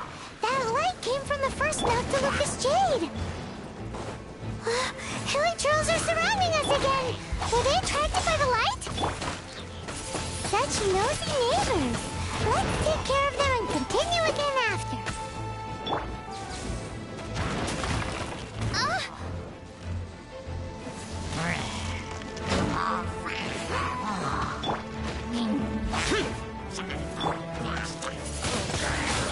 Windblade!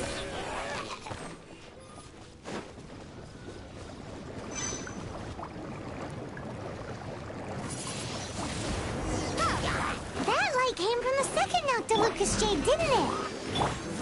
More Hilly Trolls! They don't give up, do they? Looks like they're mad that we ruined their food!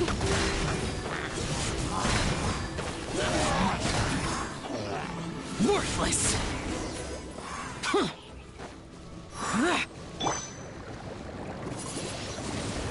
Windblade! Ow! That's bright! Too bright! That was the third Noctilucous Jade, wasn't it? It was so much shinier than the rest. Let's go with that one. Let's head back to the Jade Mystery to buy some jade, shall we?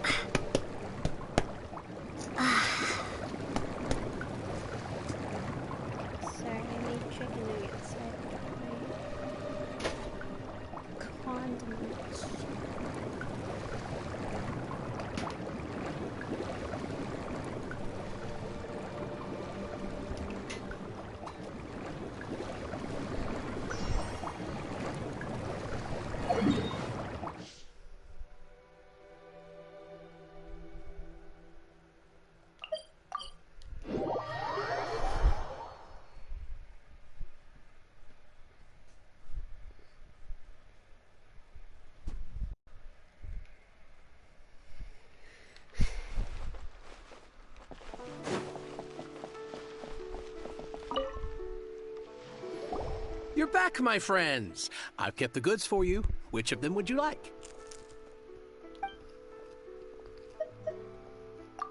Exactly! That's the one Paimon remembers too! No problem. If you have your eye on this one, you can have it. Then we'll take a box of the third type of jade. Done. All the same, pardon me for asking, but I'm curious. Whatever do you need this much top-quality Noctilucous jade for? I suppose it would not hurt to tell you. Parting? Oh, dear. I'd heard the rumors, but had given much thought to them. This means that Rex Lapis really is... Yeah, he's dead. Oh, it's hard to believe. Even though the Jade Mystery has been in decline, we have always been under his protection.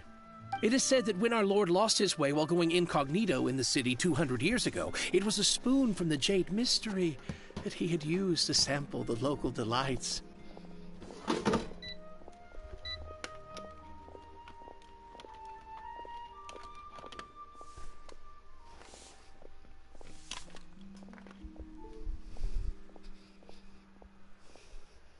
Alas, alas, all things must pass.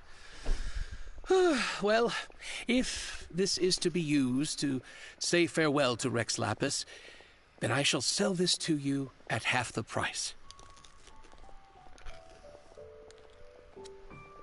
Are you sure? You didn't want to even give us an inch before. If not for our Lord's protection, this city wouldn't exist as it does now. No proprietor could earn money off such a thing. I'm sure Rex Lapis will feel your sentiment, boss. In the safe hands of the Liu Chising and good honest merchants such as yourself, I for one believe that Liu will continue to prosper as it always has done. All right. Thank you, my friends. What's with me getting all sentimental like this? I'll practically be giving away all my fortune at this rate. Now that we've made our choice, let's take this Noctilucous jade back. Hey, wait a minute. He said it was half price, not that we could leave without paying. Oh, right. I'm sorry.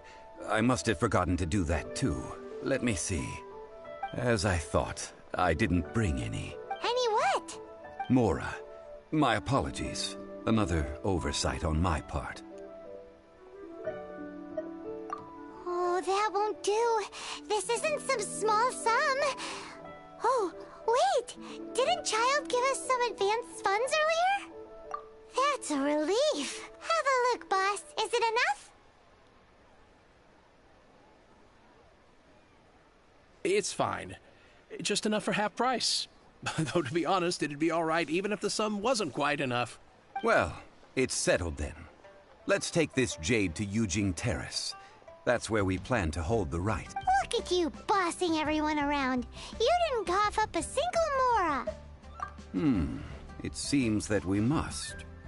I will keep that in mind. Thanks, both of you.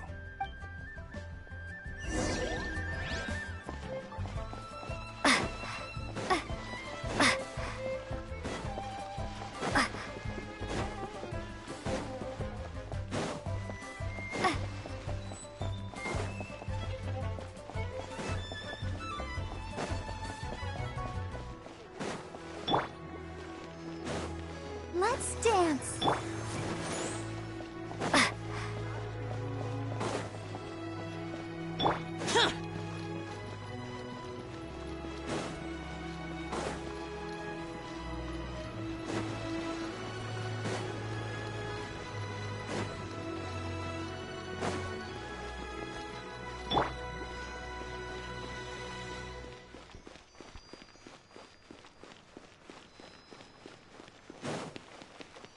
I'll protect us.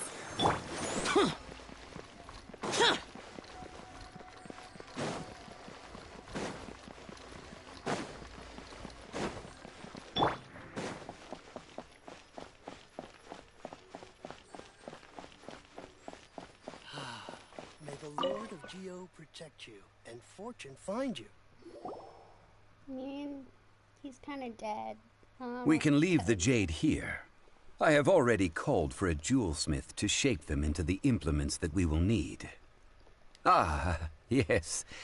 I have yet to go and see Child. So, as for the jewelsmith's remuneration... Guess we can't do anything else. Also, is this where we're doing the rite of parting? Yes. I have already rented this location, and have begun making preparations for the rite. That's right. The Liyue Qixing have acquiesced to using the same location. But when something this big happened here, should suspects like us really be at the crime scene? We might get caught by the Millilith.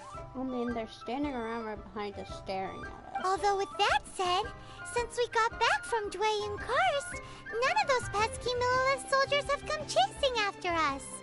Wonder what that's about. Also, the, Rex Lapis vessel. Exuvia? Traditionally, we call it the Exuvia. Ah, right! That's what it was called. You seem to know everything, Mr. Zhongli. So, was this Exuvia hidden away by the Qixing? I mean, we haven't even figured out who the murderer is. One must think that they already have someone in mind. Or perhaps they already know. Surely they must have found all the evidence that there is to find here. These things are for the authorities in Yujing Terrace to consider. Trying to help would probably only add to their troubles. Before the rite is conducted, the Exuvia will be kept temporarily in the Golden House. Golden House? The only mint in Liyue, which is to say the only mint in Tevat. All the mora that flows throughout the world is minted there. Wow! Oh, no! Paimon wasn't thinking about anything bad. Paimon thinks it suits Morax. But why do you know this, Mr. Zhongli? Since the rite of parting has the approval of the Qixing, it is a semi-official event. As such, there is already some limited information available. Perhaps each has their motives. But this is the capital of commerce. A little exploitation once in a while is not unacceptable. In Liyue, where the god of contracts reigns, only contracts may not be betrayed. I, for one, have no issue with little maneuvers outside their remit. Well then, we should go and prepare the perfumes used in the rite. Perfumes? Where'll we get those? Do we buy them? No. Perfumes used to honor the gods must be freshly decocted. The quality of the silk flowers we require is also special. Silk flower petals contain a fibrous material of good quality, often used in brocade making. Its scent, however, is most elegant, and is especially suited for solemn events, like giving offerings to gods and adepti. It's time for Zhongli's lectures on high society again. We shall not speak of the details right now. Follow me. We shall go to the merchants to purchase our ingredient.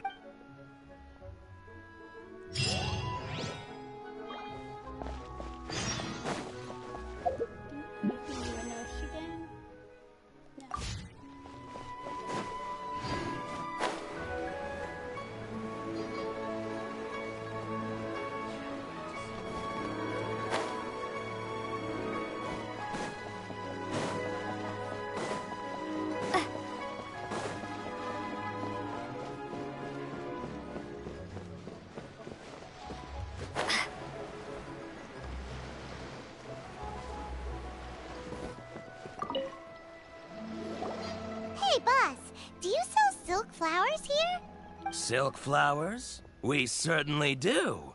Which kind would you like? Which kind? The good kind? The best kind?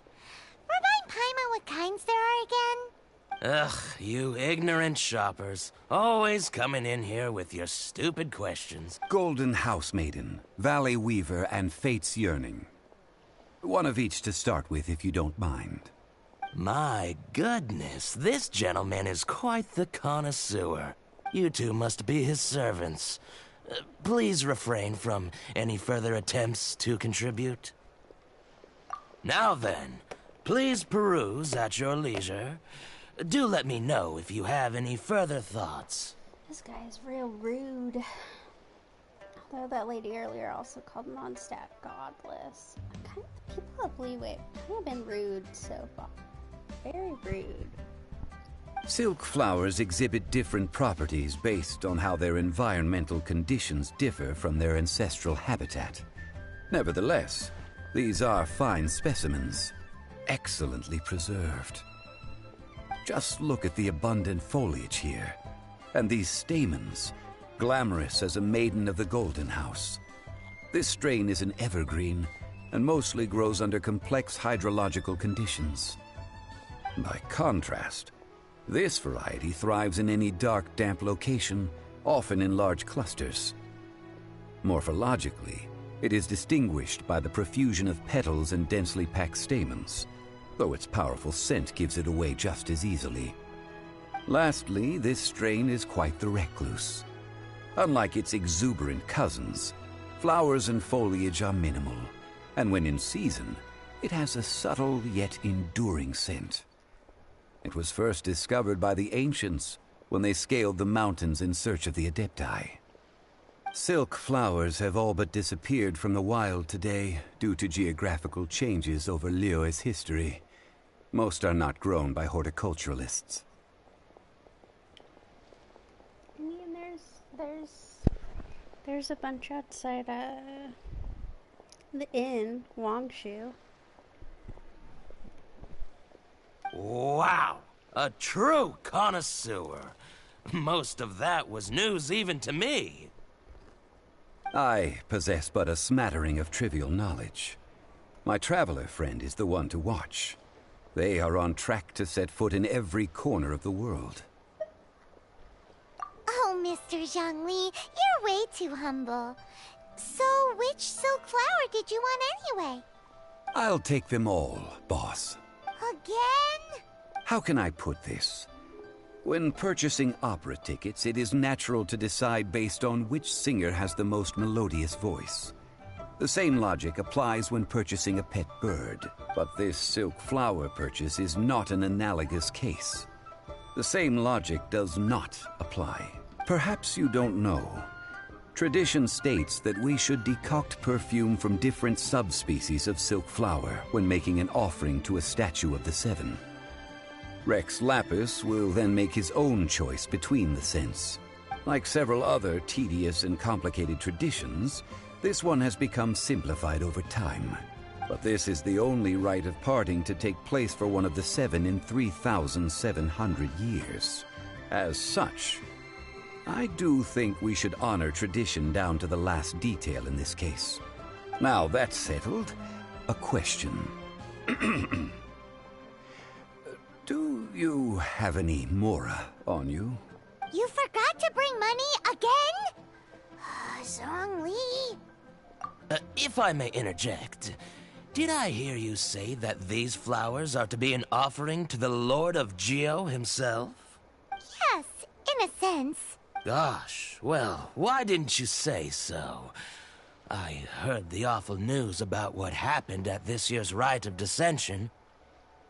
It would be bad luck to say it out loud, but I've been worried about our dear Lord ever since. I'm worried that everything I've heard is true. Since these flowers will be used to glorify our Lord, they're free of charge. Just don't forget to pass on my regards. Yeah, I'm gonna pass on that you're a rude little bitch. Are you serious? Why wouldn't I be? I would be nobody if not for Rex Lapis. If he hadn't written those poems in praise of my wares, they'd only be worth a fraction of what I can sell them for today. Huh. So much folklore here revolves around Liyue's deity making cameo appearances in support of local businesses. Thank you, boss. I think I speak for all of us when I say that your generosity has saved our skins. Our skins? You were the one who forgot to bring money.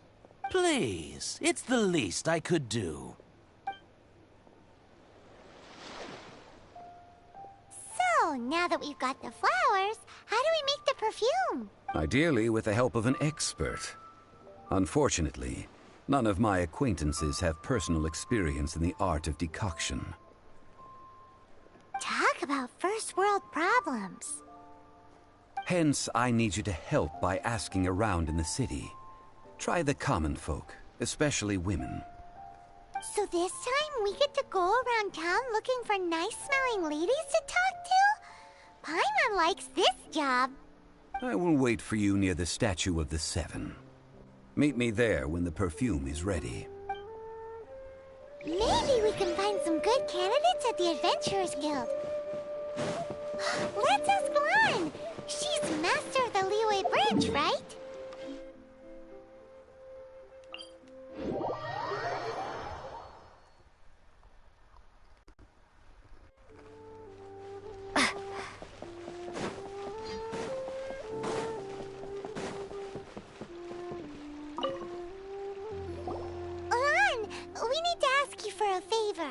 I stopped accepting commissions a long time ago. Sorry, you two, but you'll just have to ask another adventurer. Oh, it's not that kind of favor. It's just a teeny tiny thing. Wow. Just wow. Do I look like the kind of girl who wears perfume to you? I think you're underestimating the kind of person I am. Well, Paimon thinks you smell amazing. So come on, Lan. What's your secret if not perfume? Now that you mention it, yes, there is something. What is that scent? Oh, it must be from the Qingxin flowers I picked on the way back. I forgot I still had them with me. Aha! The truth is out. Lan's got a soft spot for wildflowers. No, they were for medicinal use only. Anyway, this is a pointless conversation. If you want to know about perfume, try talking to Qimei. The fortune teller, right? Paimon remembers she smells pretty good. Thanks, Lan. See you around.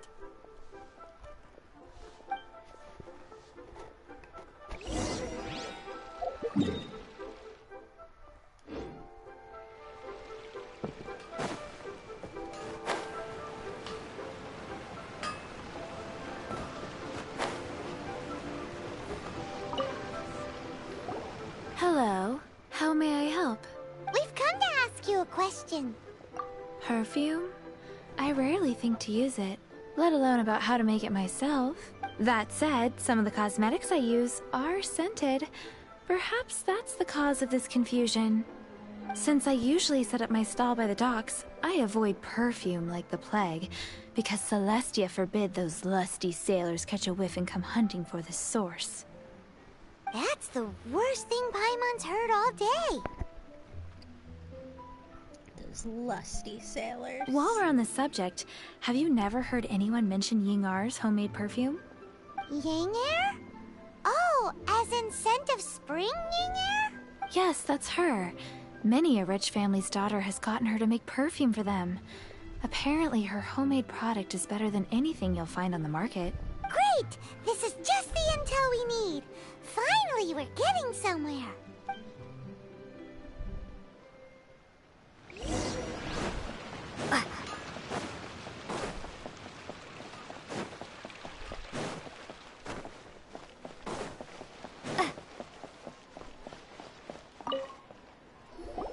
Well, hello. You found me at last. I've been waiting for you. What? How did you know we were coming? Oh, I heard a rumor about a couple who were snooping around town looking for a sweet-smelling lady. Actually, I was starting to worry you wouldn't find me. This is the ultimate test of my appeal, after all. Snooping around? Why are you making it out like we're bad people?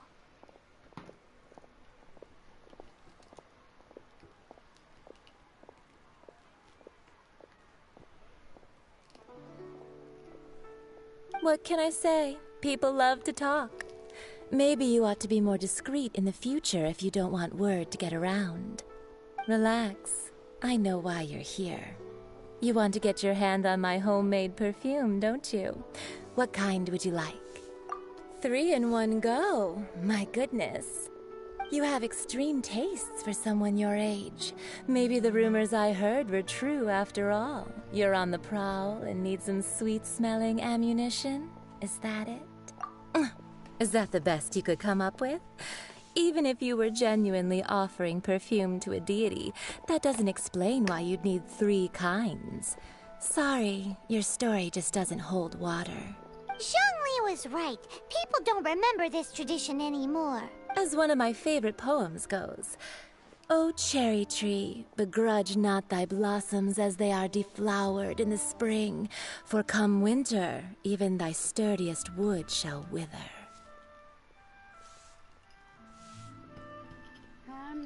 I have no clue what that means.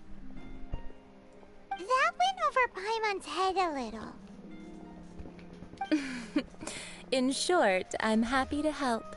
Traveler, you can be my assistant, but you'd better make sure I'm the only person on your mind while you're hanging around with me.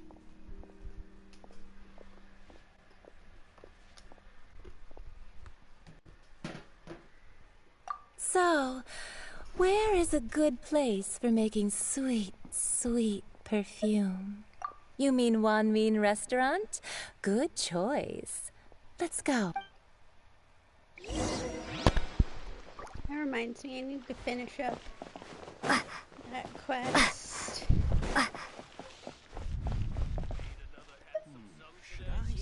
Try something new at the Wan Min Restaurant.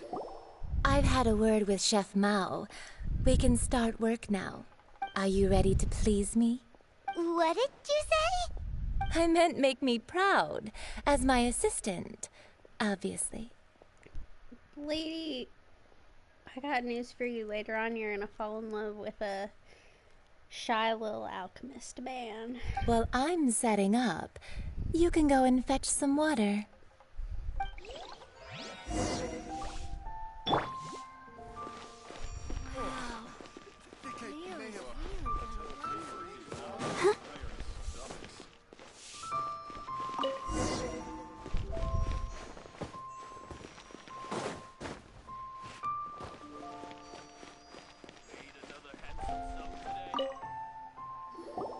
This water will do nicely.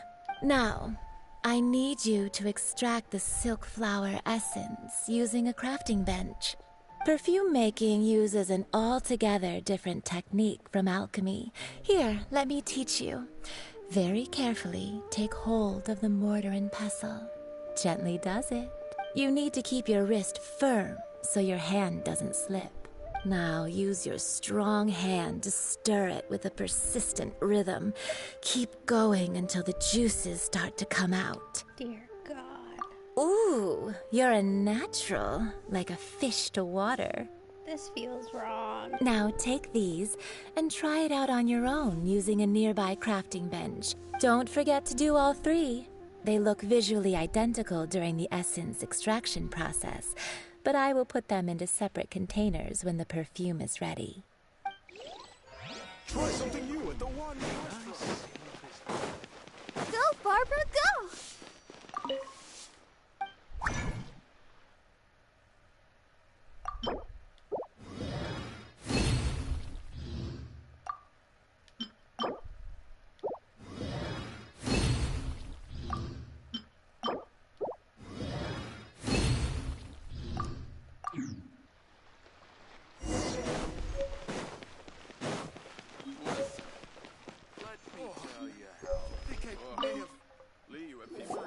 Wow, this is some exquisite silk flower essence. On to the next stage, the most important one of all. The essence is placed into water and simmered over a low heat until most of the water has boiled off. You must take care to control the heat during this process. If the temperature goes too high, it will affect the scent. So please focus on controlling the heat. This is the final step. Don't waste a drop of that essence now. We want all of it in there. All three perfumes are ready, and you, my friends, were a wonderful assistant. A testament to the lengths you will go to for romance. It's so rare to see nowadays. Wow, you actually remembered my throwaway comment. You know, you're cuter than people give you credit for. If I didn't have my guard up, I can see how easily one could be taken in. Anyway, shall I give you a brief overview of each scent? It might just help you match the right scent to the right occasion. Paimon wants to hear this. This first one is sweet as candy, straight out of a fairy tale. Younger women will love it. The second one is for those with more refined tastes, the first choice for daughters of high society. Finally, the third one has a soft but lingering scent, like a mist that captures the last light of dusk. Mature women adore this one.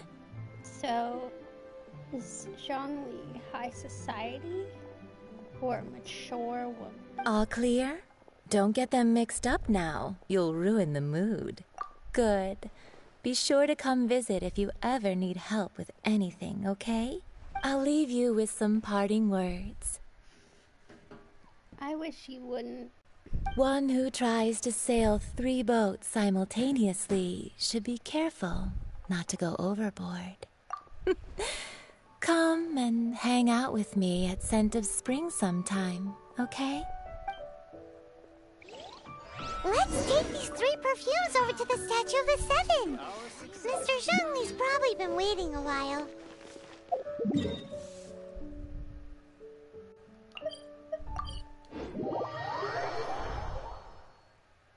I hope this is worth it. I got sexually harassed for this.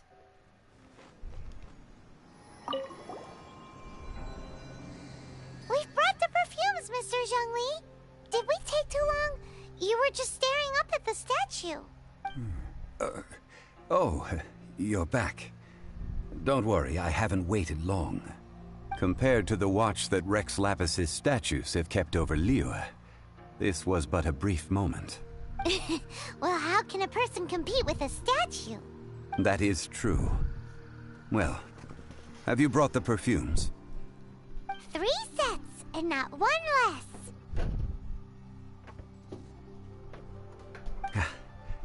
Thank you both. Let us offer them up.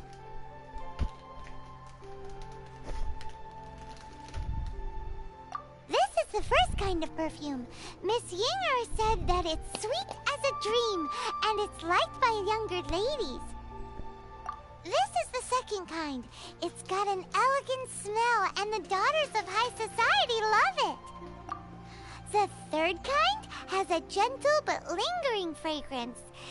Something something like the dusk mist, and it's a favorite of mature ladies. Okay, so he is a mature lady. Oh, Not what shocking. was that? That's the one older ladies like, right? He is old. Does that mean that Rex Lapis is actually an older lady? Can confirm. Perhaps. Perhaps. Rex Lapis has taken on countless forms. Perhaps that really was one of them. What a shame. We only got to see the giant dragon form, and... Let's hope the Chi-Sing can catch the real killer. We can leave that to the authorities. Let us focus on the fond farewell for Rex Lapis. So, we finished another step in our preparations. What's next? Next, I would like the two of you to help me borrow the cleansing bell. Cleansing bell? At present, a friend of mine named Madame Ping is the guardian of the cleansing bell. She lives near Yujing Terrace. If you ask her, she will know what to do. Sure, but aren't you going to come with us? Ah, I have certain reasons why I cannot be there in person. Please, do this for me.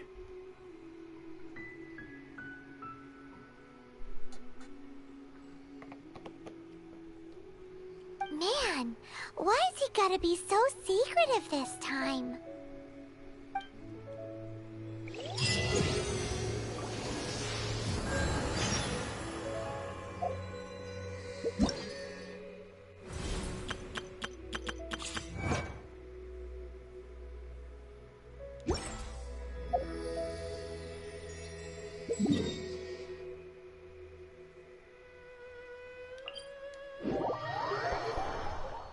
Well, got to 28.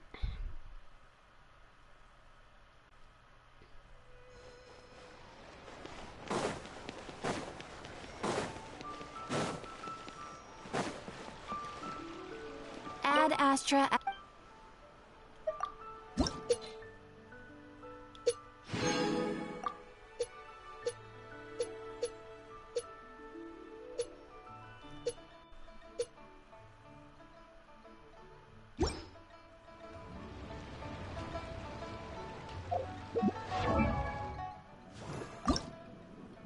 La da da da da da da da da.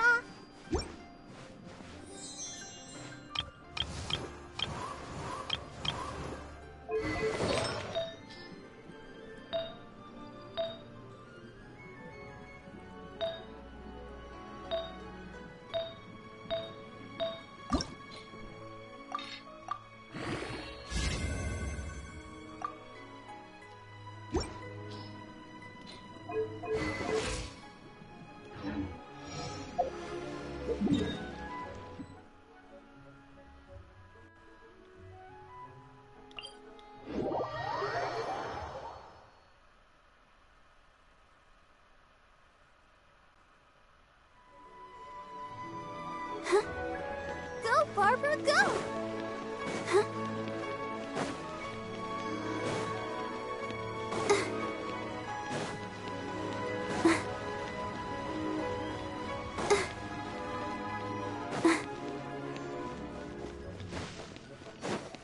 I know this is a domain, but I can't remember fully what this entails.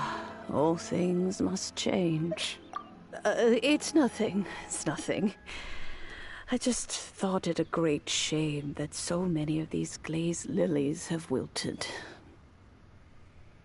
What happened to them? Back in my day, people said that glazed lilies can read human hearts. If they heard beautiful sounds like laughter and singing, they would also bloom joyfully. But if they heard too much wild gossip or slander, they would quickly wither away. So that means these flowers feel what's happening in Liyue? Yes, the rumors of Rex Lapis's death are no small matter. They are everywhere. Some say it was a Fatui plot. Others say that the Chising made it all up. And still others think that that which lies in the deep is breaking free. This harbor is like a mountain of dry tinder. One spark, and the fire will consume us all. Well, I shall say no more. This old woman's grown too old and naggy. Did you have something to say, youngster? Ah, that old trinket. I remember it being here with me, but I've grown old. I can't quite recall where it is exactly. An old friend of mine used to wear it on his person. Back when I was young, he saw me gazing at it often and gave it to me. But he told me then that if someone should come to borrow that bell, I should not be loath to part with it. It has been many years, and who knows how many times someone has come to borrow this bell. Still, though, I can't recall when it started. It's been a long time since anyone has come to borrow it. Oh, these old bones are so slow to look for things. I doubt you can wait that long. That's right, Granny. We'll follow you back home and search for it ourselves. And, we can help with chores if you have any too. All right, children. There is no need to worry. I didn't place the bell very far away. Do you live near here, Granny? Whoa, but this is Eugene Terrace. It's gotta be expensive. Oh, an old lady like me can't afford to buy a place in this city. See this ceramic teapot? My entire household is in here. How does that work?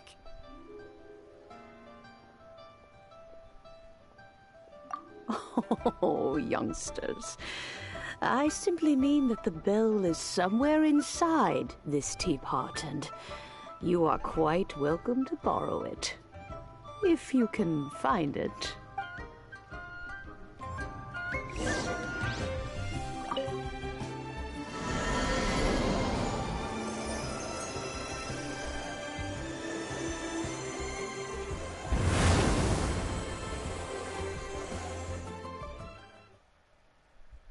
Hopefully we don't need pyro. I didn't bring any.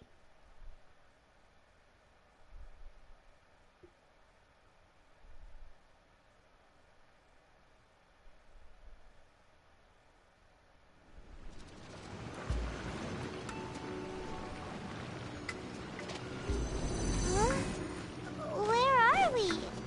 What just happened? Youngsters, this is where this old woman keeps all her things. Quickly now, go fetch that bell. Whoa! That sounds like Granny's voice.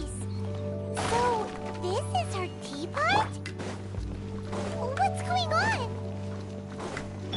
Oh dear, so many cobwebs. It seems I really haven't cleaned it in a long while. Sorry to trouble you, children. Please help an old lady clean up.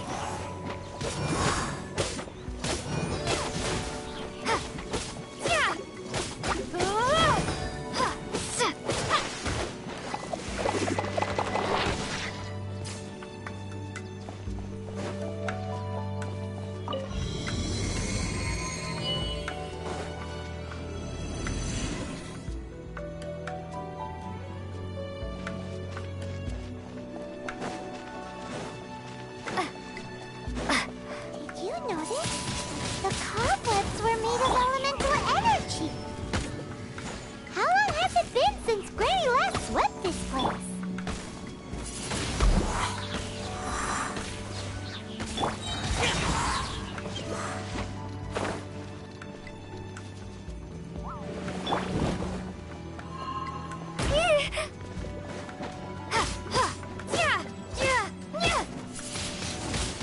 Windblade.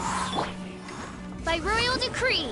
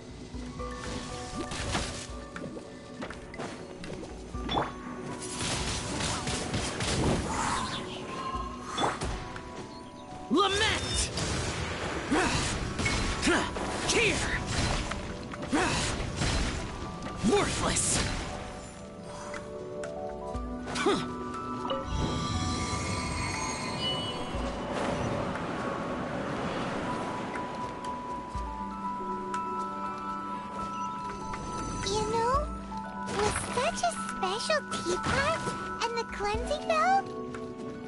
Do you think this old granny could also be an Adeptus?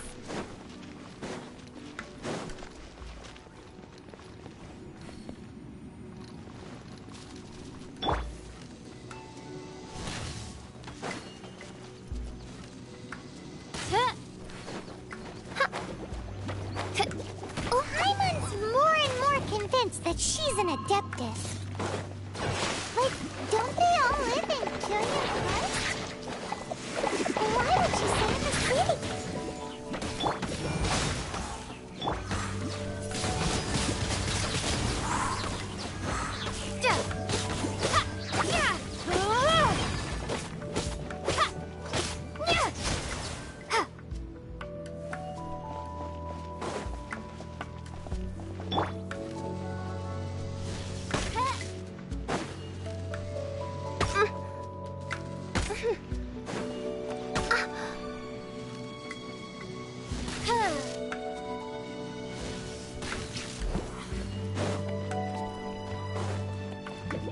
Reveal thyself!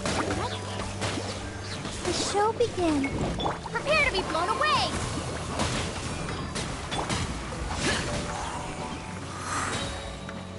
Midnight Phantasmagoria.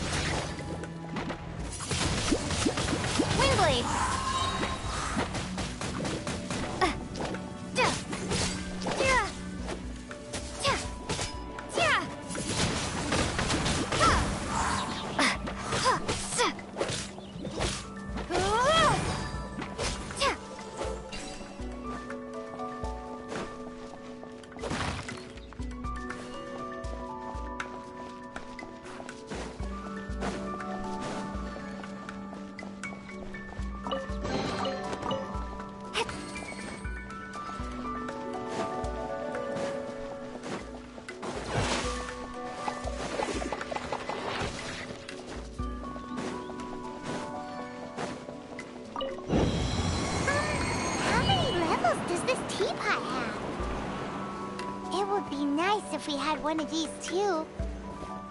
Or at least we wouldn't have to camp outside. This is it. You gotta wonder where. Let's dance.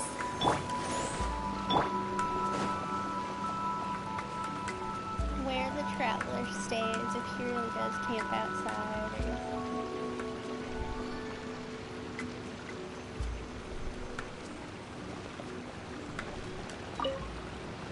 Oh, you found it. Youngsters are so quick on their feet. Oh, now, let me... All right, that'll do. Come on out now, children.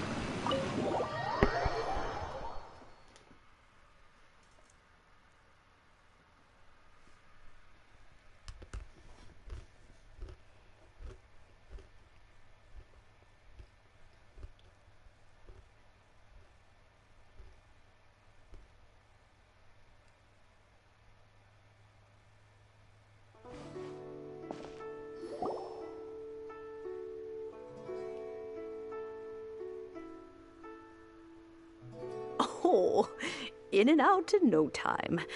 You youngsters really are quick. An Adeptus. Oh, I haven't heard anyone say those words in earnest for a long time. As to whether I am one or not, child, surely you already understand. Paimon kinda knows what you mean, but is also kinda confused. Are you really giving us the bell just like that, Granny? Don't you think it's weird? Something's just happened to Rex Lapis and then we come running up asking for it? Oh, don't be silly. Liyue Harbor has been through a great deal in its history. In that time, it has seen the departure of countless Adepti.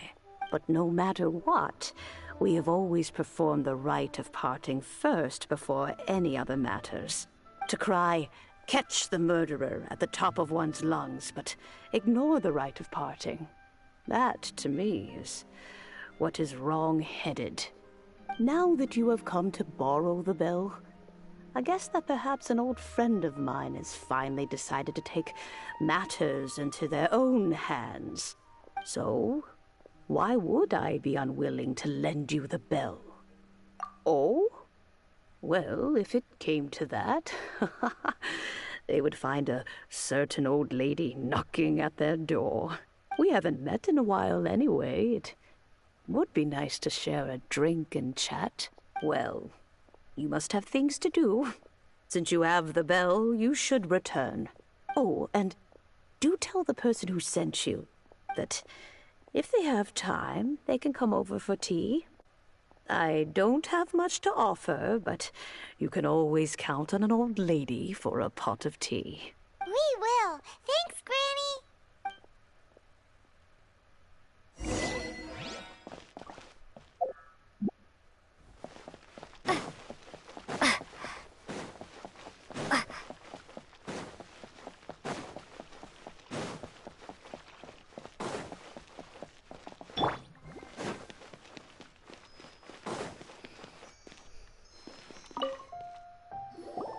Indeed, this is the cleansing bell. It's in good condition. Let's place the perfume we've prepared inside.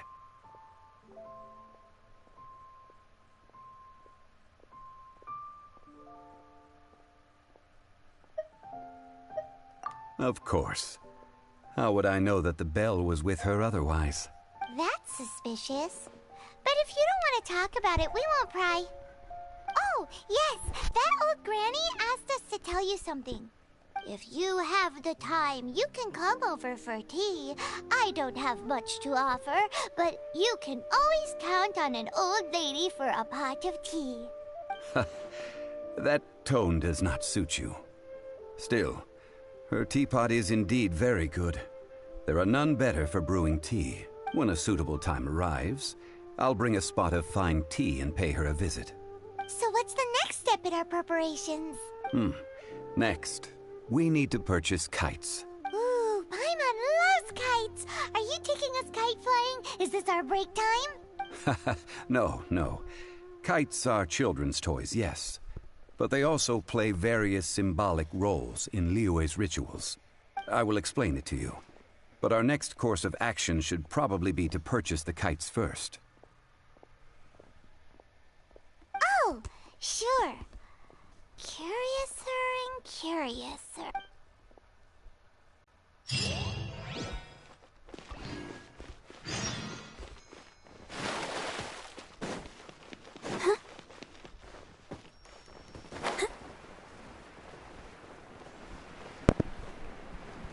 I forgot how long this quest went. It just goes on and on and on.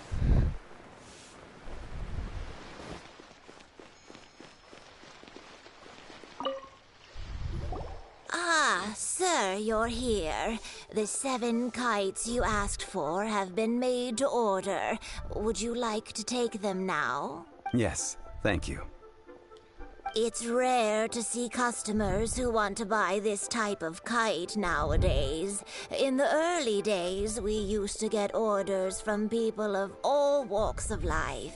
Well, this is Mr. Zhongli from the Wangsheng Funeral Parlor, so he's probably well-versed in all these walks of life.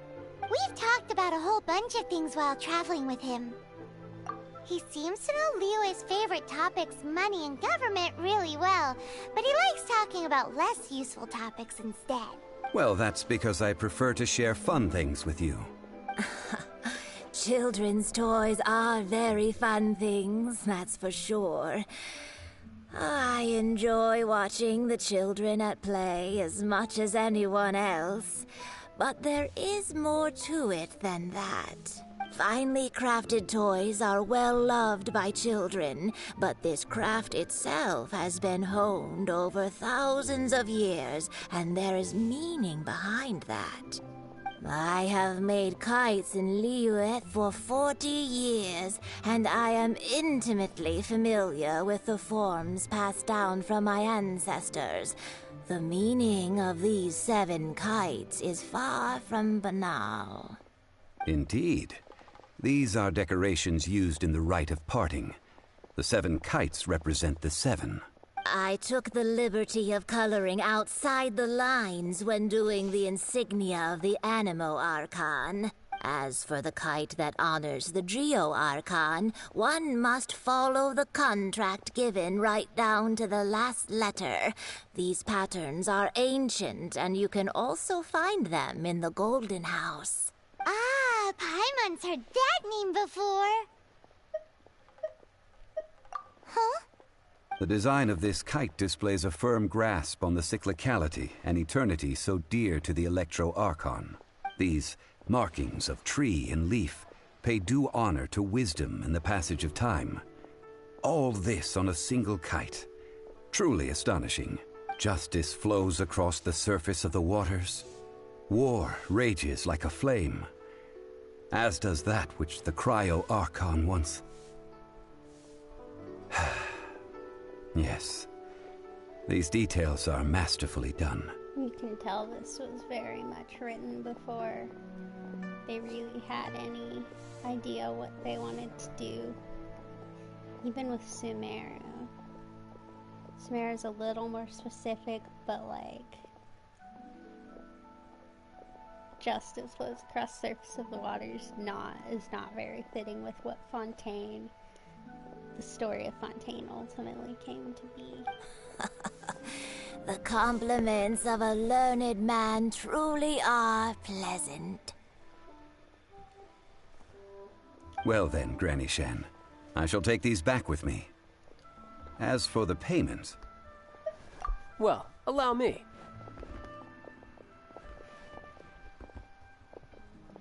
Hey, it's Child! No, I was merely passing through. I see Mr. Zhongli's the same as ever. When paying, well, when getting others to pay for him, he neither looks at the price tag nor his wallet. He knows a great deal about money, and about the trials of the common man. He just doesn't consider poverty to be something that could ever happen to him. Or perhaps, you could say that he cannot imagine himself lacking money. How has he not died of hunger yet?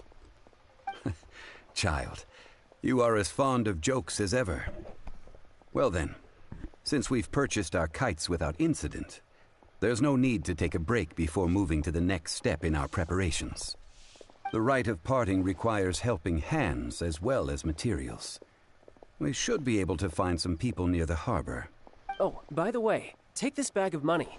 You probably won't want to let Zhongli do the bargaining, if you know what I mean. Seems I missed out on some interesting information. I suppose I'll just have to find a more opportune moment next time. Really not me.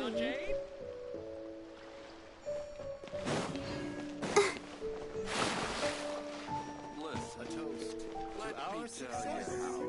Made another handsome sum today.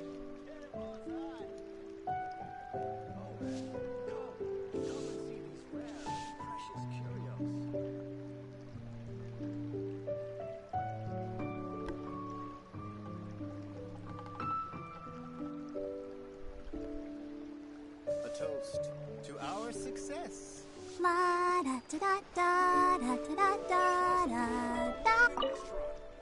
Hiring help? Sure. But let me just say first that I'm a reserve member of the Adventurers Guild. I take adventuring commissions, but I don't do anything clerical. Adventure?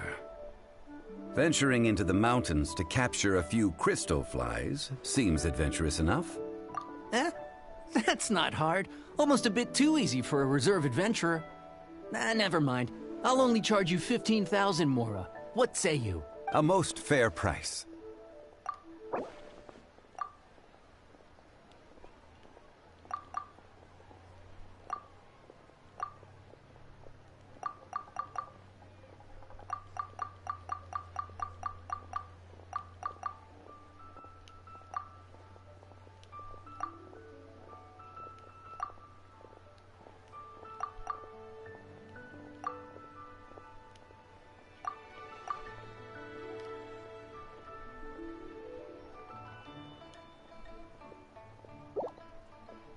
5 geocrystal flies. Yes, I do think it's worth about this much. I'll do it.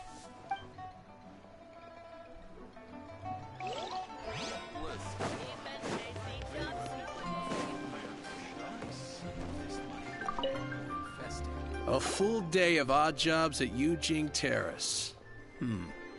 No problem. 25,000 per day. Whoa, that's expensive. Hero of Mondstadt? Never heard of them.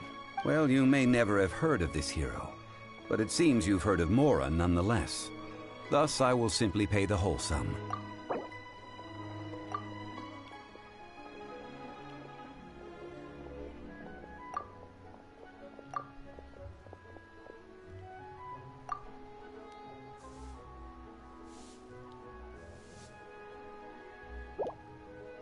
This price will do. No lo-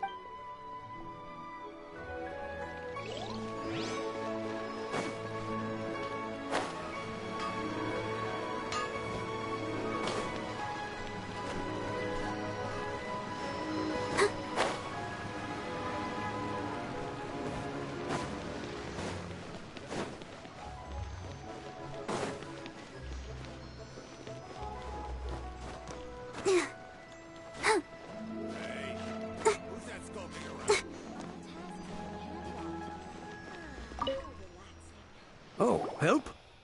Sure. So what's the job? Let me see. We are still missing... No problem. That'll be done.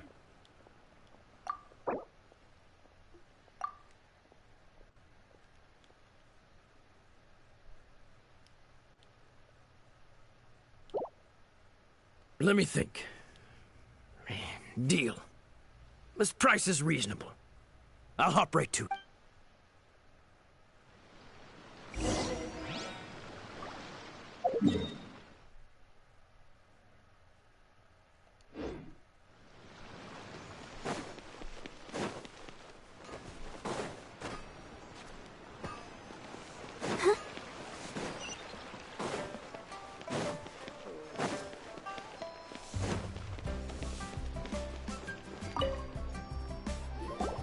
All finished then? Splendid.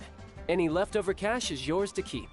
A favor for the Fatui should never go unrewarded. You think you can buy us off with some loose change? No way! Paimon demands to know when the next payment is coming! Well, how does this sound? You give me the information I need, and maybe I'll leave the Northland Bank's vaults open and unattended for half an hour. What info do you need?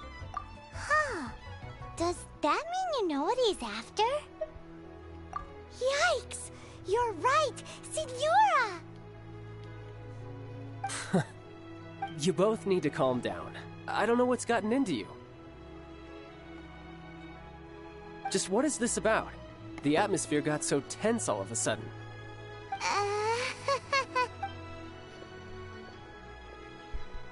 Next, we need some everlasting incense. For this, we need to go to Boo Boo Pharmacy, the finest pharmacy in all of... Is everything okay? I mean, I didn't think it was that tense, but they kind of made it tense. Everything is fine. I was just informing them that they need not return the surplus Mora. Now, if you'll excuse me, I must be going. Paimon definitely felt like Child wasn't happy with us just now.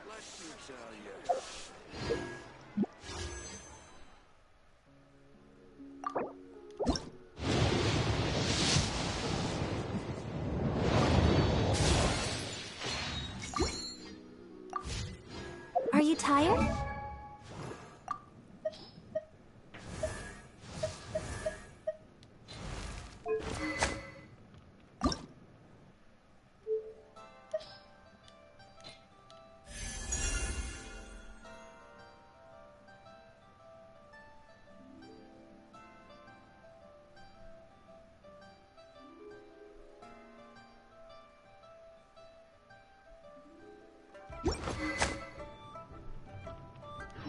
Try my new spicy energy drink. I'm sure it'll wake you up.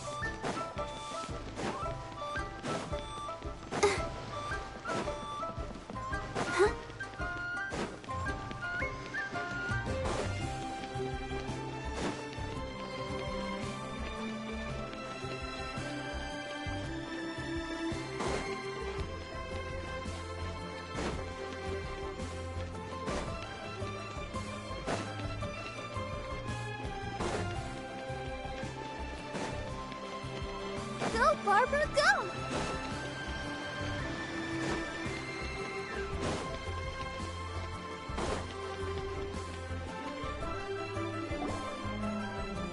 Huh. The reception is deserted. And it seems kinda spooky in here. Hello? Is anybody there? Sure, this is where we have to go fight on the ballista, which is really annoying. Welcome to Boo Boo Pharmacy. Huh?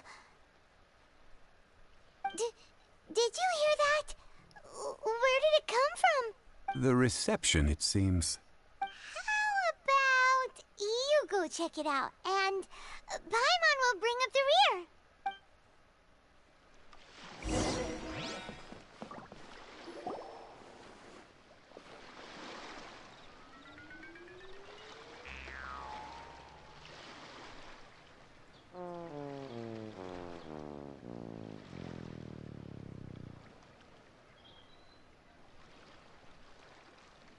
Oh, there you are.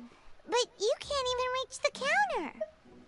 Joke's on you. Paimon floats, so height is no restriction. Anyway, there's something weird about this one over here. What's the talisman doing on her forehead? It can't be. She's a zombie. Welcome to Boo Boo Pharmacy. I am Chi-Chi. Once upon a time, Chi-Chi died. Then, Chi-Chi was saved by the Adepti. Now, Chi-Chi is a zombie. Something like this would be unimaginable in Mondstadt. Hello, little girl. Do you sell everlasting incense here? Excuse me, sir.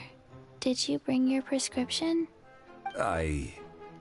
Surely no prescription is needed to purchase everlasting incense. It's not a controlled substance. Chi-Chi can get your medicine, but only if you show Chi-Chi your prescription. These are Chi-Chi's orders from Chi-Chi.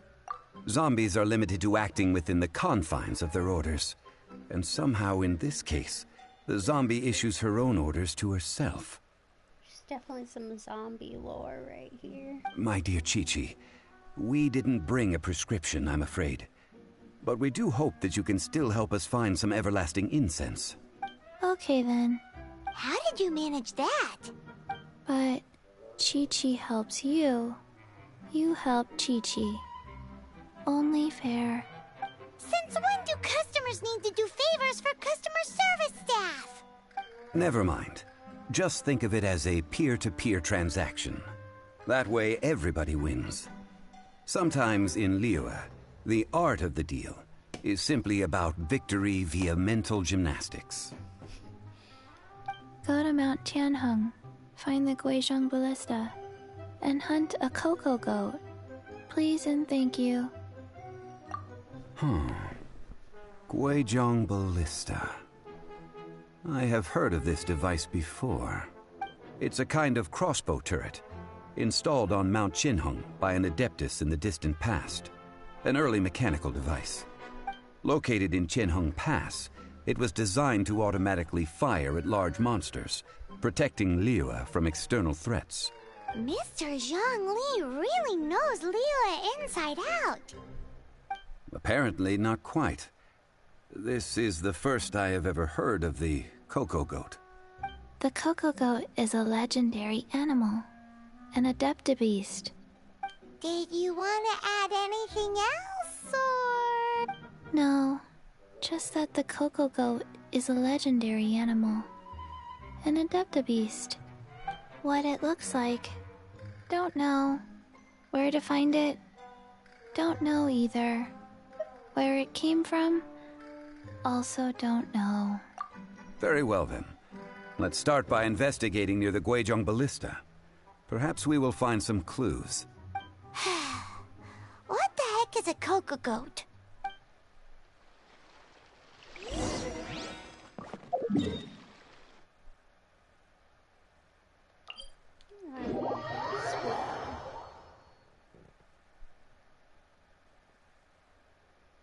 Kept falling off. Stay out in the rain for too long.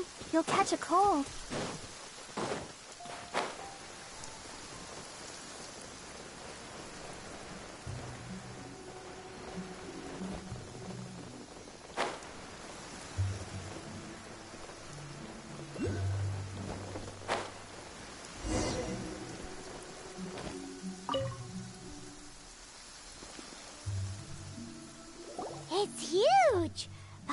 can totally believe it took an Adeptus to build this.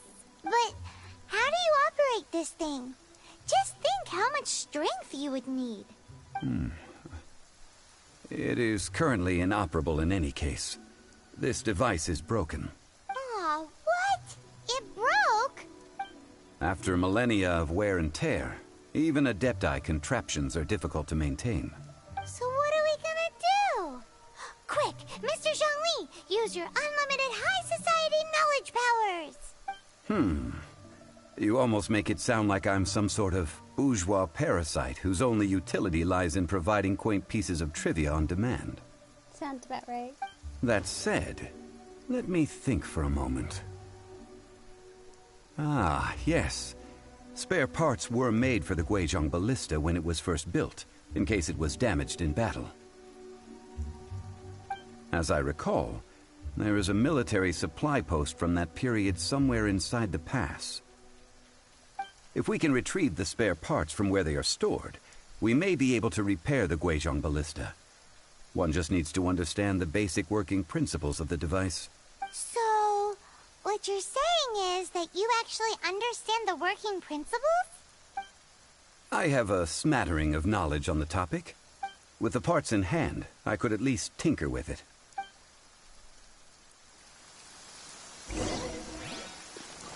Where is that supply post?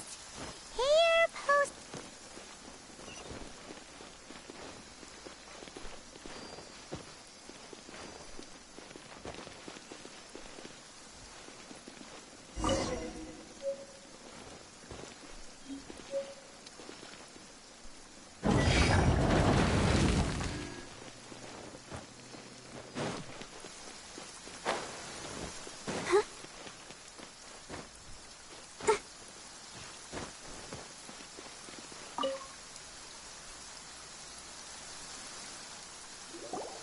Ah, these parts look useful. One moment. I will try to repair the device. It is done. The Guizhong Ballista is more intricately designed than I thought. Ooh! Now how do we turn it on? It's easy enough. We simply need to do this. Look, it even has a scope. Over here we have... nothing. And over there... more nothing. Hey! Just what do you think you're doing? So you fixed up this turret because you're planning to do what, exactly? Not a turret. A Guizhong Ballista. Also, kindly state your name before you ask a question. It's just good manners. Ha! Are you blind or something? You're looking at the leader of the treasure hoarders, old man. This area's supposed to be chock full of hidden treasures, but you can't get anywhere near them with this thing keeping watch. It might look like any other mechanical device, but trust me, it's got a mind of its own. Last time we approached the mountain, it nearly skewered one of our guys. A few of us risked our lives to disarm it, which amazingly we managed. And then we turn our backs for 2 seconds, and you've already gone and repaired it? The next thing you'll be repairing is your faces, and that's if you get out of this alive! Tut tut. Vandalizing the legacy of an Adeptus for selfish gain. Disgraceful behavior. It is not we who need reprimanding, but you.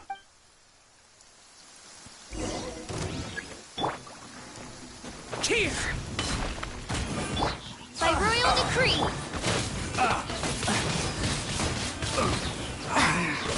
Should.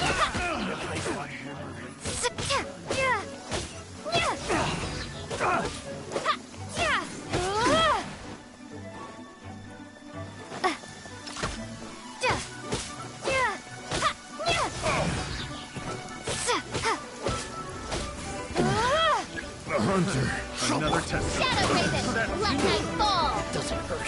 Disappear! Here! Here! Worthless!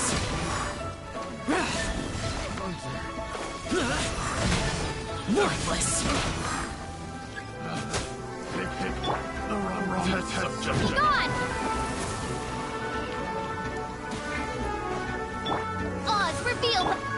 Let the show begin. Lament! Here! Worthless! Oh my god, I didn't fall off. Thank God. These lowlifes didn't know who they were messing with. Troubling ourselves over this rabble is not worth the time. We should focus on our contract with Chi-Chi. Oh yeah, that! So we've got the Guizhong Ballista working, but where's our Coca Goat? A search using the Guizhong Ballista revealed no significant life forms nearby, save for the usual wildlife. What's more, a contraption built using Adeptus technology should have no trouble detecting an Adeptabeast, as Chi-Chi put it. Which means... Paimon wouldn't go that far. We did something positive, right? We won't solve anything while standing here and racking our brains. Let's return to Boo Boo Pharmacy, explain that we could not find a Coco Goat, and review our next step. Good idea. We did our best, and that's what counts.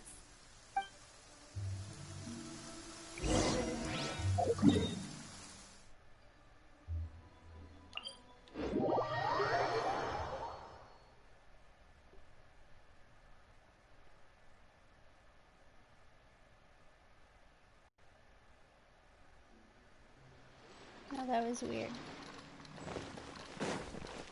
Let's dance.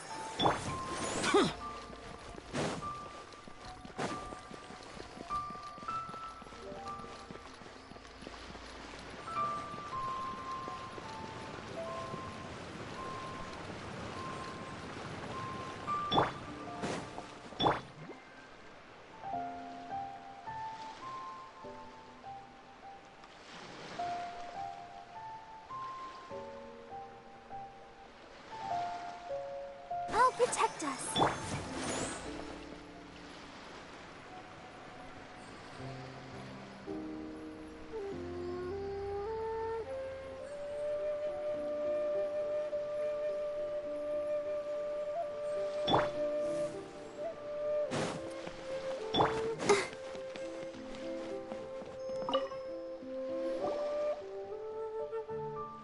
Forgive us. We were unable to fulfill our end of the contract.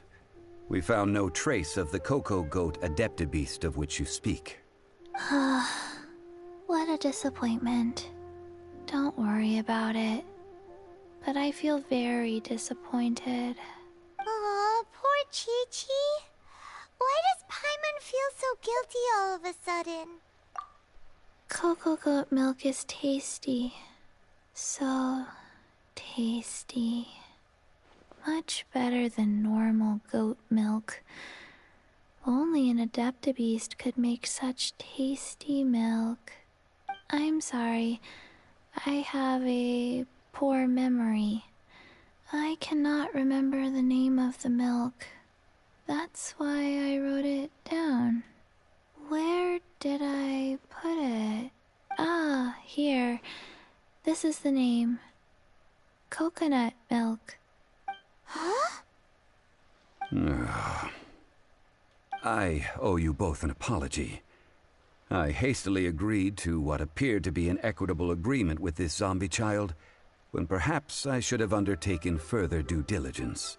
Never mind, Zhongli. You didn't know. As the Liyue proverb goes, all things are random and... So how are you supposed to predict anything? Literally no one could have seen this coming. Excuse me, everyone. Did Chi-Chi say a bad thing? Oh, sorry, but Paimon's gonna leave the job of shattering this poor kiddo's world to you. No. Impossible. Seems Chi-Chi took this pretty hard. Someone learnt a valuable life lesson today, then. Thank you all for looking after my little Chi-Chi. Might I ask who... Ah, how rude of me. I'm Baiju, boss of the Boo Boo Pharmacy. Chi-Chi was the boss. Turns out it's some wacko who wears medicinal ingredients around his neck. He is kind of a wacko. What a sorry state of affairs. This little mascot is even more of a simpleton than Chi-Chi. Ah! The snake is speaking! I prefer to stay silent, but faced with strangers, I must speak, lest you mistake me for an escapee from the medicine cabinet, for I am a living, breathing serpent! Don't mind Chung Sheng. She's a good girl, really. As for you three, communal chaos causing with Chi-Chi aside, what business brings you here? Do you sell everlasting incense in this fine establishment? Everlasting incense? Why, of course we do. Whew, at last. Things are finally starting to come together. 3 million mora. Top quality. Guaranteed. You might as well just rob the Golden House. Oh, but the Cheesing have taken it over for now. Security will be tighter than usual. 3 million. An innocuous number in and of itself. Though practically speaking, it could be a hard sum to come by. Yeah, it would be. Even on my main account, I have a hard time keeping that much more on hand half the time.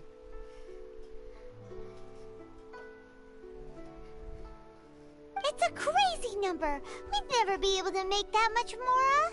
And as for Mr. Zhongli, he's around 3 million short. This is correct. What are we gonna do? Is this the part where we go crawling back to child?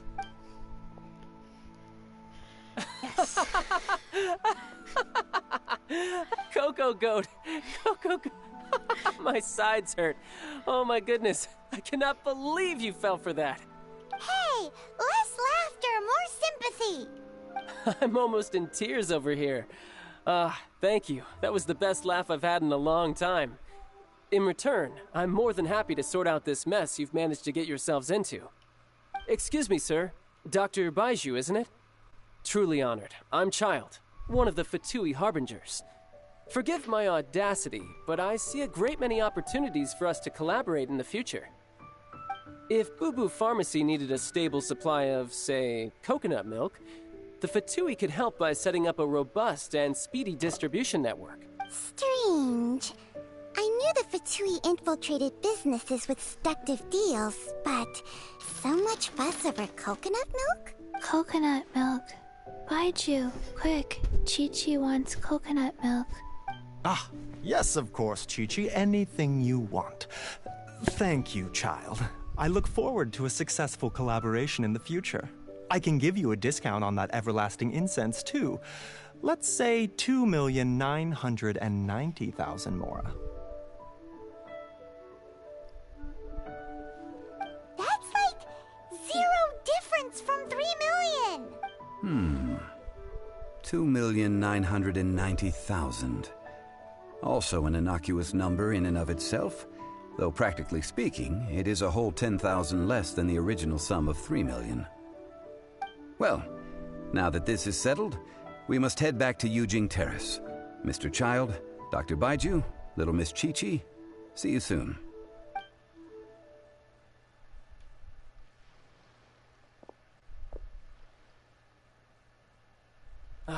That lot is an absolute riot. Honestly, I can't remember the last time I laughed so hard. So, you've been eavesdropping, I hope.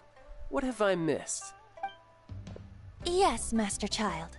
They spoke of the Qixing taking the Golden House. Well. Ningguang and her Qixing cronies. What else would they be hiding in the Golden House, if not the Exuvia? I apologize, but I warned you, didn't I? As the old Liyue saying goes, the walls have ears.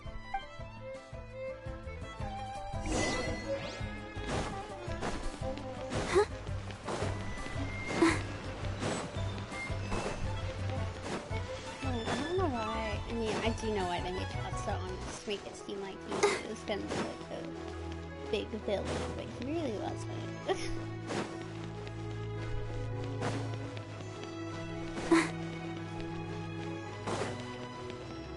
Go, Barbara, go!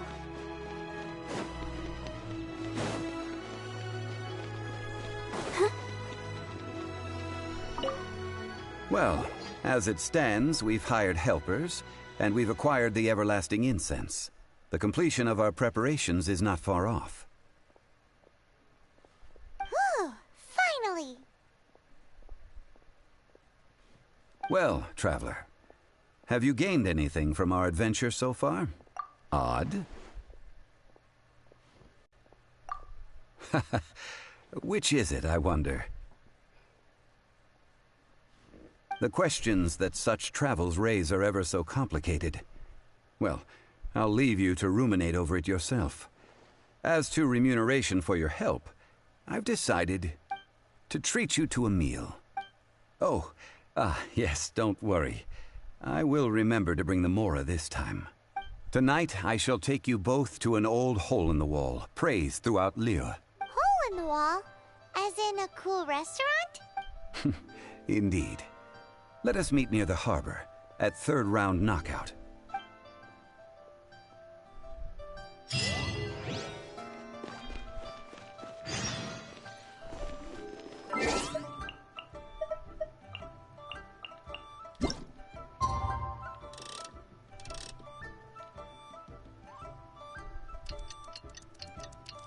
think I'm gonna get through the end of this act, and I'm gonna call it a night. Go, Barbara, go! Because I still need to get on my main account and finish off the event. Which will be quick. That does end the night, doesn't it?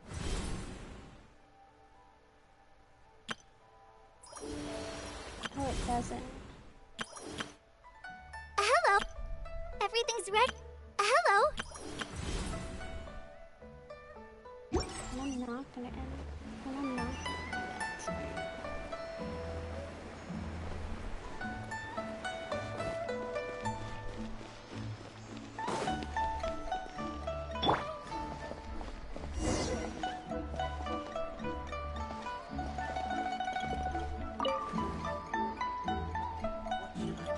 Ah, you're here. There's no need to order. I've already done so. Third round knockout is not for lightweights, like those taverns in Mondstadt. Here, the owner does not take such unorthodox orders as fruit juice.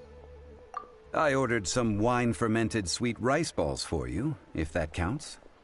If it is to your liking, dear customers, I shall continue the tale of Lady Ningguang's Jade Chamber. Hey, there's even a storyteller here! Great atmosphere! Besides fine wine, the excellent ambiance is the reason why this place is so well loved. But when I say ambiance, I refer to a different sort from the one the Tevat travel guide uses to judge other establishments. As you all know, high above the land of Liyue lies a pavilion in the clouds, a palace in the mist. What does it mean to have all-seeing eyes? This, my friends, Lady Ningguang's masterwork that bridges earth and sky.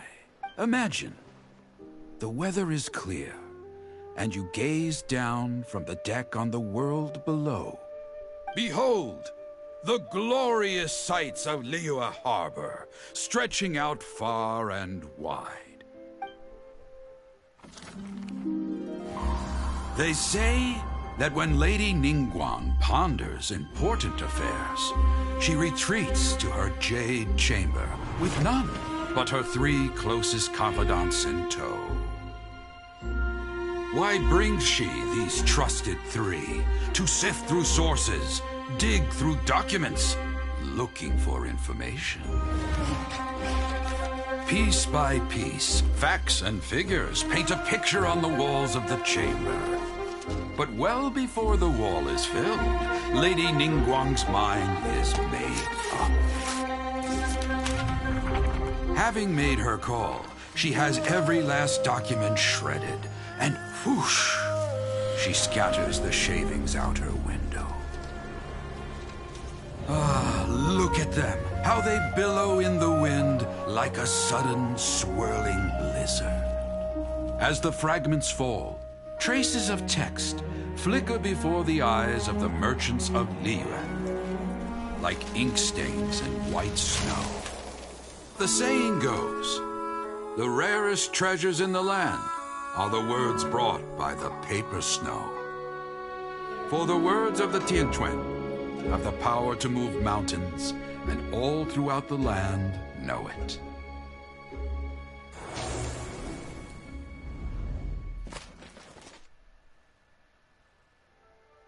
These are but scraps of paper, and yet they guide Lady Ningguang's hand.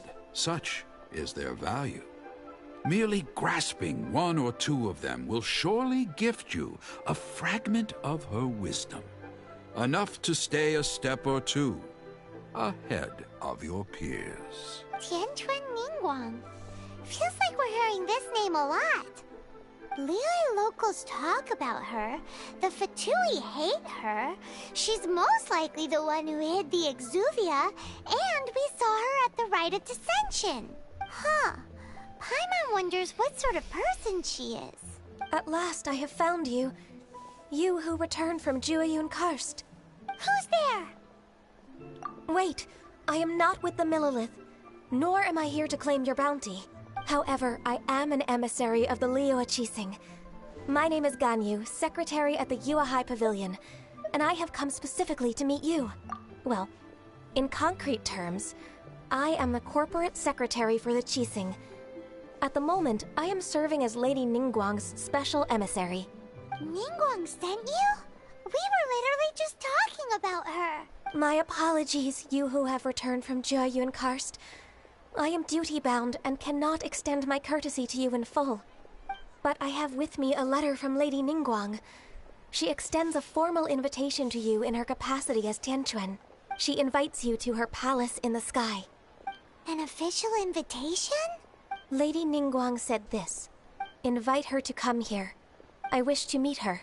At the Jade Chamber, together we shall snip every one of these entwining dark threads.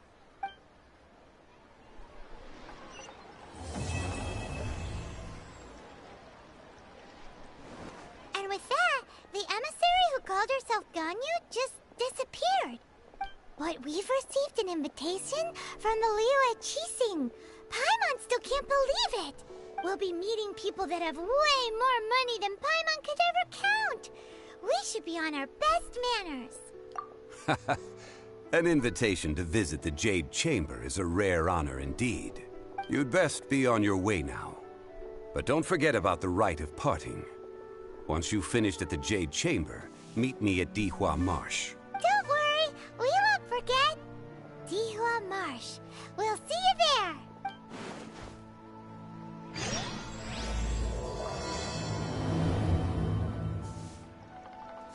Listen, let me tell you how. Come and see this rare, precious curio.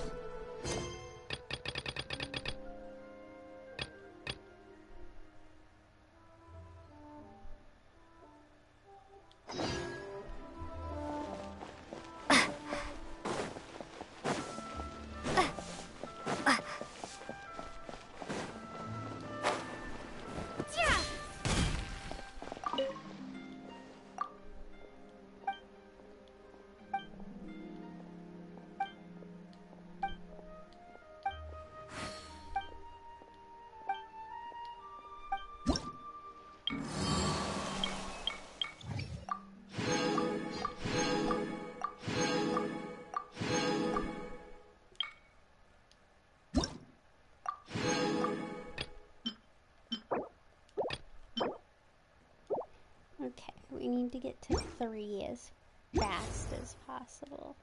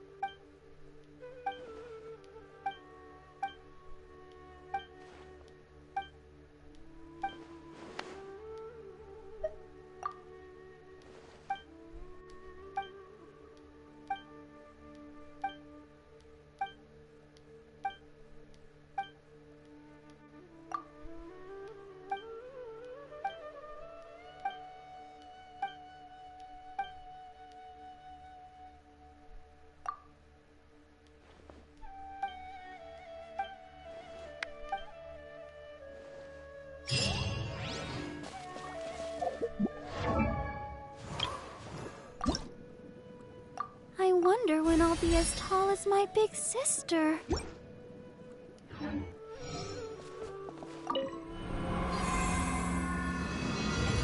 one of them tonight just so I can do another wish, but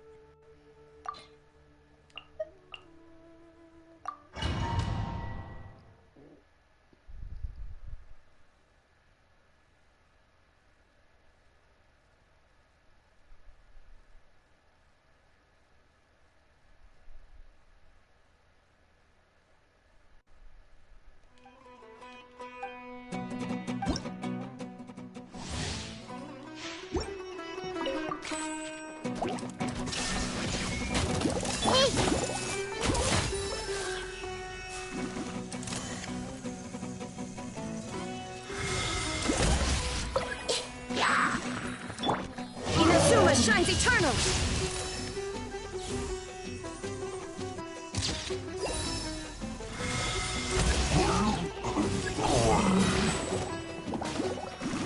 Illusion shattered!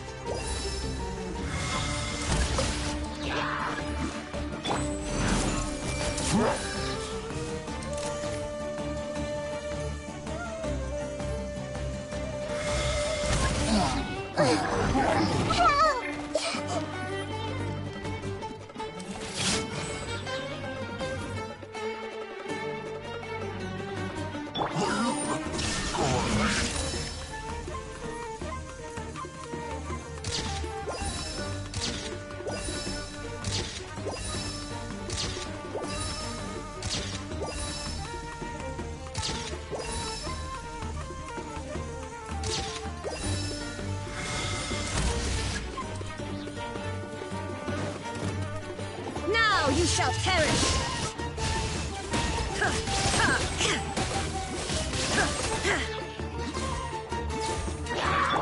I see everything!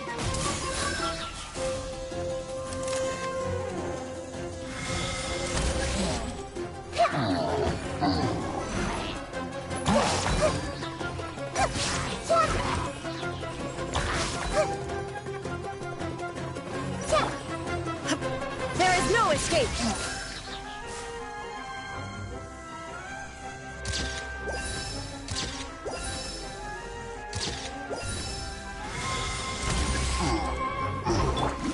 Everyone hold hands!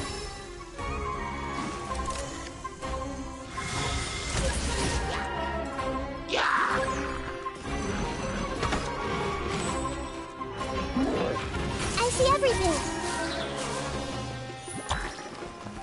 Illusion shattered!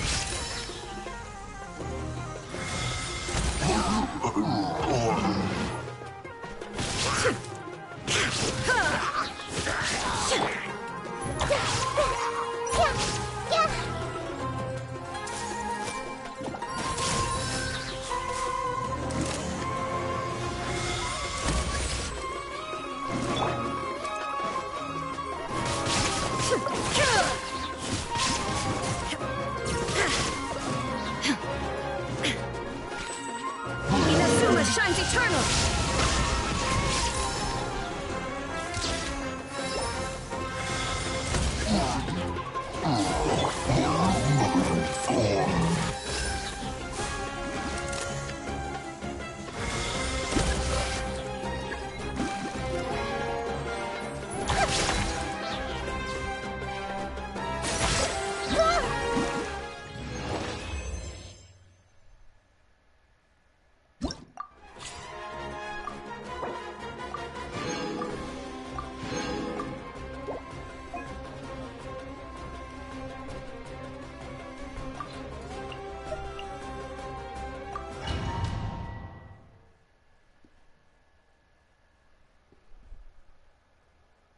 I didn't realize the first one didn't come with primos.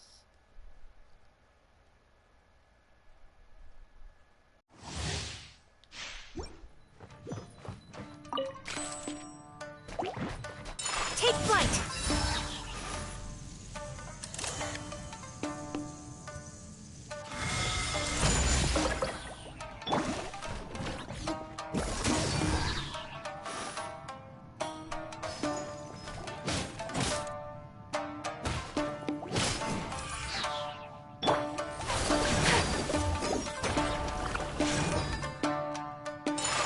apology. Yeah. Yeah. Ta. Ta. Ha. Ta. Yeah. Ha. Yeah. Ta. Yeah. Yeah.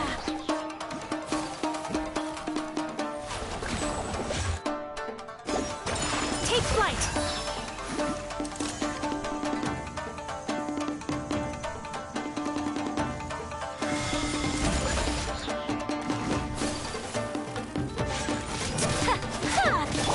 Obey!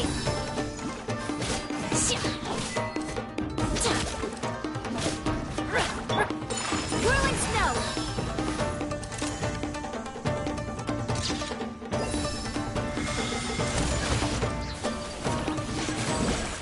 Sakura swirl!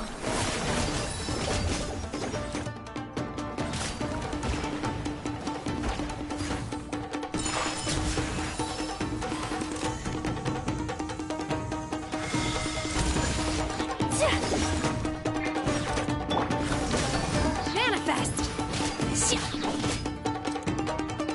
By ordinance divine! My apologies!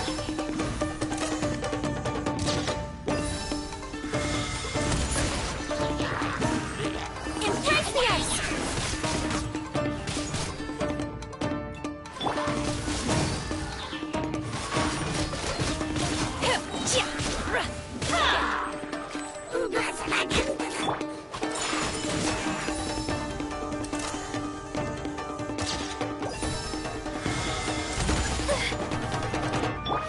Do your master's bidding!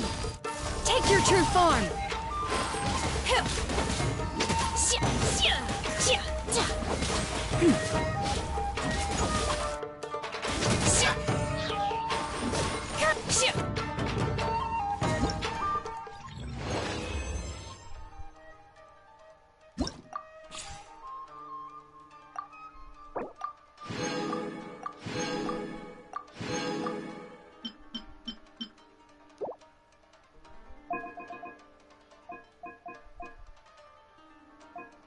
Okay.